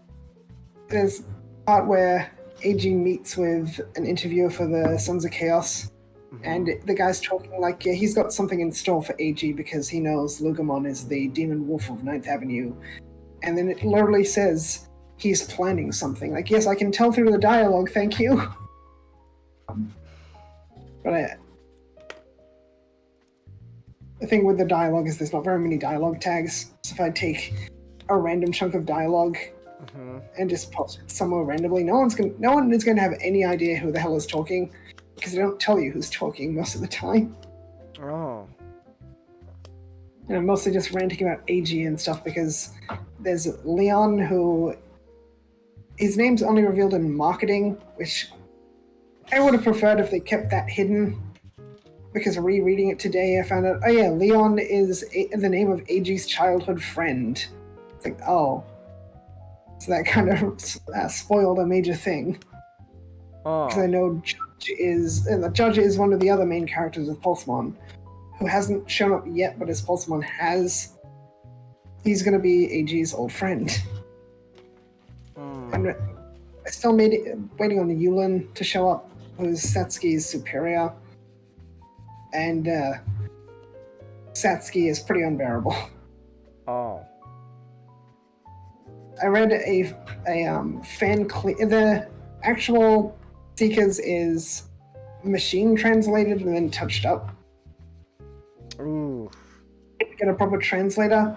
So there's a fan cleaned up translation, which I also read, and it's cleaned up in the same way of you wipe down the floor, or you mop the floors and then got scuff marks all over the floor afterwards. Wow. Because they put in a lot of things that aren't being said, like Satsuki has the mouth of a sailor. So the cleaned up translation by the fan had Satsuki swear a lot more, but you look at her actual dialogue and that she's not really swearing as much. Huh. But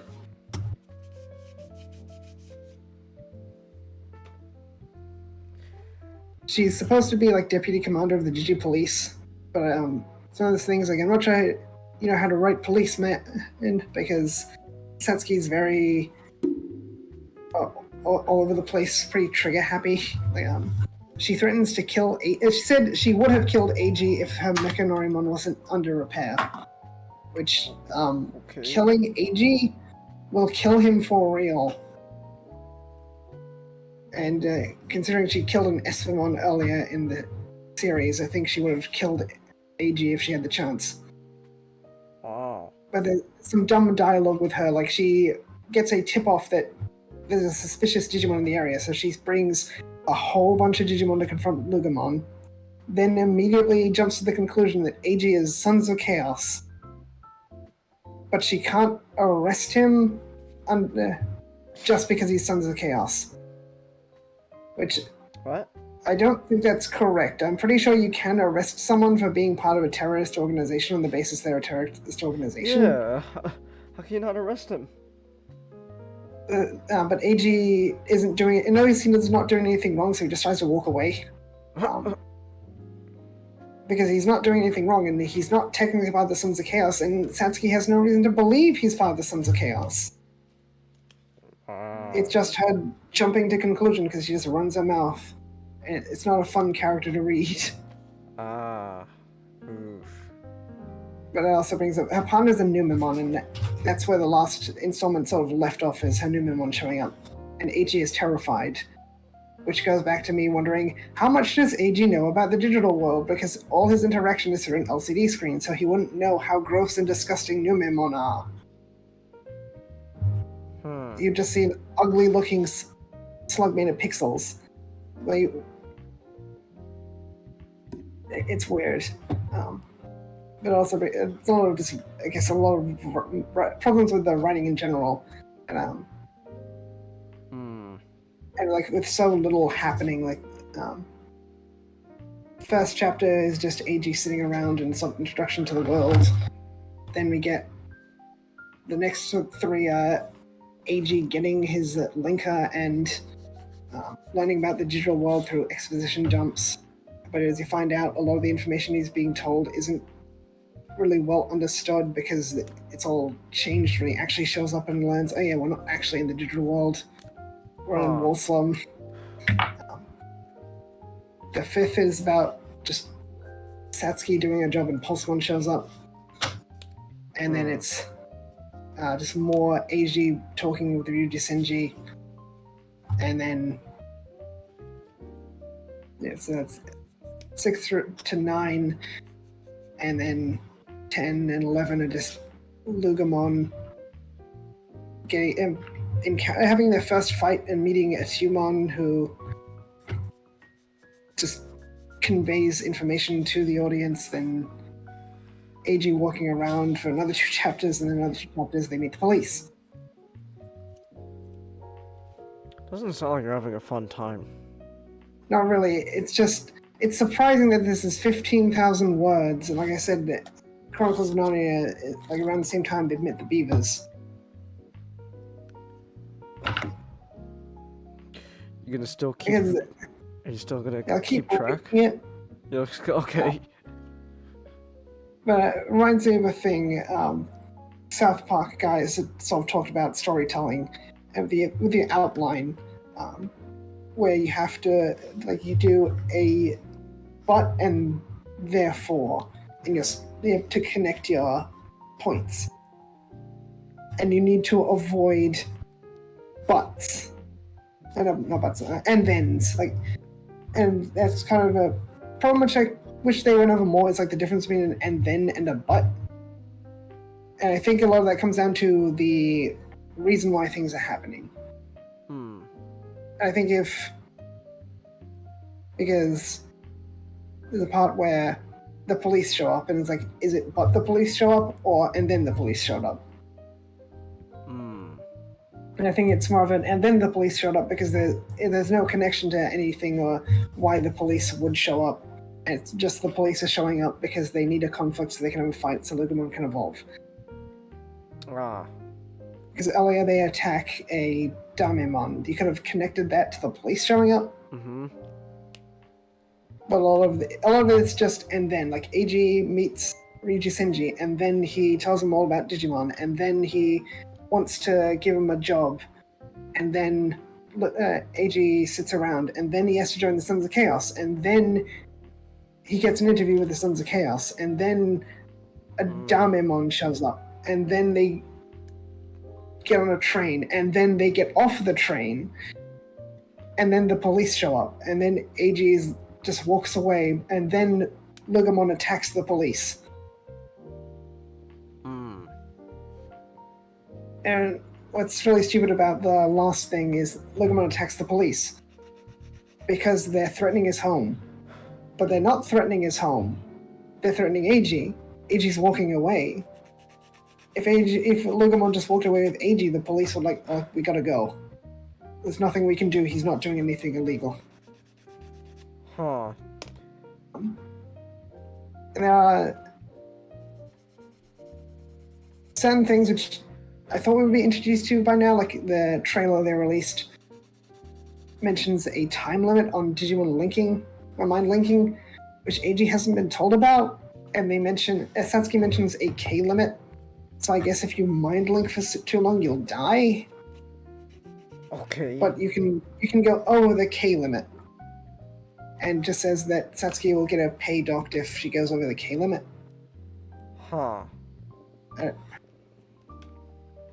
I don't know, there's a lot to rant about, but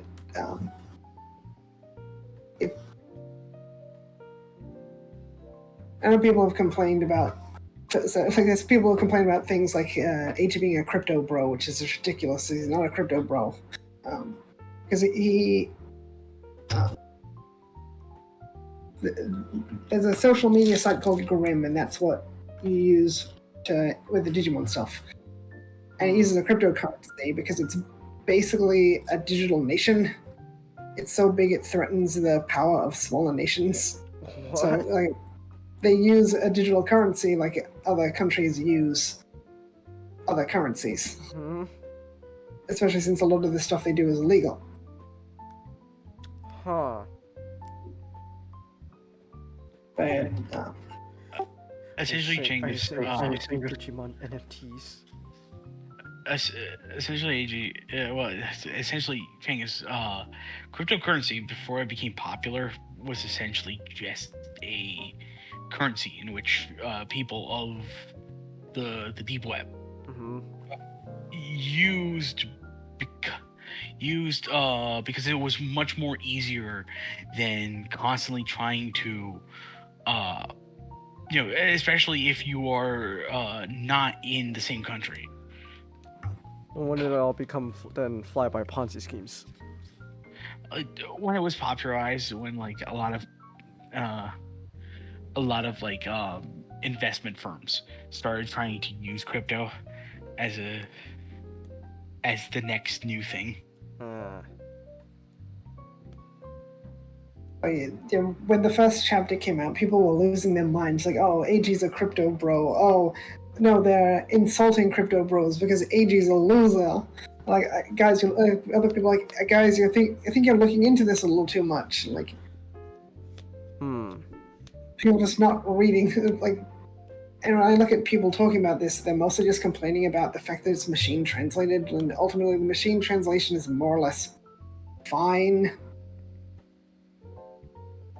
But it's weird how Bandai is trying to push this as the next big thing for Digimon.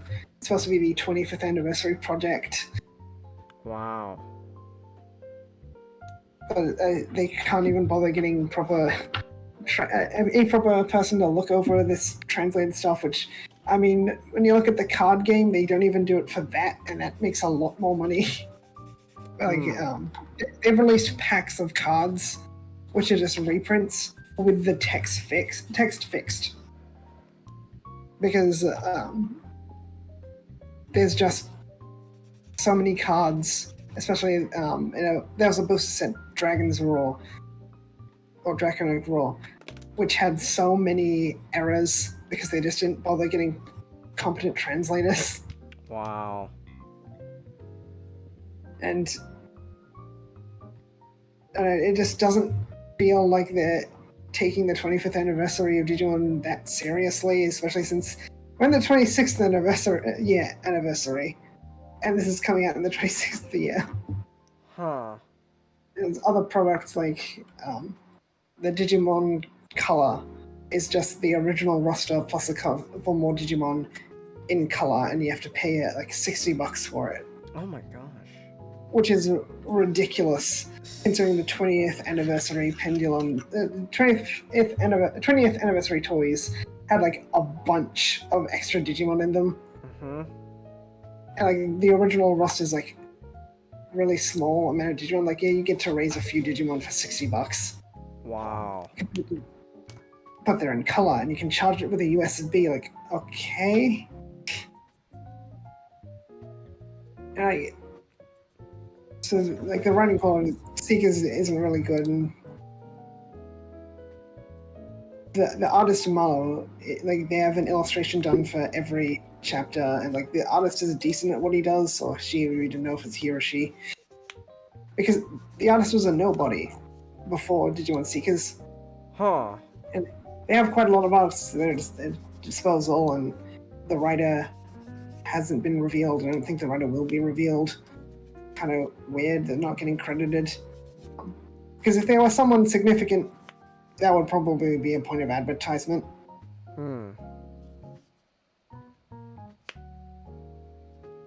But and we've seen people complain, like, why isn't this an anime, or why isn't this a manga? Like, this doesn't feel like it has enough content to be anything but a light novel. Like,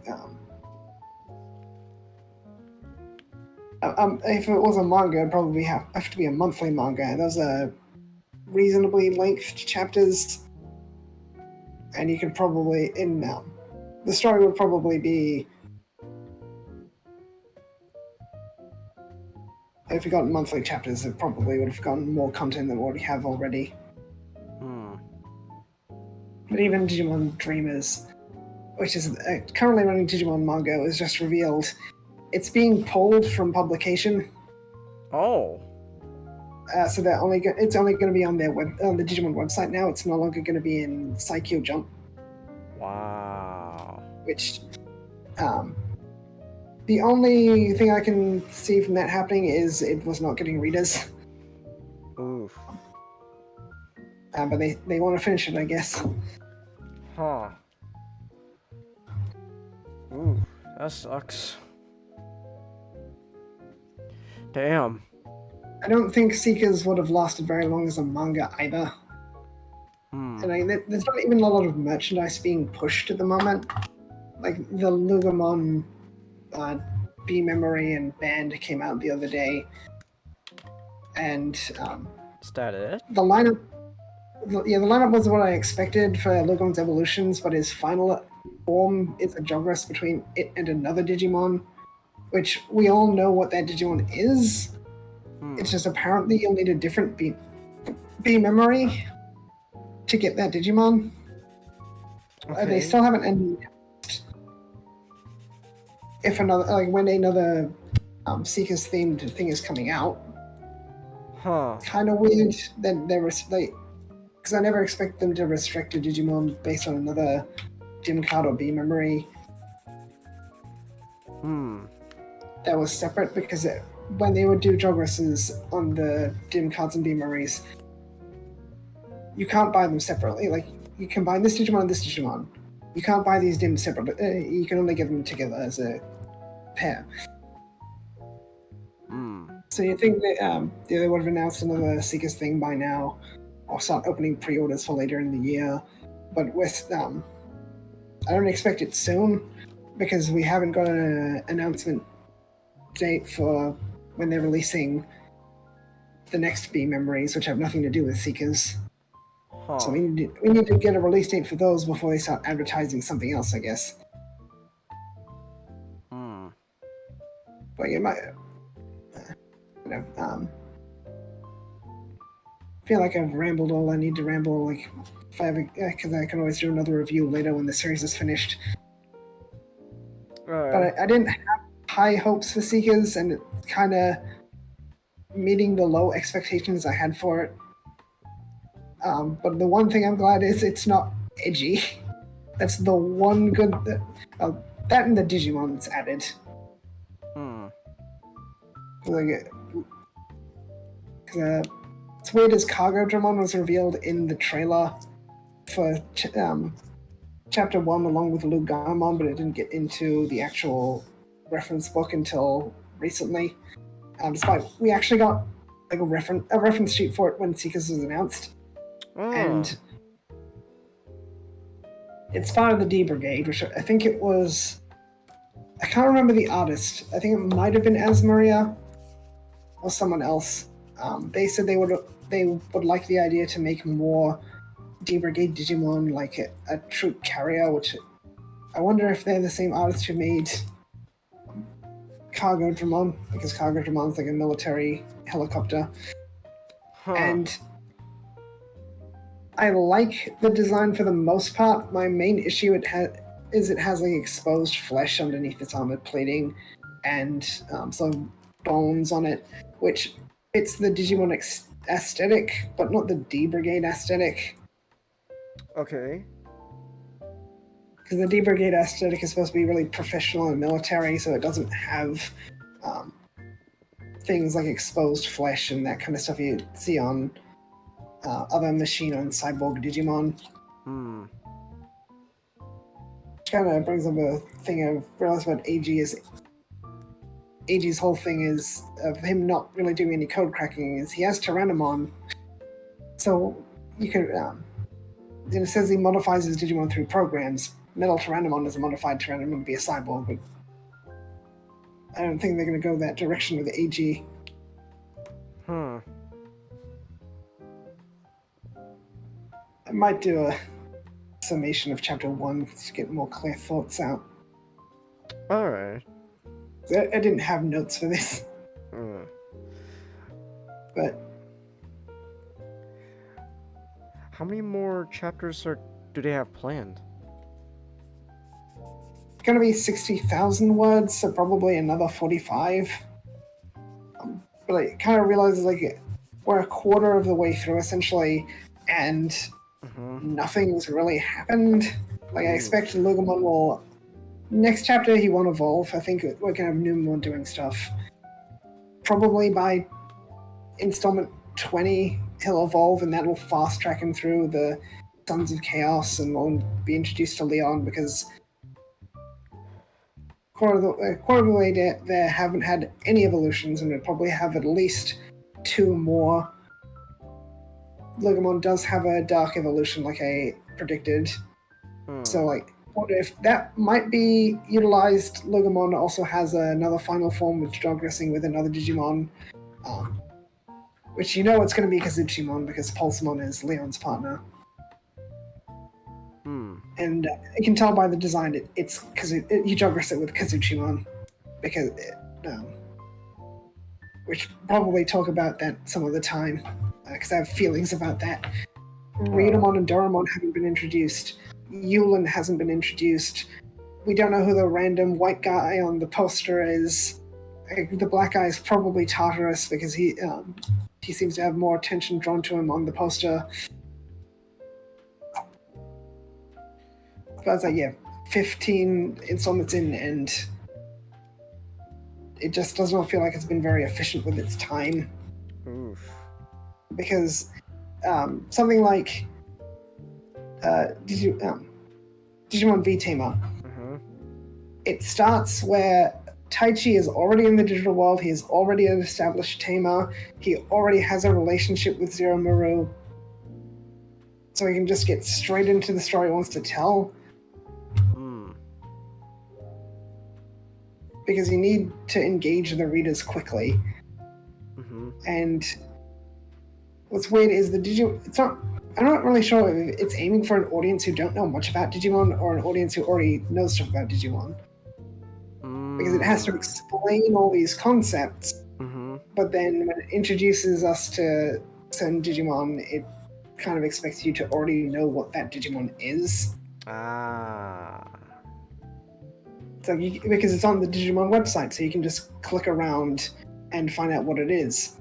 But then at the same time, why are you bogging us down with all this information? Like, why can't we come into it with AG already having a basic understanding of what Digimon are?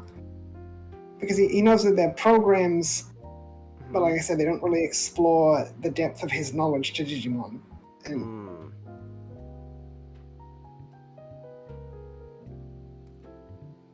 I see. Sounds like this isn't very well written. Yeah, like I've done editing for friends, and I've definitely noticed problems that I see with them is like a very things happen because they do kind of storytelling, and I despise that most. Like, it's probably nothing more I despise in storytelling than things just happening, and it's clear they're happening because we need them to happen. Like, this doesn't make sense. Like, it's very immersion breaking. Like, just apply any thought. Like, I hate AG just getting an interview for this terrorist organization.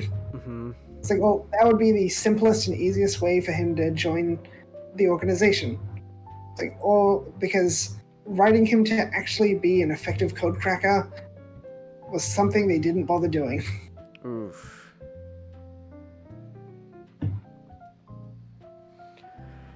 Well, damn. That sucks to hear, man. I didn't expect it to be good anyway. Ah. So it's a case of you have low expectations, but damn, I didn't know you could be that low. SGD is. I have low expectations, but I'm still disappointed. I'm still disappointed. What's most disappointing is that we get this pile of crap, but we didn't get a 25th anniversary Digimon. Oof. That's all I wanted for the 25th anniversary was a PNG and a little bit of text, and you couldn't give me that. Oh no. I think what I love the most about SGD and his passion is that it really just feels like he begrudges it most of the time, but part of him just kind of likes that. feels no enjoyment towards the thing that he loves, but he's come to expect it, and there's a comfort. Comfort in it. It's like I like the PNGs and a little bit of text, but whenever they try to do anything outside of that, And she's just like, hey, this is terrible. I'm gonna continue though. we gave you this AAA video game. This is terrible. You should have stuck to PNGs and text on our website. That's all I care about. Wow. Alright then. Digimon Survive. This is garbage. You didn't give us any new PNGs for the website. I mean, Seekers at least gave us new Digimon. At least I gave you new Digimon. There's that. Alright. 1 second, I am... Got dustpan. I'll probably do a review of Chapter 1 just to be more concise and clear. Alrighty then. Oh, what's going on, OBS? Come on. No, don't do that. Bad OBS. Alright. So, I guess in that case then... Ah, damn it, Nick, why are you muted? No! No, we're gonna finally talk about Transformers and Nick is muted. Ah. Oh, man. Worst timing. We're gonna finally talk about Transformers. And he's not even here. I feel disappointed. I feel like I got stood up. Like, oh, we're gonna talk about. It's like, is this what it feels like to get stood up by like a girl when you're on a date? It's like, oh man, I can't wait. Where is she? It's like, oh man, I guess this is what it feels like to be stood up. It's like, all right, we're gonna finally talk about Transformers. Where's Nick? Hey, Digimon Dreamers. I'm here. Oh, Damn it! Why are you muted, man? For one thing, I was listening to Bodan's review of Transformers Rise of the Beast. Oh. Back might as well. Back, why not? Let's. Okay. I'm about to. I'm a deal to you. Alright. Feel free to show everyone. I mentioned Digimon Dreamers earlier, and I remember there's just this one panel, this one bit of dialogue which I could. You know who this is, Changus. I know who he is. Gilbert Godfrey's voice. Oh. Which is just Pulsemon telling his team to shove an energy capsule up his ass. It's a gag manga. It's like if. I'll see if I can find it.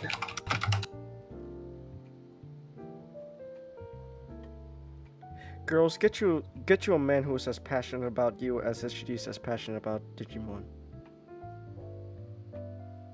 But not as someone who is as passionate about Bionicle as me. No, the passion about Digimon is fine, but when it comes to Bionicle, well, then the strap in. That's too much. My passion for Bionicle is too much for anyone else to handle. It's too powerful. Yeah, I found it. So I just read that for the first time, like in Gilbert Godfrey's voice. Oh, Gilbert Godfrey, you majestic prince. I hope wherever Gilbert is now, he's looking down, going, "Yeah, I had a good life." And if I lose consciousness, just slam this energy capsule into my ass. Oh my god, you freak! I lose consciousness, just slam this energy capsule into my ass! Reminds me that they're doing a Digimon manga, but I lost all excitement for it when they revealed it's a fan competition in the sense of a fan gets to pitch the idea. So they said you could pitch a Digimon like rom-com. I was like, I'm not excited anymore. It just has to be about Digimon. Like, oh, I thought when they were doing a fan competition, they were doing a competition to pick an artist. Like, Huh. no, it's the person gets to pitch their idea, then they get to write it and be the artist. Like, oh, what? I'm not excited anymore. Oh. SGD, my excitement has been drained. I'm gonna continue to consume. He's too deep into it. What I love the most about this contest is not only are you going to pitch us an idea for a Digimon manga, we're actively telling you that we're taking your idea and possibly not giving you any compensation.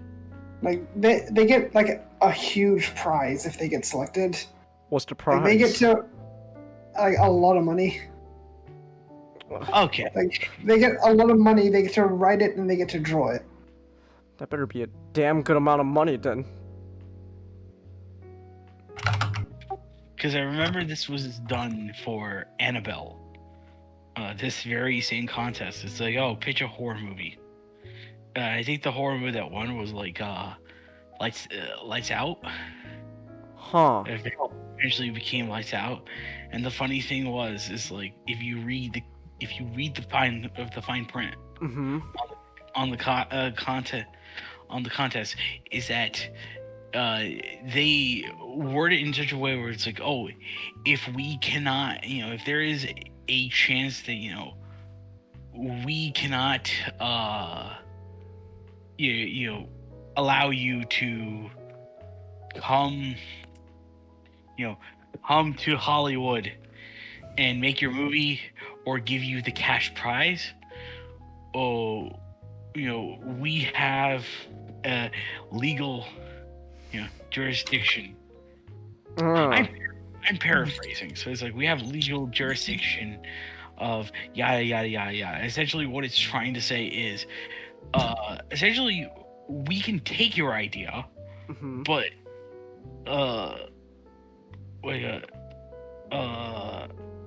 yeah, we could take your idea and we could make something out of it. We won't give you credit for it. And even if you were expecting, well, at least I'm going to get the grand prize, we can still take away the grand prize away from you if we feel like we cannot meet it. That's just the grand prize is 1 million yen, or you can help make the project. And then there's also 500,000 yen for the runner-up, 300,000 yen for the honorable mention, 50,000 yen for the final choice. But he gets So they're putting a credited for helping make it? Probably. Well, at least there's that, I suppose. It's a competition winner, so people will know you did it. So yeah, they get a bunch of money, people can make the manga, so they're putting a lot of money into this. So I'm surprised that they're letting people do whatever the hell they want. I know, within reason. This is my new Digimon on story. It's super edgy. It's about Digimon in war.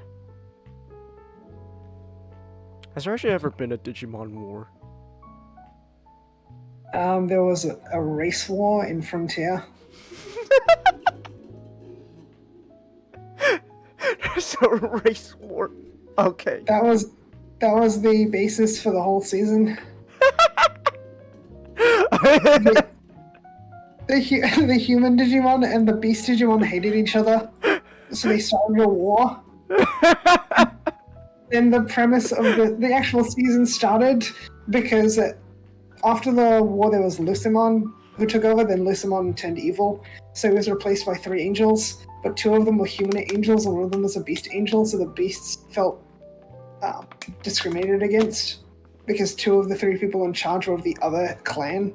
Oh my so that started another war. Oh my goodness. And then Cherubimon took over, and that's the start of the series.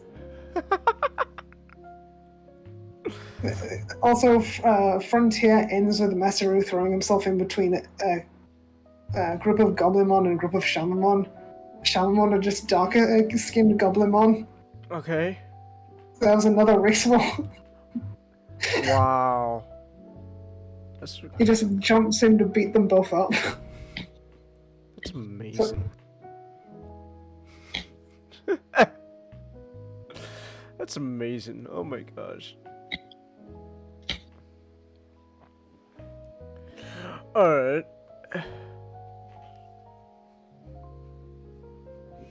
Alright then. Well, Digimon is certainly something.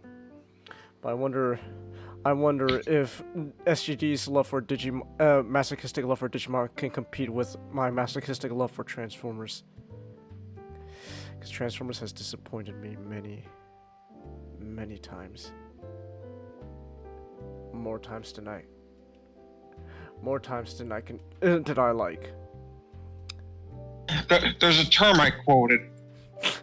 It's an abusive There's a relationship. term I created. It's an abusive relationship. Alright, well, anyway, speaking of abusive relationship... First, show everyone that review. Do I have to? Yeah. Okay, hold on, give me a second. Oh my gosh, oh gosh, it's already off to a horrible start. It's so fucking loud, just oh my goodness. Why? Oh god, why do you want me to show this, Nick? You know why. Oh my gosh, okay, fine, here. Hold on, give me 1 second. Oh my gosh. Here you go. Everyone here gets to suffer with me as I watch Bodan's Rise of the Beast review. Whatever Disney. Look, it's off to a great start already. His fucking mouth, ugly ass yellow teeth, is just barring right at me. Oh my. Is it get DMCA? Not if we pause every. No. Like, no, it won't get DMCA.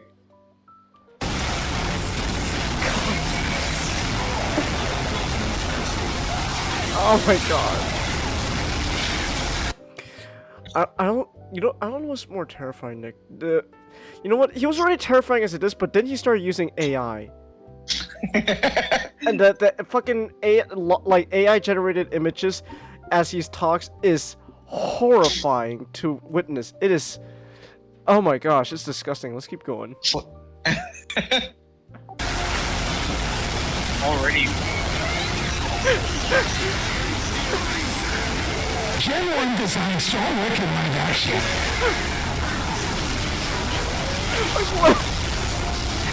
I think what's worse about this is even more violent than the last video, because I can't even hear what he's saying. I know. It's already damaging me.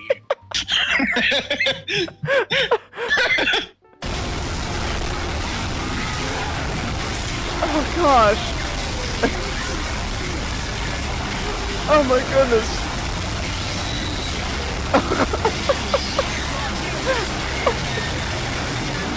Oh, are there captions available?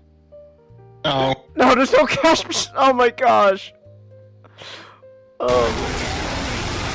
That face coming from the mouth. That is. Oh my god. Oh, that's a fucking wonderful frame to freeze on. It's just a fucking skull. That's a wonderful frame to freeze on. Looks like fucking that one Nazi from Indiana Jones when his face melted off. Yeah.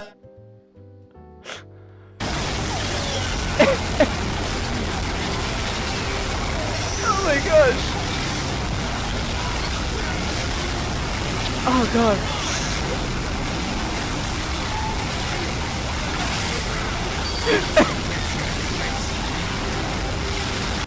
This is physically hurting me, Nick. I hope you understand it.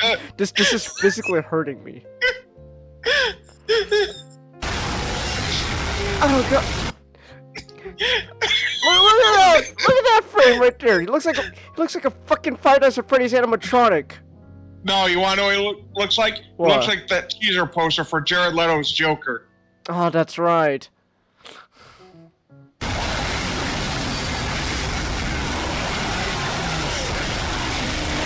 What the fuck? Oh my gosh. It's such an incoherent mess.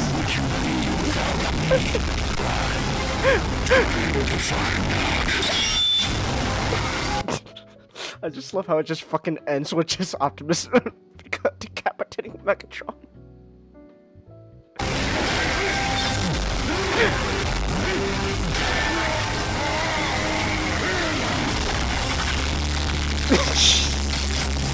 God, the fucking face.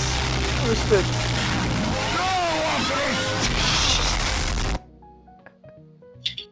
Why must he say something so controversial yet so brave? Oh my gosh. Wow.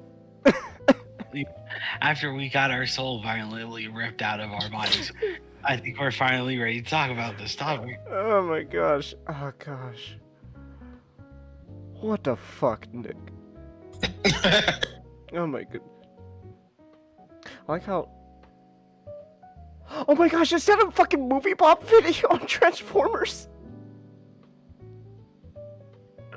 Wow. Oh my gosh. I'm actually tempted to watch fucking Movie Bob's Transformers video. Don't watch movie Bob's Transformers video. He's gonna relate it. He's gonna relate it to the struggles of the proletariat. I can relate. This is. I could sprinkle some eugenics in this somehow. Oh yeah, I forgot about that too.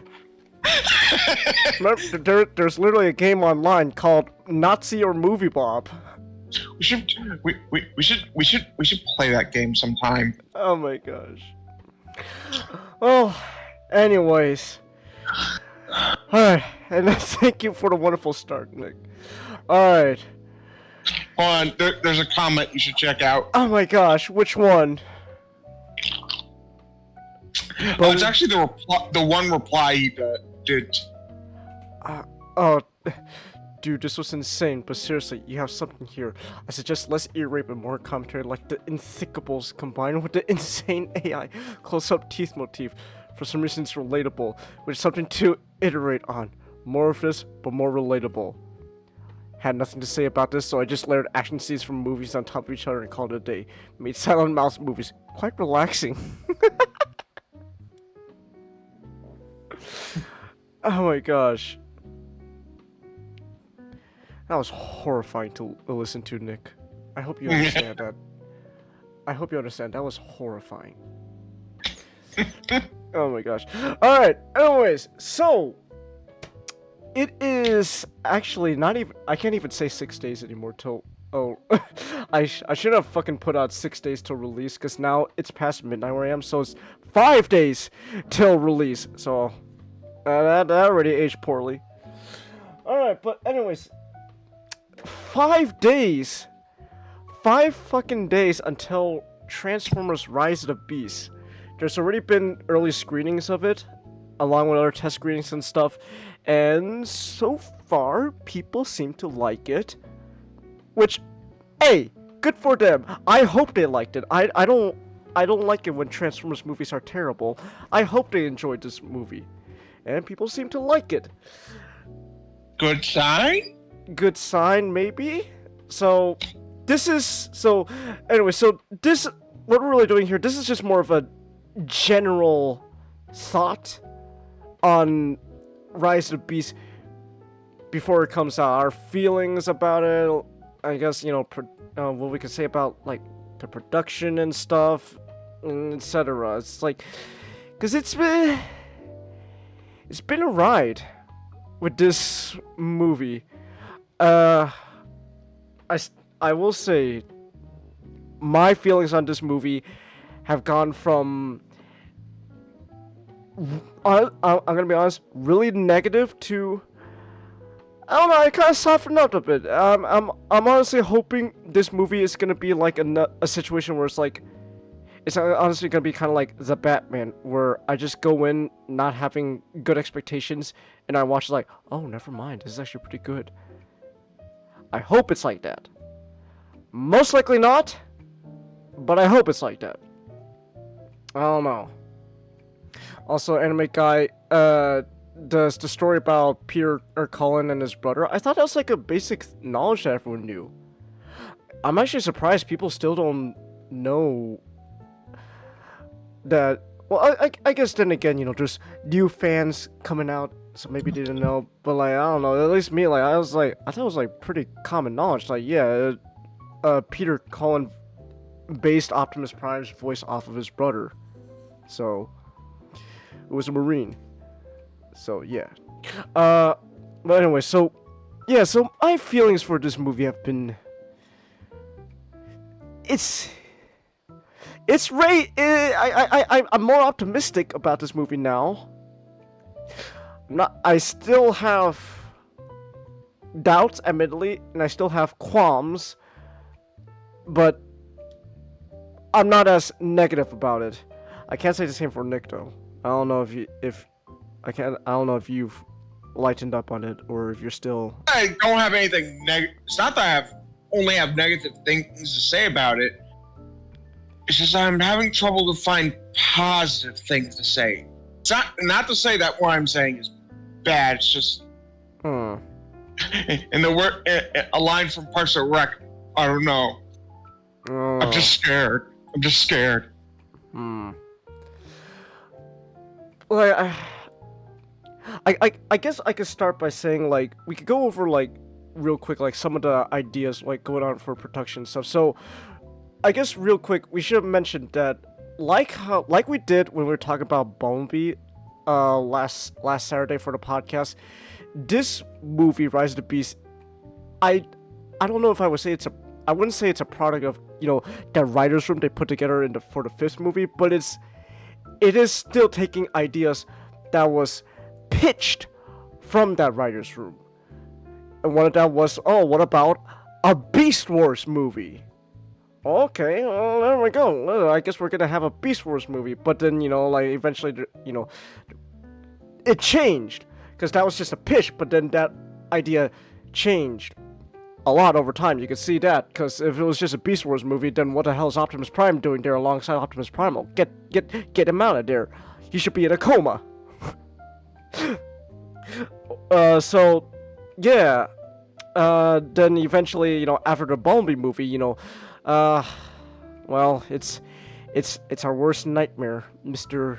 Producer De Bonaventura of Lorenzo came out and he started spewing all sorts of stuff and he's like saying, oh, well, guess what, we're gonna, Bumblebee, yes, it was a fine, so again, real quick, we have to mention, Bumblebee was technically a financial success and a critical success, but it didn't make the buku bucks like the previous movie, so in Hasbro and Paramount's eyes, it was a financial failure.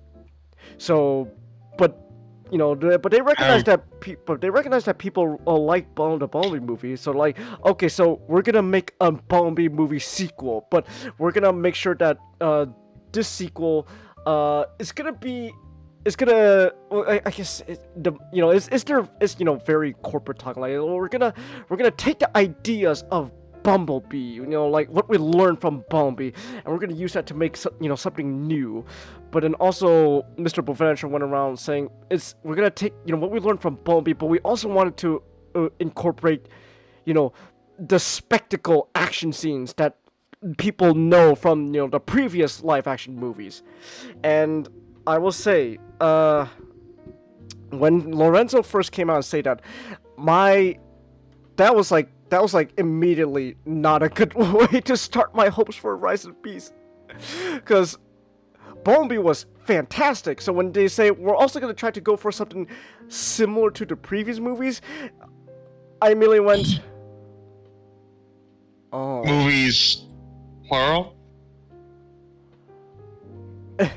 It's like, oh, okay. I was very cautious.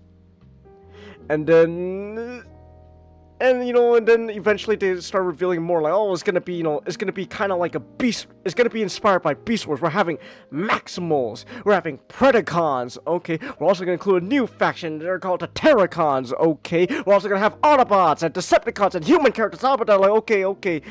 That's when my fear started getting a little more heightened, because now I'm going, okay. Not only do I have to worry about this potentially being similar to, the live Michael Bay movies where it's just spectacle only, but now it's gonna be super bloated. Okay. We do know now that the Decepticons are not in this movie. That got axed. There was a whole thing they were gonna have with a Decepticon named Transit, and they cut that out of the scene because test screenings came out and they said Optimus killing Transit was a little too not heroic of Optimus. So it kind of makes you wonder. Okay, how'd he kill him? Are we back to Psychopath Optimus? Is that what's going on? What's happening? We don't know. But that got cut out, so Decepticons are cut out. And from what we know now, the Predacons are honestly not really the only Predacon is Scorponok. And Scorponok's just a mass-produced drone for, the CGI robots to fight and shoot up in the big climactic battle. So the Predacons aren't really a thing.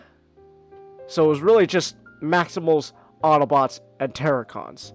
So you only really get 3 factions to focus on, and so I guess, that's less bloat going on. So there was that.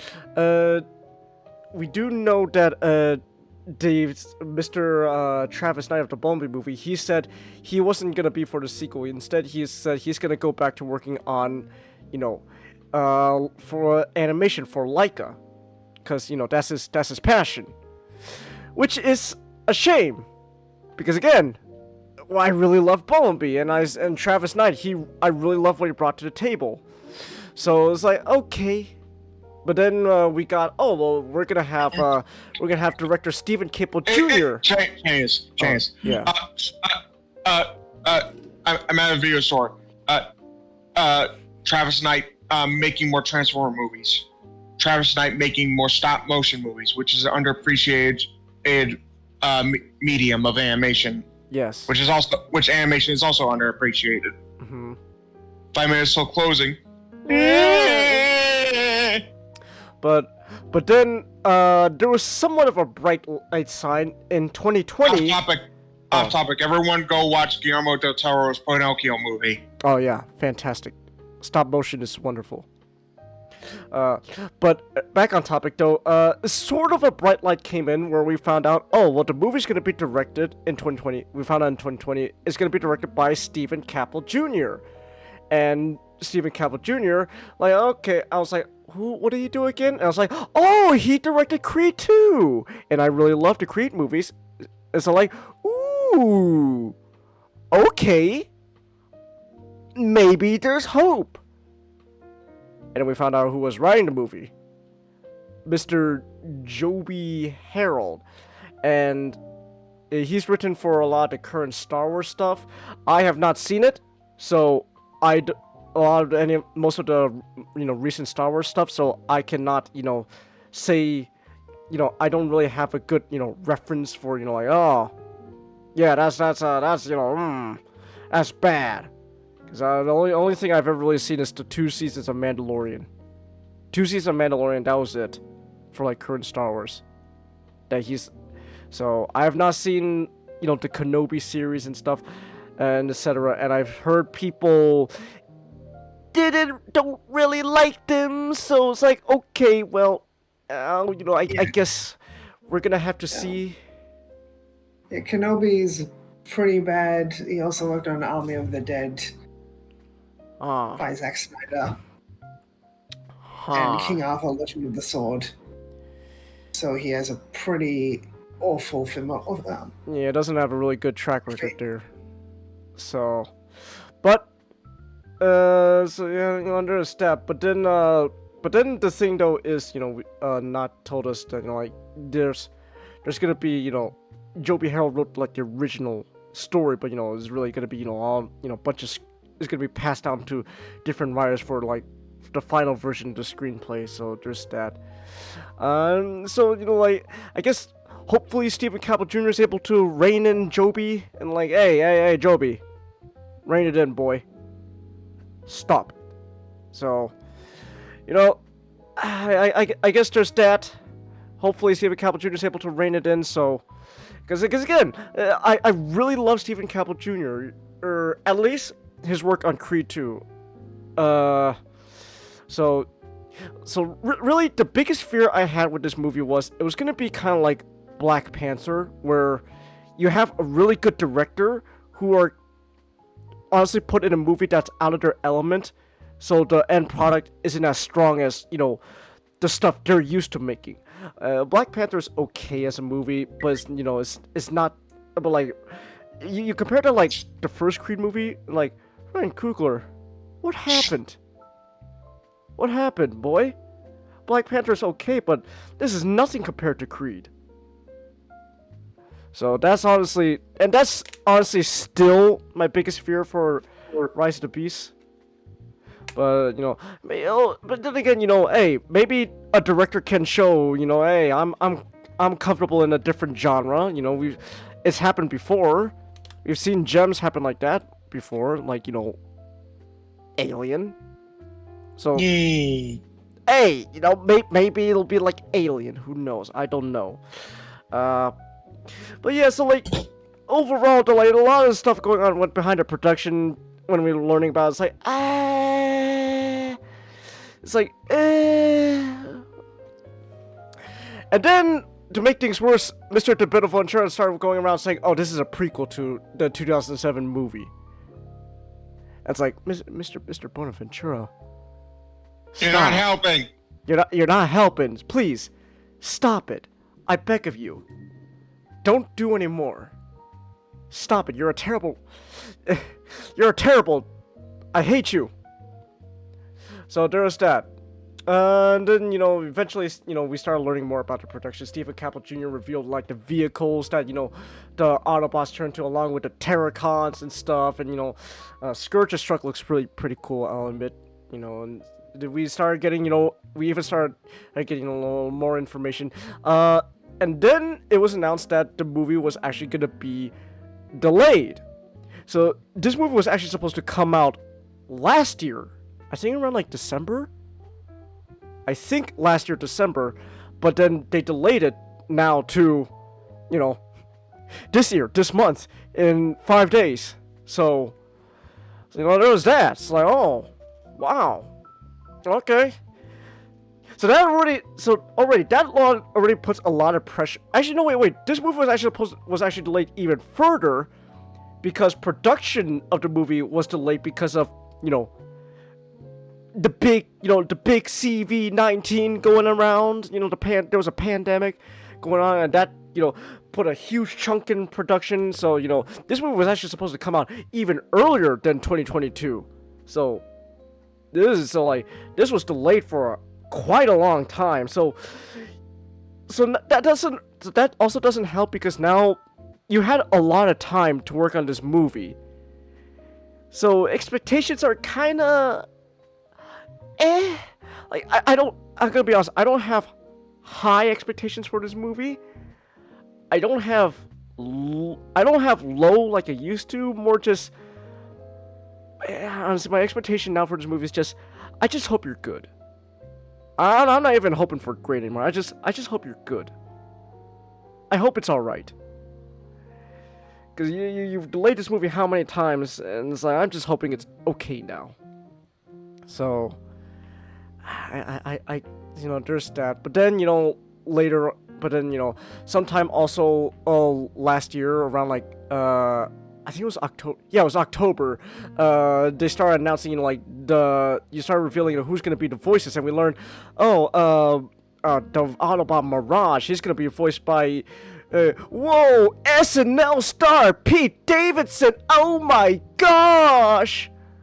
So, yeah, again, we already talked a bit about Pete Davidson, how, like, he's apparently, like, just he's blowing up a lot recently, like, just. I mean, good for him, I guess. Good for Pete, but, like, he's really blowing up. Like, he's in everything now. It's like, oh, Pete Davidson! I guess he's, like, the new hot actor now.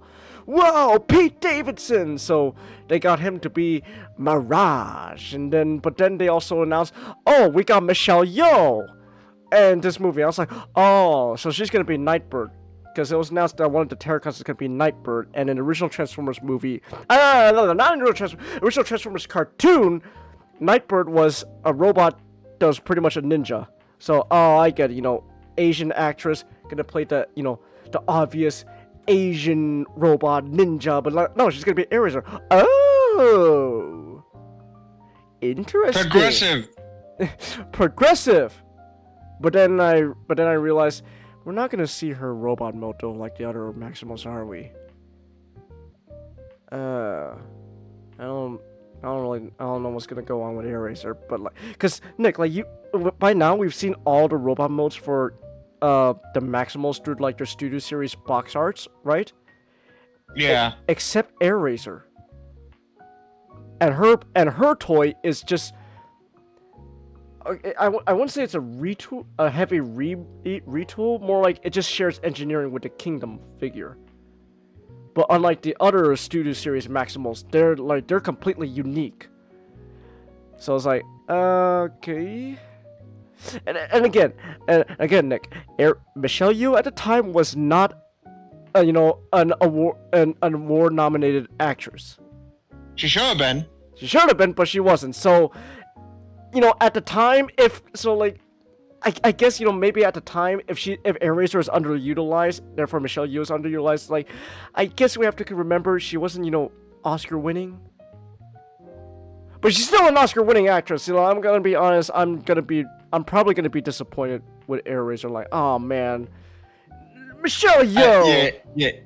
I would expect her to be in the movie along. Yeah, which is...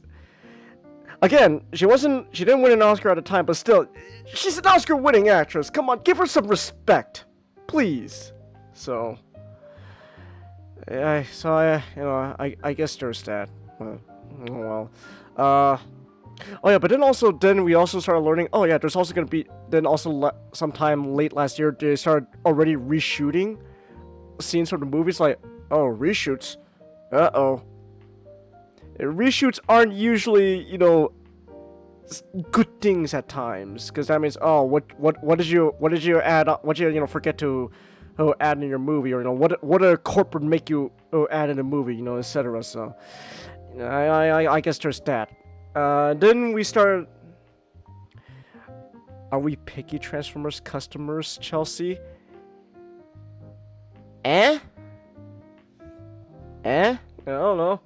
I don't really describe myself picky, because if I was picky, then I wouldn't get anything Rise of the Beast related. But I already got a toy of Bumblebee and Scourge, so hey, I'm probably gonna get also the Optimus Prime figure. So hey, so there's that. I don't know if I would say picky. So yeah. But then also we started learning more about just some details about what's going on with the story, what's going on with the characters, and we learned, Optimus Prime is gonna have a character arc in this movie. Okay, he's gonna start off by hating humans. Oh, why? And so that already was like, I don't like that. That was like a huge turnoff for me. Like, oh, Optimus hates humans in the beginning. I don't like that. I don't like that, Nick. I don't like it either. We're like, oh, but it's gonna be a character arc. Optimus is gonna have to learn to like humans. Like, why? I mean, Optimus is the guy always saying, freedom is the right to all sentient beings. So it's like, is there just a time where, in between him getting the Matrix of leadership and him falling down to earth, that he doesn't believe that?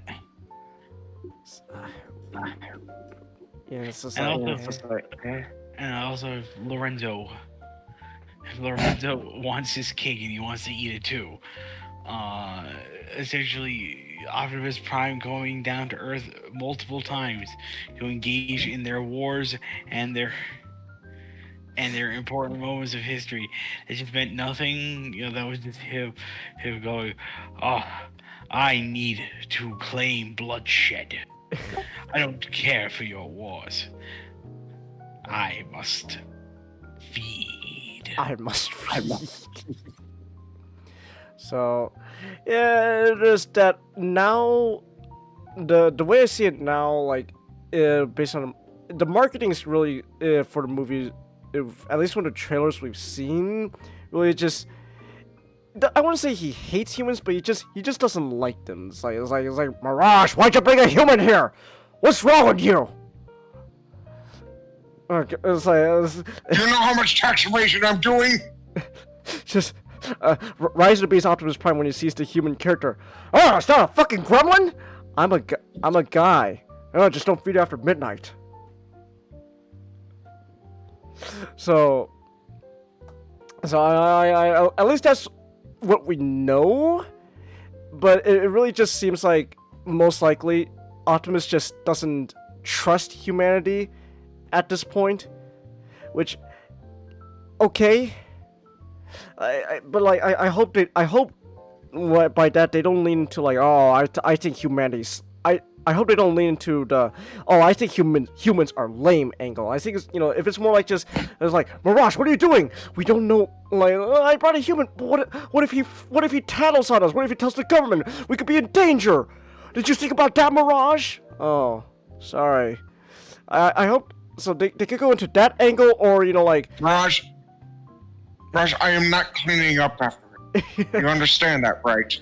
Yeah, or they could go in that angle. It's like, oh god, it's a fucking get that gremlin out of my face, Mirage. So, I don't know. Honestly, I just don't like Optimus distrusting humans in the beginning in the first place at all. Or like, okay, there's a difference between like being cautious, like look, Mirage, we're here to protect the humans, but they can't know about us. What if they tattle on us? And there's a difference between that and oh god, human beings. Gosh, fucking disgusting creatures. Ugh. So, but I guess we'll have to wait for the movie. So, I remember it was sometime last year. I think it was like December. There was leaks from a test screening about from Rise of the Beast. Some stuff has changed from the test screening, but other than that, what we know now, a lot of that still hasn't changed. And I remember reading the test screening, it was like, I remember my initial reaction was very negative. It's like, oh gosh, because it really just, what I read really just came off as, we really didn't learn anything from Bumblebee, and we just went back to going back to the spectacle schlock from the previous movies.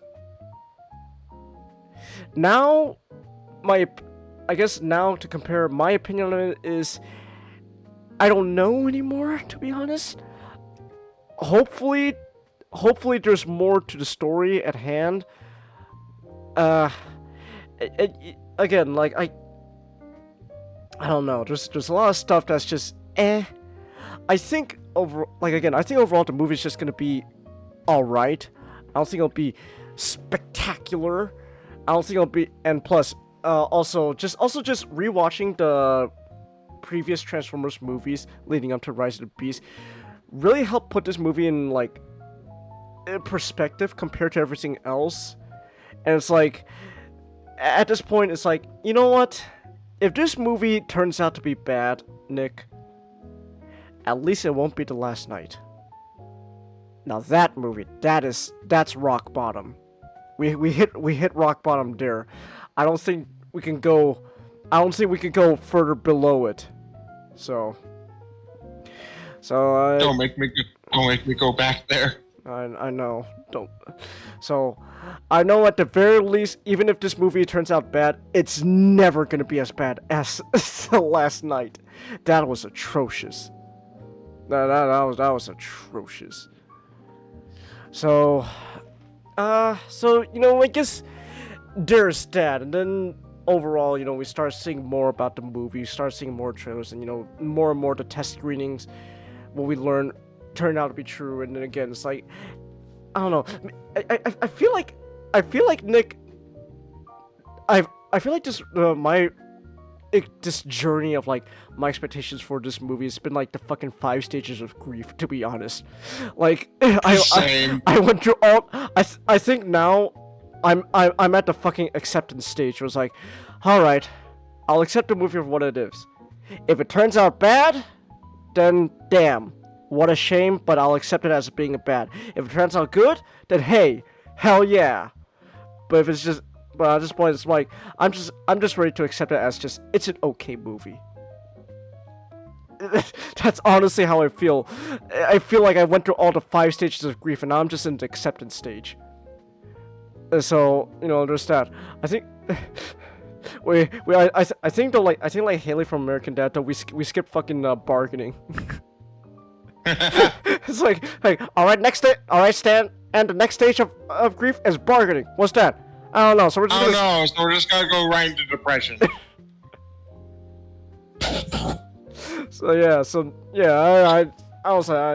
I think we went through the 5 stages of grief with our expectations for this movie. So I guess, yeah, but overall though, that's honestly how I feel. So real quick, I do want to mention this though, Nick. I've been thinking about it a lot, and if the test, and we know for a fact that most of what we know from the leaked test screenings is true. So I've been thinking about this a lot, and I don't know, it's an interesting thing where, how do I put this? I feel like this movie, I think it's best going into this movie with expectation of not being a sequel to Bumblebee. Does that make any sense? It does. It's weird because, how do I put it? And I don't know what it is. I think it's just, but for some reason, it seems the pattern with all the Transformers movie is, for some reason, every single Transformers movie the way they're written and stuff, seems to be written with the mindset of, we don't acknowledge the previous movie. Because again, like based on this is just based on test screenings, but we know a lot of this can't be true because a lot of it's already been confirmed with what we know. A lot of the stuff I'm reading, from Rise of the Beast, feels like the movie was produced with a mindset of Bumblebee existed. It was a thing. Now let's just ignore it, and let's treat this movie as the actual, the actual start of the reboot. Bumblebee was not the actual start of the reboot. That was just a thing. That was just a standalone thing. It's treated like it's the Joker movie. It's a standalone thing. But this, when we're starting Rise of the Beast, this is gonna be our DCU. And okay, I guess there's that, but it's just interesting though, how it's it's just a pattern. Just every Transformers movie, just for some reason, seems to always be written with the mindset of, we barely acknowledge the previous movie. And it's so weird. I don't understand it. So I think I honestly believe this movie will be better if we just go in thinking this is not a sequel to Bumblebee, this is its own thing. And Bumblebee was its own thing. It doesn't matter if this movie is reusing, CG models from the Bumblebee movie, because clearly this movie doesn't give a shit about it. It does. Well, okay, I won't say it doesn't give a shit about a Bumblebee movie, but it's written again. It doesn't.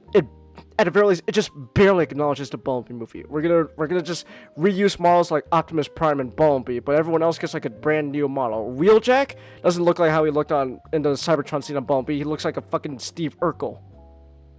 RC, she got a heavy remodel too, so she barely looks like how she did in a Bumblebee movie. You know, we don't know if the Decepticons are a thing anymore, because you know, the only scene with a Decepticon in this movie was with Transit, but then that got cut.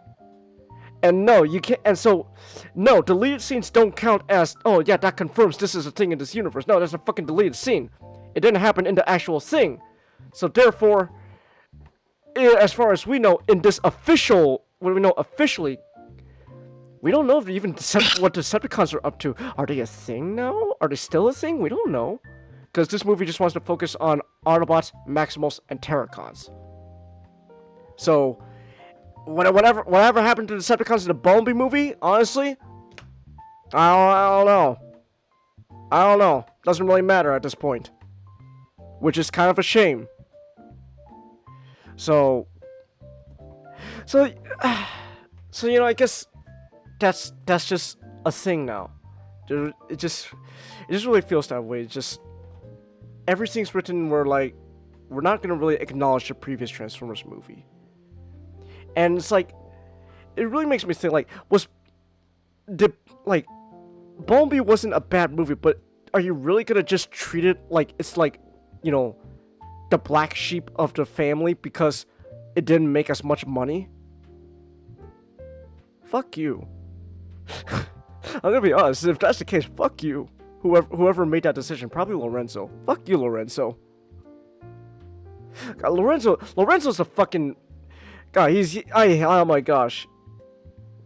That man, I swear, he's the real enemy of Transformers. Oh my goodness.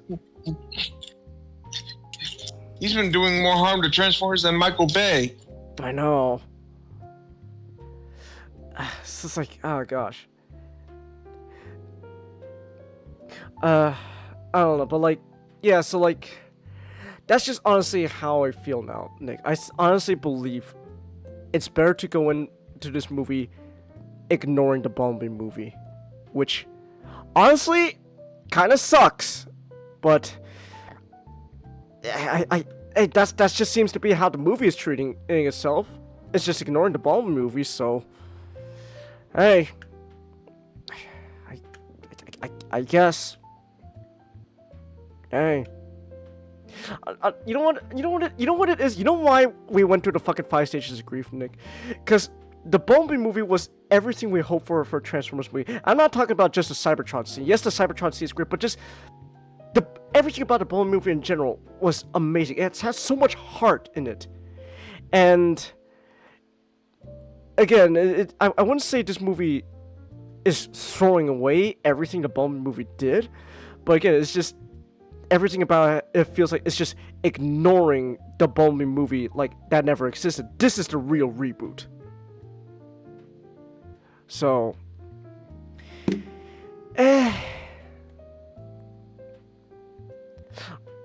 so yeah, I'm gonna be honest. If they announce that Rise of the Beast is the real start of the reboot, I'm not gonna be surprised.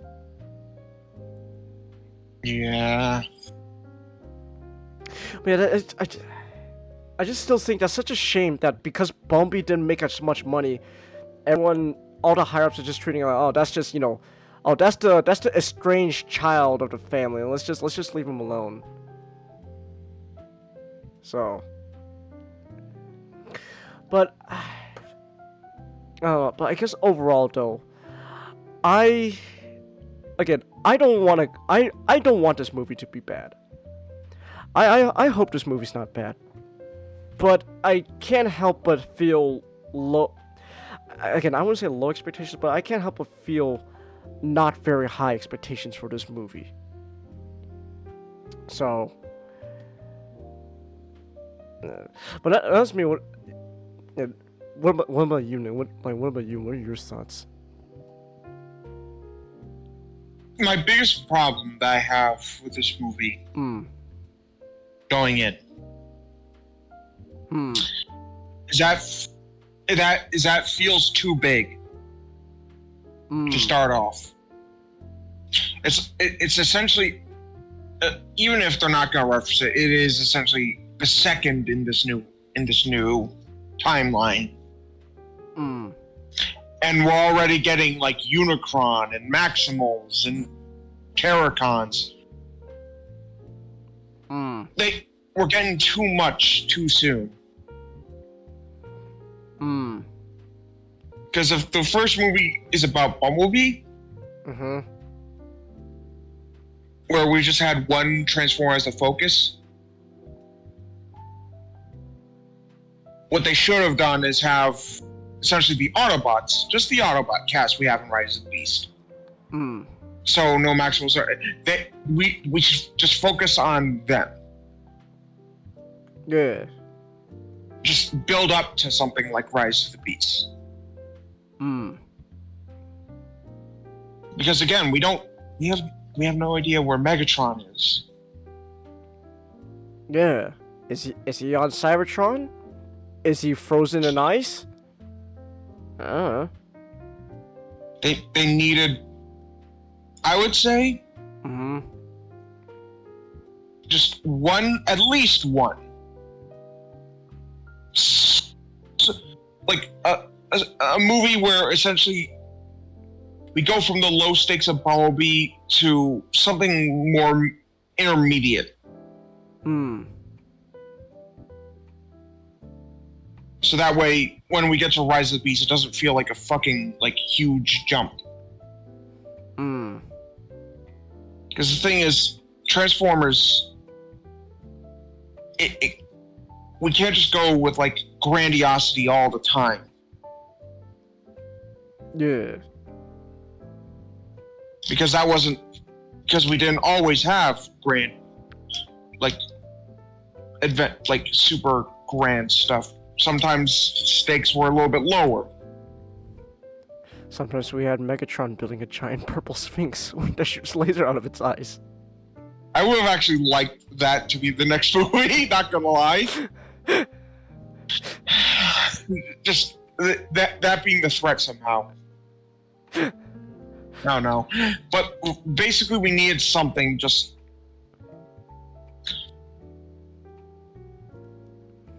Because everything we know now, like, we have to take in information about Unicron existing, Maximals existing, who are the Terracons. Because that's like, for the main cast, you get like, you got the Autobots, but then you suddenly have like, double the characters, just on the good side now. That, you know that means that, you know what that means in the movie, they're probably not going to focus on everyone. Like, there's a bunch of characters are going to have to take the backseat. And that's my problem. That's what, because what they should have been something like, okay, honestly, not gonna lie, they should have, I'm saying this mostly because they should have done an endgame plan or an Infinity War plan where essentially you build up to it. So that way, like, when you get to, this, it doesn't feel like some characters are like sidelined because we've already seen enough of them beforehand.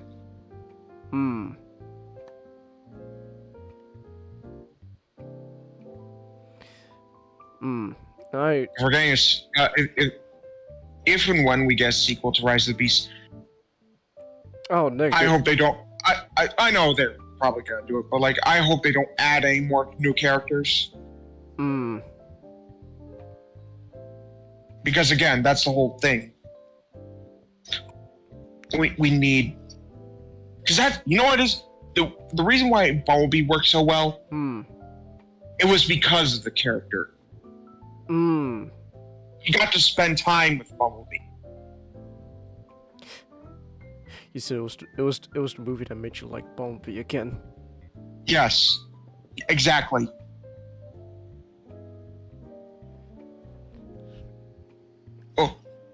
Why should I care if Airazor dies if I don't know who Airazor is? They wanted this to be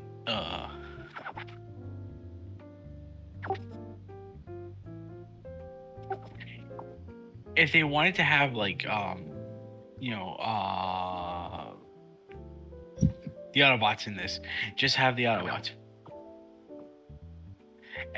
Just have the Autobots and the Decepticons fighting each other, and keep it at that. Don't have like a villain who is like the Fallen, or like a twist villain like Sentinel. Sentinel. Simplicity works. Yeah.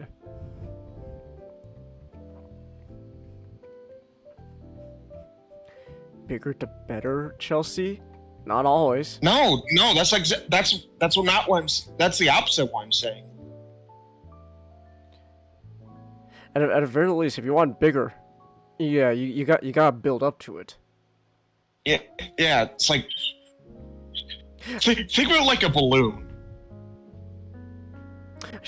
Like the more you put it, the more it's gonna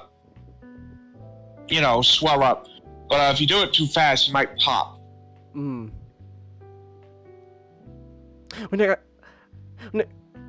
Nick Express, how far into season 1 do we say the Autobots don't even deal with Decepticons? I don't know. Because I know we wanted it to be that, like, for a good chunk of the first season, it's not even Decepticons. It's mostly just human threats, or even just random shenanigans. I wouldn't surprise me if we do like just nearly half of the seasons just the Autobots doing their thing.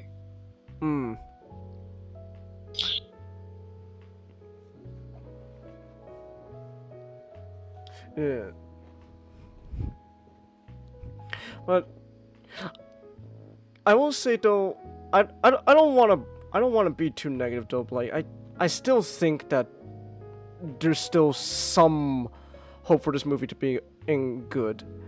I don't know. I do know one thing though, for sure, is that Peter Cullen, he's definitely had a better time making this movie than Bumblebee. Which is fantastic. Yeah. Because so in Bumblebee, they originally didn't even want Peter Cullen. They didn't even originally want Peter Cullen. They actually got some other rando guy. I don't know who. Actually, I think it was John Bailey. You think it was John Bailey who was supposed to be Optimus? Yeah. It wouldn't surprise me. Because he was Shockwave. And he was Soundwave. And Soundwave. And he was actually going to be Starscream. Oh. Actually, at one point, Starscream was actually originally going to say a line. He's going to say, "Die, Autobots! Die, Autobots! Die, Autobots!" It wouldn't surprise me. It wouldn't surprise me if John Bailey was Optimus Prime. And I could kind of hear in the inflections. Because again, you could kind of hear that's Optimus doing basically dubbing over an Optimus impression. Yeah, that's the thing that Peter hated doing. It wasn't that he had to redo Optimus lines. They called him in to dub over another guy impersonating Peter Cullen being Optimus Prime. And they told him, no, don't redo the lines. You have to dub over and do the same inflections that the other guy did. And it's like, well, why am I here then? Just get John Bailey to be Optimus Prime. No, we got you now, Peter. Okay, fine. So I do know, like, from like what we've seen, like behind the scenes stuff, like Peter Cullen is definitely having a much better time here doing Optimus in Rise of the Beasts. So maybe that gives me hope for the character, how they're gonna handle Optimus's character in in Rise of the Beasts. Maybe he won't hate humans, because again, that's just honestly what my biggest thing with Optimus not trusting humanity. It's like, I still think he shouldn't do that at all, but I hope that at the very least he doesn't, you know, hate humans. Like, oh god, humans, no! So, because we've seen, we already seen a movie where Optimus doesn't like humans, and we know what to, as I guess a point of reference to compare, how the characters are handled. We know what the last time it was like, and it wasn't really that great. Yeah, half the time his lines were just, "I'll kill you!" So, hopefully, they don't lean into the, "I'll kill you!" So, but yeah, I know at the very least, Optimus is Peter's having a much better time being Optimus here. I will also say, though, it is interesting seeing how Bumblebee, after so long, is finally being put on the sidelines for, like, the, I guess, the human companion character of the Autobots. Maybe it's because he had a whole movie dedicated to himself, so maybe it's that. But it's interesting now, instead, they brought in, we have Mirage now. He's the human companion. Bumblebee, you get to be on the sidelines. So it's interesting to see how, after how long of, Hasbro constantly marketing Bumblebee, pushing it in our face, Bumblebee, finally he's being put on the sidelines for Mirage. So, I don't know, it's interesting.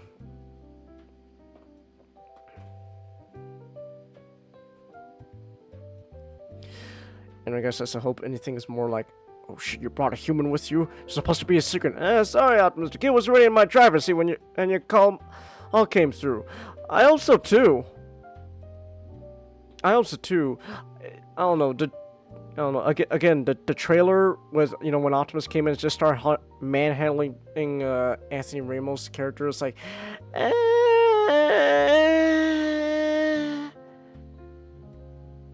I don't know. He was holding on to him like he was a.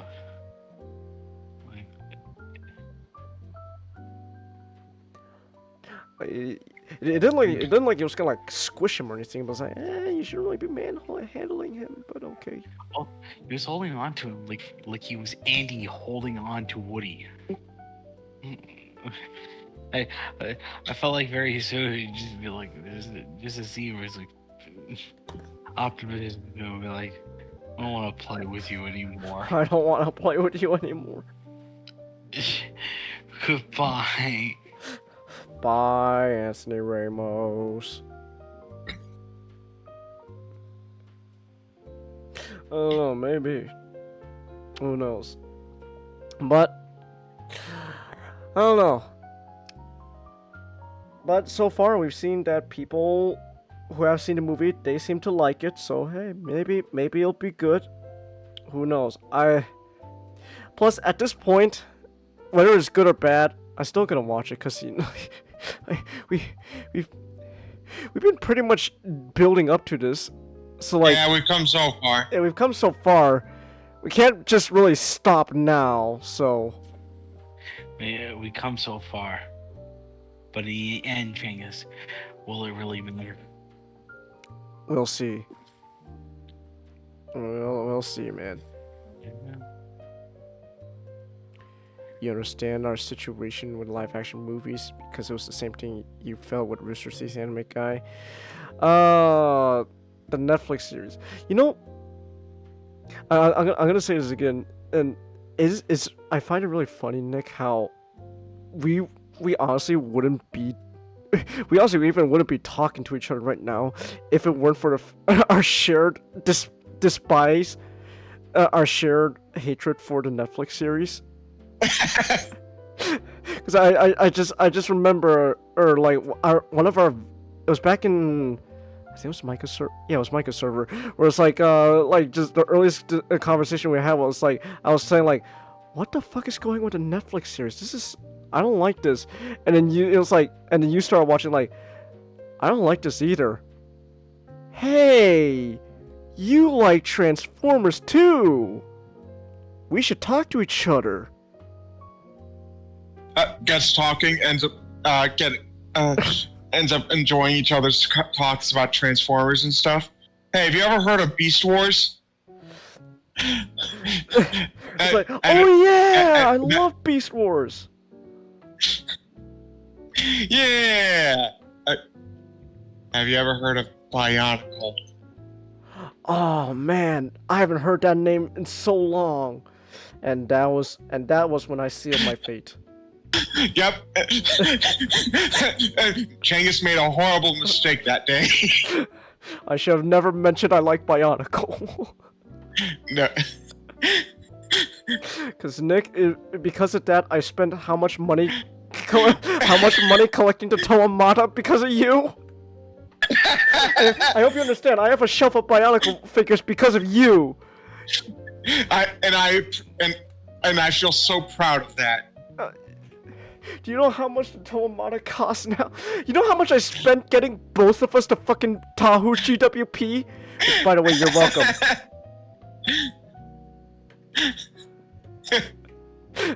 You're welcome, by the way. Thank you. Do you have him like displayed on like your table? He's on my desk. Yep. I'm looking at it right now. Nice. Was it because Miles Luna was Cliff Jumper? Dude, I didn't even...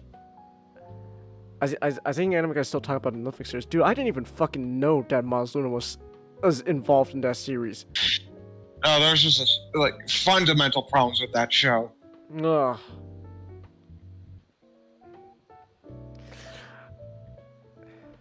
But anyways. But, I don't know, I think at the end of the day, though, either way, I guess to sum it all up, moral of the story is, we've come this far. Might as well fucking watch the movie, whether it's good or bad. We've come this far. We can't really stop now, so. Hey. Do I remember what the first conversation was like with you, Chelsea? I'm sorry, Chelsea. I'm gonna be honest. Not really. Cause which is funny because we just only compared to Nick, we only recently started talking to each other, Chelsea. So we talked to Ray, and that's how we talked to you. Yeah. You know what it is? You know why? It's nothing against you, Chelsea. It's because I connect with Nick more. It's because of our shared love It's because of our shared love and hatred for certain things.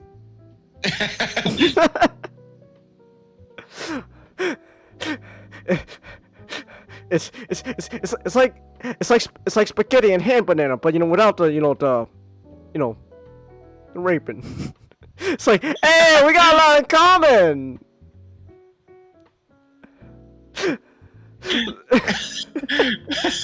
It's like we got so much in common. I'm gonna talk to you non-stop about Bionicle. Oh no.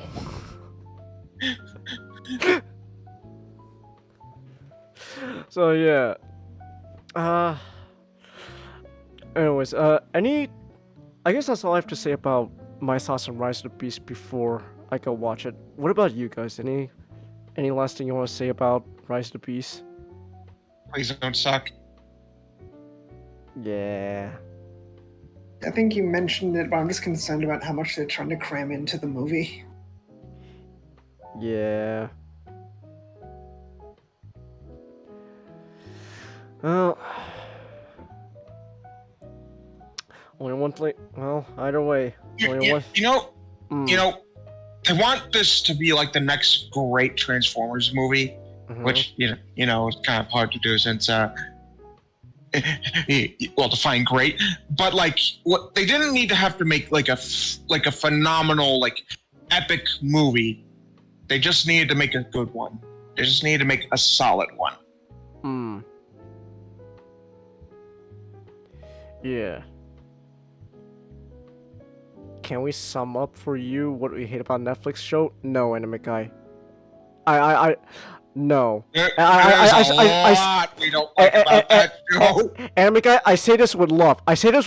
But no, I will not sum it up. Because if I There's a do, lot we don't like about that show. if I do, we're gonna be here forever. I'm gonna keep fucking ranting about it, and I'm gonna be honest. I don't feel like ranting about the Netflix show. There is so much wrong with that series. So We would probably have to do like entire like what we did with the fucking like movies about that show. oh my god, fucking. I'm like Mr. Incredible now, Nick. Just please, Nick. I'm not strong enough. Oh, that'd be horrible. Oh, that would be horrible too. Alright, but anyways, I think with that said then, where's my mouse? Mouse cursor.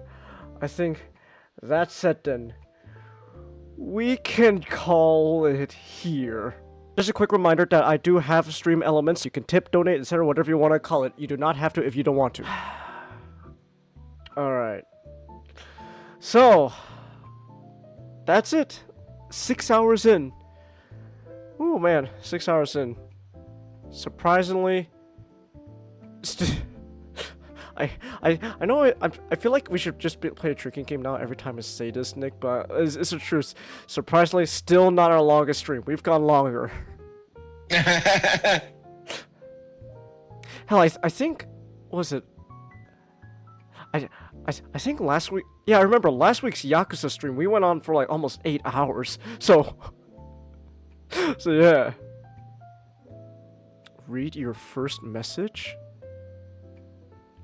No, you try a conversation with you guys because typing in chat doesn't substitute and sing Sonic songs together. Oh, I'm sorry, Chelsea. I have to mention this though, Chelsea. If we don't pay attention to chat, half the time it's because I'm usually focusing on, what's on my mind at the moment. Like if it's if I'm playing a game, I'm gonna be focusing more on the game. Or like if with these podcasts, I'm gonna be focusing more on having a discussion than reading the chat. But we'll read it once in a while. So, oh, I feel gassy still. But anyway, so with that said, then we're gonna call it here. So, thank you everyone who came, and yeah, and I guess we'll see you all next time. Good night.